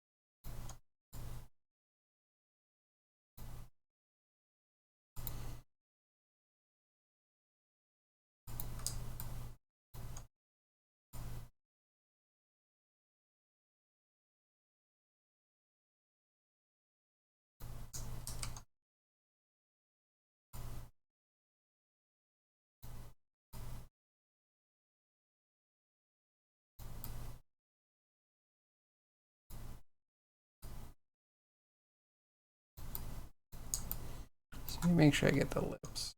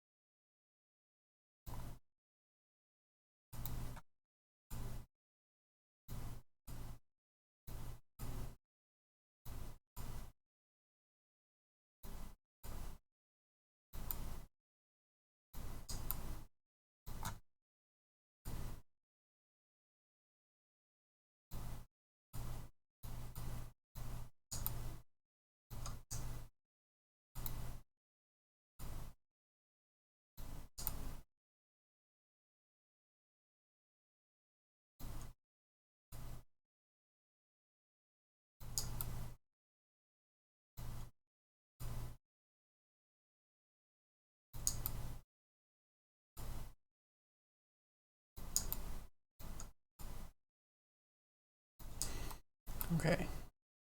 I think that's all we need.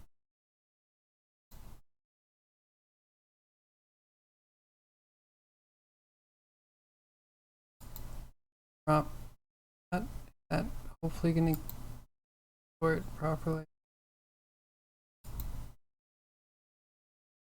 I'm not doing all layer colors.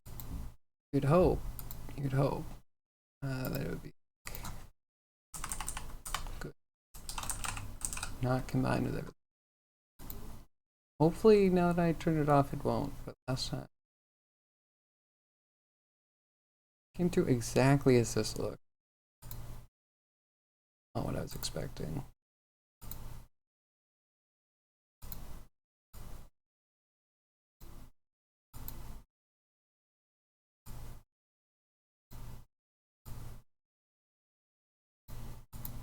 Okay, this needs grayscale conversion, then levels.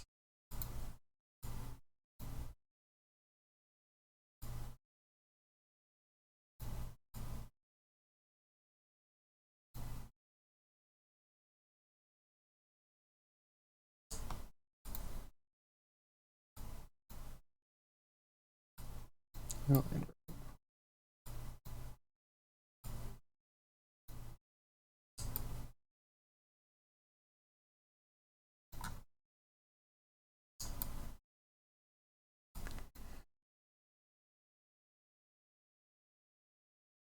It's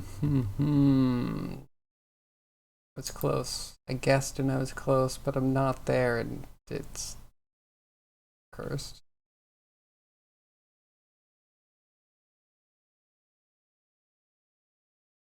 Does need to shift ever so slightly forward.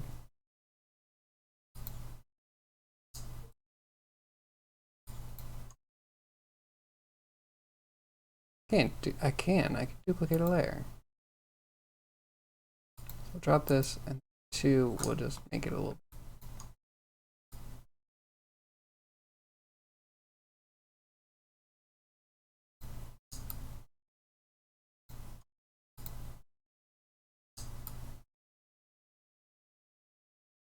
A little bit less on the bottom.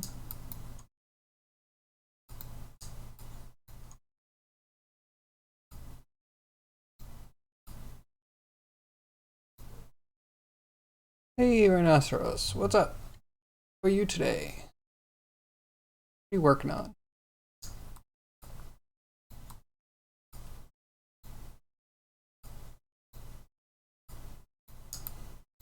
Let's try that. Okay. I'm probably just gonna export right over the other one. If it lets me.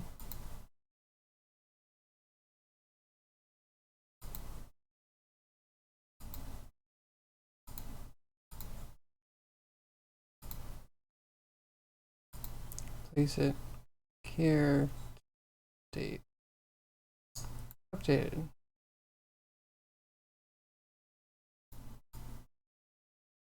Also guessed on the nose and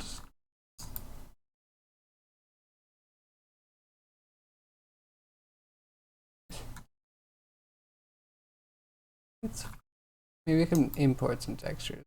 Give us a little guidance. Now, good. Doing good so far? Doing some lip sync. Ooh, very cool. Yeah, how far did you get on that animation? Lots of hands banging on table. All good stuff. Lots of emoting.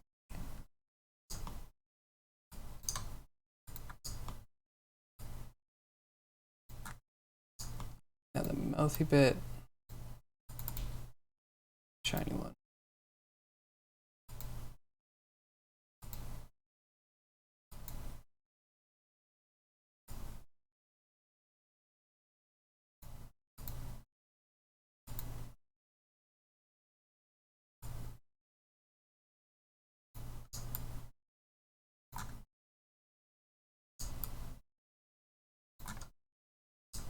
To start, we have to do like that darkness on the nose.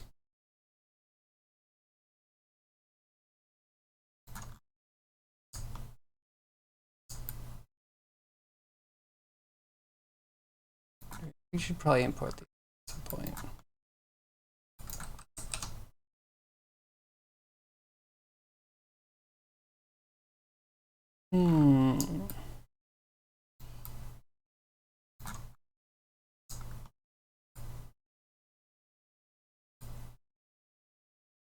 I think I'm good with this for decent results.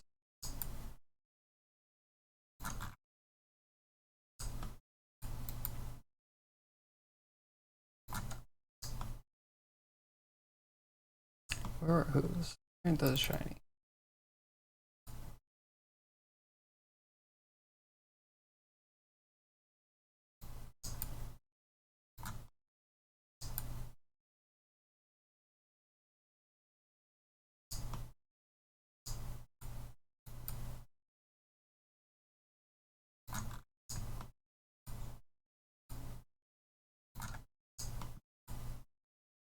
Cool.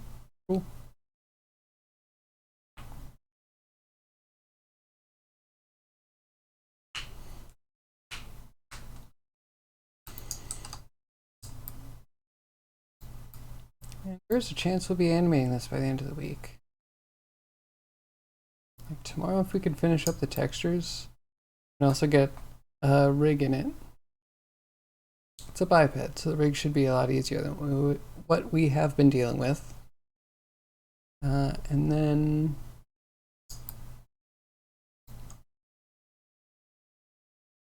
I mean, rig and animate. I'm excited to see if I have like this script that will take a walk forward animation and turn it into a walk left and a walk right, or a turn in place left and right. So we could probably get a bunch of stuff done if that works. Big caveat. Yo, Grimy, thanks for the raid. Gotta work on my alert sizes. It's a little bit big.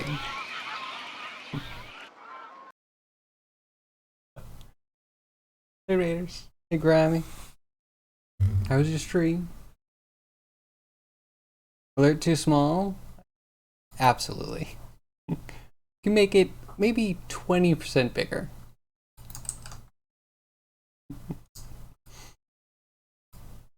So this is what we got today. I think decent progress. We had no idea how far we'd get, but decent. We got some mouth highlights, good nose, good eyes. Gotta darken the tip of the nose. That's smart. I'm getting lazy. What up, Grimy? How was the end of your stream?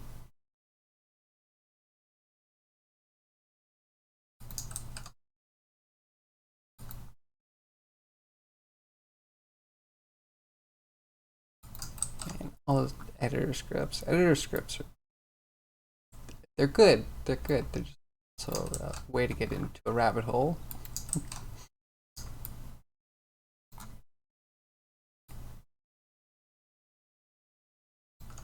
Okay, wait. Around the eye. I didn't even open my reference.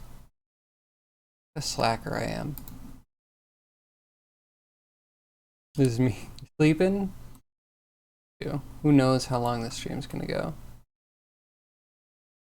Could end at any second. Decent. Where's my deer?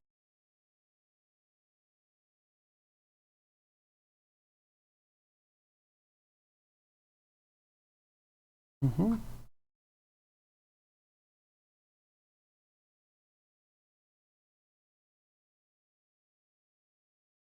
"24 hours? I'm not going 24 hours. There's no way. There is no way."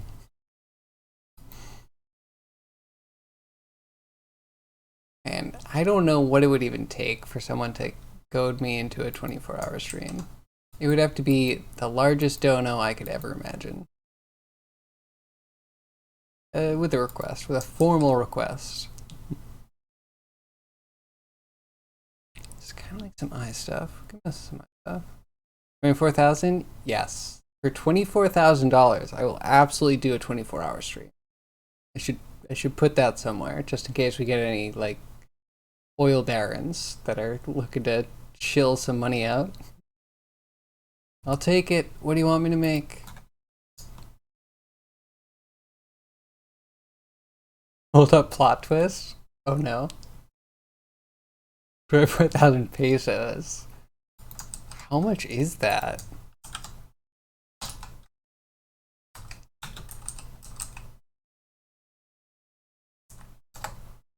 You know, I could maybe do that actually. That'd be 1,300 US dollars.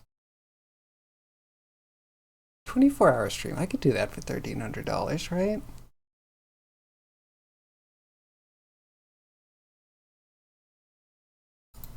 And at that rate, if I could do a 24-hour stream and just get $1,300 from, I don't know, donos, sponsorships, magic, I would do one a month. Second plot twist.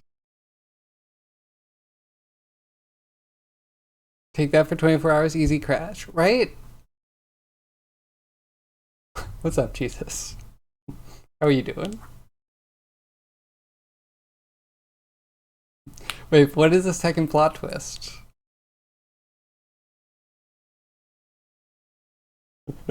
24,000 Zimbabwean dollars? What is the Zimbabwean currency?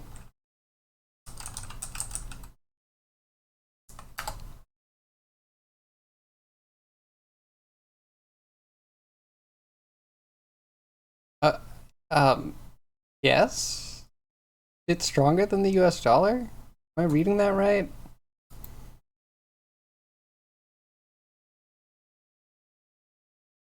Oh no, it's a little bit less.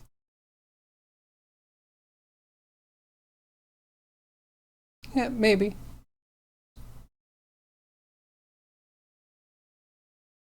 I mean, I think there are worse. Let's not compare currencies, though, right? That seems like some weird, underhanded political BS. Everyone's money is funny and has colors and little pictures on it. In fact, look at this. This is at least more colorful than our crap uniform green. Actually, no, the new hundreds, and by new, I don't know, a decade ago. Those look like someone spilled Kool-Aid on them. Okay, US $100 bill.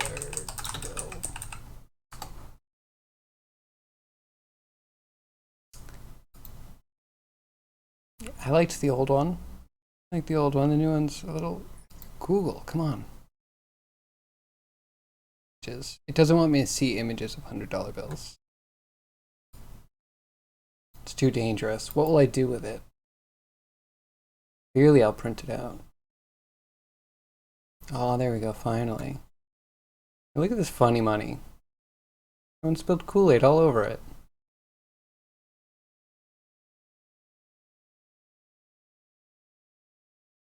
It was really bad. Maybe they fixed it. Hyperinflation caused wheelbarrows of notes to buy a loaf of bread. Oh my god, that's horrible. We have plastic money in the UK, durable stuff. Uh, what is this? This is cotton. It's like I think a poly cotton blend. Legit, like it's closer to fashion than like notebook paper.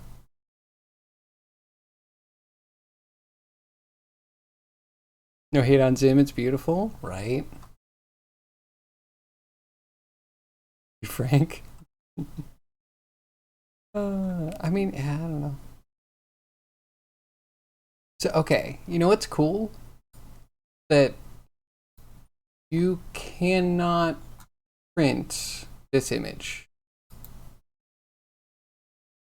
This image, it has. Do you see these? These little 100s? These are in a constellation, and many printer manufacturers have specifications from the US government as to recognizing a file to have specific constellation of points in it. And if it has that, it will not print, like a counterfeit measure. Like, not only do they have, like, you know, security plastic strip in it, like if you zoom in, there's like hyper fine details that you would need to emulate, um, special inks and all that stuff. You also need to find a printer that doesn't care about the image that you're trying to print on it. Found that fascinating. You can actually find a wiki about the constellation too. Aside from microchips and notes, is it necessary? I'm excited to get rid of notes. Right? Can I get the microchip like in my palm, please? And I could just like swipe. Maybe there's a button next to it. You like press it and swipe so people don't.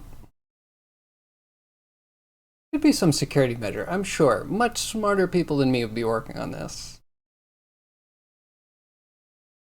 Fuck back to the money, guys. I swear, I never tried to print it. I found the wiki article.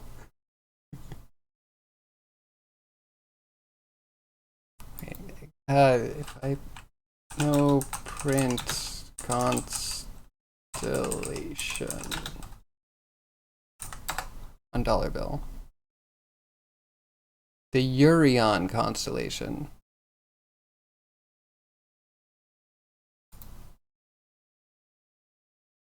Now I'm just killing time.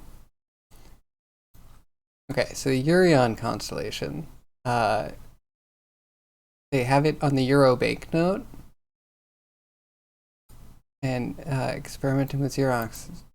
The thing. I'm not going to read the whole thing for you. But like, yeah, there's a whole thing.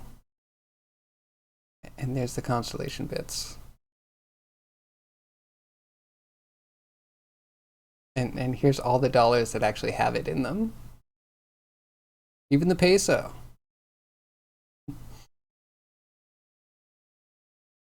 Never tried to print it, I swear.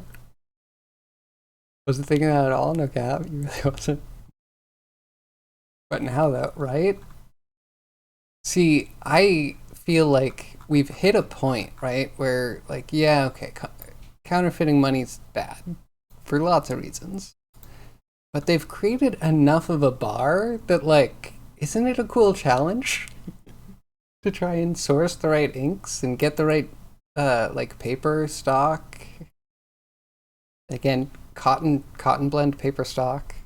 You have to get the right constellations. You have a printer that can actually print it. Madness.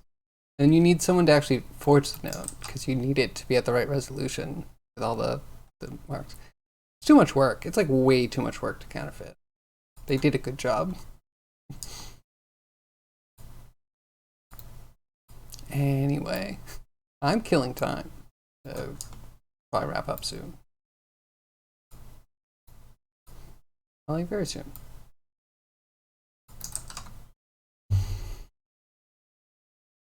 Did I create my map textures in Adobe Substance? Yeah. Well, so this is pretty much all of the textures you see are just like these nodes that are just kind of like masking off different areas and using some of the baked maps to get like front and back and stuff. But then I did some of the painting of masks just here. Let's see, so I also have like a hoof mask that I painted. I did those in 3D code. You do them pretty much anywhere though. And then most of it's just tweaking, like is this part facing up or facing down or facing forward? Is it in the ambient occlusion spaces, like armpits? That kind of stuff. My forest and world stuff? So yeah, I do the map generation in Substance Designer. Still need to do a bit more work on that. Actually, I kind of want to get it out of Substance Designer. Like it was a good go, but I want it procedurally generated. It's going to be a huge pain in the ass. But I think with OpenCV, Open Computer Vision, I should be able to do a lot of the stuff that the nodes here do. There'll be some things that are going to be really hard to mimic. I'm going to miss a lot of it. I think it might be necessary if I really want to get like a really good procedurally generated world. Yeah.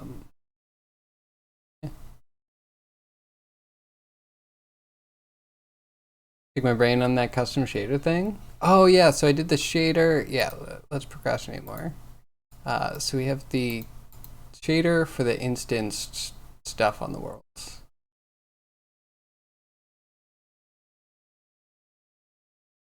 Yeah, I could probably just give this to you if you needed it. I built it out a little bit more than what I'm actually using right now because well, I want it to be better, but it will kind of draw on a square. You give it like a geometry square with a square number of vertices, and it will just kind of populate stuff on it. But you can also give it maps, like mask maps, so you can kind of depopulate and get less square chunks. Yeah, all of the trees and all the grass are a shader that I put together, I'm going to say from scratch. I found an example. The example absolutely bust and did not work, and I ended up creating it a couple of times before I found out that Maya 2018 doesn't do compute shaders, or it does them right up to a point. Yeah, these are decent.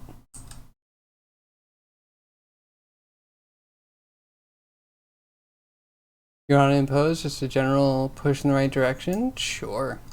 But yeah, my first push in the right direction is anything after 2018. Are you inside the deer, dude? No, that's the sequel. That's the next game. This game, you are a kobold in a cobbled together mech, made out of random enchanted magic parts and severed enemy limbs. If we can find any enemies. And you just kind of like pop their weapons onto your mech, dripping blood and everything. Blood to come later. Oh yeah, it's just kind of the loop. Kill monsters, have monsters shoot you, try to survive. We'll probably have crafting. Anything after 2018? What version are you on, Grimy?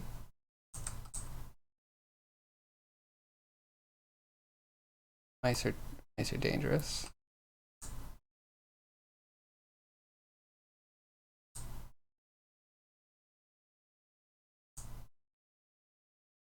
And I'm getting to the point where I could just kind of play my game. Which is like a good thing, but it's also a death knell for productivity.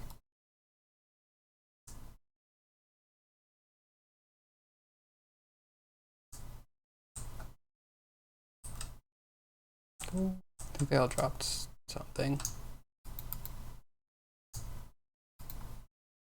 Then we can put our new projectile weapon on.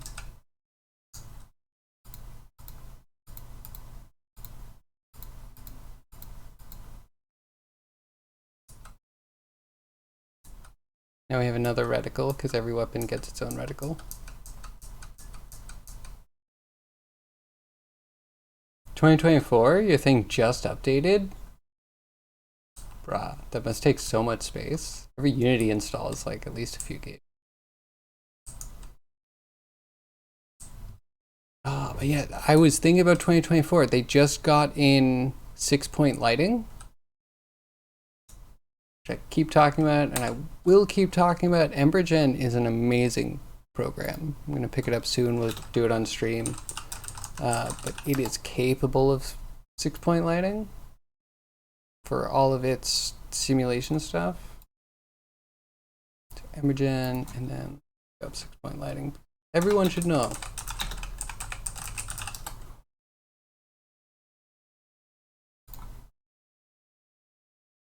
Unreal's had it for a while. Let's just not talk about that. Oh, you got Maya 2024? I'm stuck on 2022 for reasons. And I'm upset because 2023 is when they put out all the stuff they've been working on for years. Just be very real about it.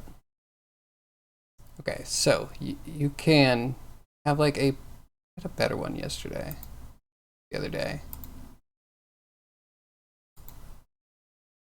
Yeah, okay, here you go. So as you move the light around, this is just a billboard, but it has the data for the volume, kind of like a vector displacement map. And that vector displacement map is used to tell the light how to interact with the actual image itself. So you can have one sprite of an explosion, and all of a sudden it can be relit, and it looks good from lots of different angles. It's amazing. I need it. And they only put the ability to get this working in Unity like a couple months ago. Unity, you're on 2021.3. Everything's new when it comes to Maya. Looks cool, right? I need it. No mech game is complete without really gorgeous smoke and explosions. Yeah, everything's ugly besides that. We need some real smoke. Exactly. Smoke them if you got them. Yeah, and then I mean this. It has all the different biomes. I simulated. I like generated an entire world. So it has like poles. It has a wind. It has moisture. Um, None of it's dynamic. It's all static, but it gives an organic um, blend between like different things. Like we are in a forest now. If we keep going, we're going to be in a cold forest, which probably like coniferous, more pine trees and stuff. And then I don't know what's past that. My world's really big. I haven't compared it to like Skyrim or anything else, but it's big. Be in forest for quite a while, but I haven't actually populated anything else. One biome at a time. I might be thinking like it would be a great idea to do a diorama of each biome, complete with the foliage and instanced stuff, and like the enemies. That way I know what everything's supposed to look like before I actually get it in the game. So we might end up doing that at some point.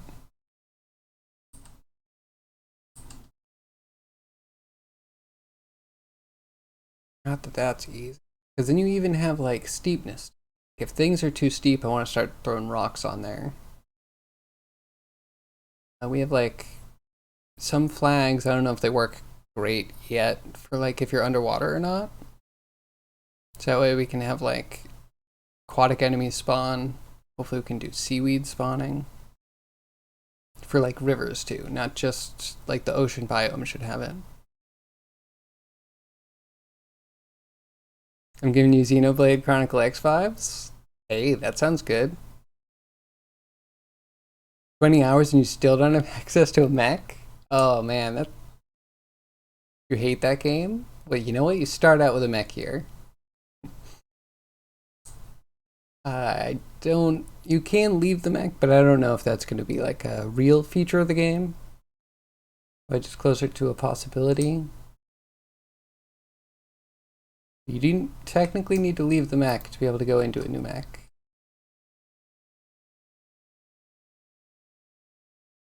The world is big. Of course, you have teleportation powers, and we need to fix some particle effects. You know?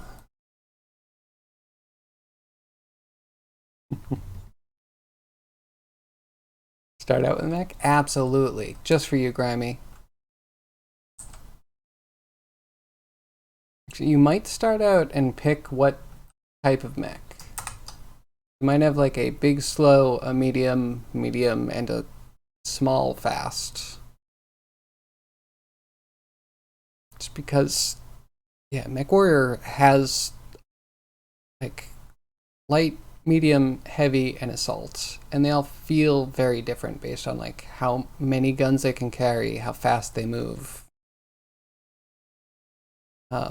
Yeah, all of their maneuverability, I guess. Big mechs are sluggish. Anywho, I gotta find someone to raid. Gone too far today. Find someone doing the thing. Where should we go? Unity, 3D modeling. Any preferences?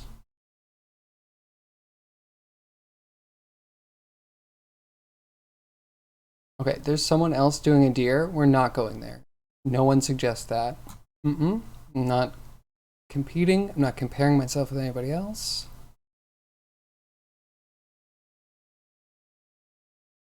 Everything else is kind of questionable. Okay,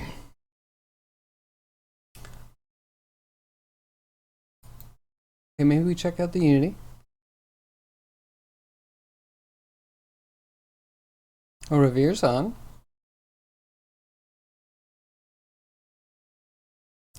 Revere always has something cool working. You like that? No competition, right? What does competition actually help? You should just try to be better than you were yesterday. Keep focus on manage your stuff? Absolutely. Right? You can't skip steps. So you might as well just focus on the trench you're in. Anyway. Join the raid. Stick around for the raid if you don't mind. Thank you very much. I appreciate it. I also appreciate all of you, my raiders, my chatters, my lurkers, my VOD watchers. You're all wonderful human beings. I hope to see you again tomorrow between 2 p.m. and 6 p.m. Eastern Standard Time, where we will continue textures and maybe do a rig. And I will hopefully fix the size of my alerts. But yeah, you can join the Discord if you want to find out when I go live. See like updates from the stream, that kind of stuff. Besides that, yeah, hope to see you tomorrow. Have a great rest of your day. Goodbye.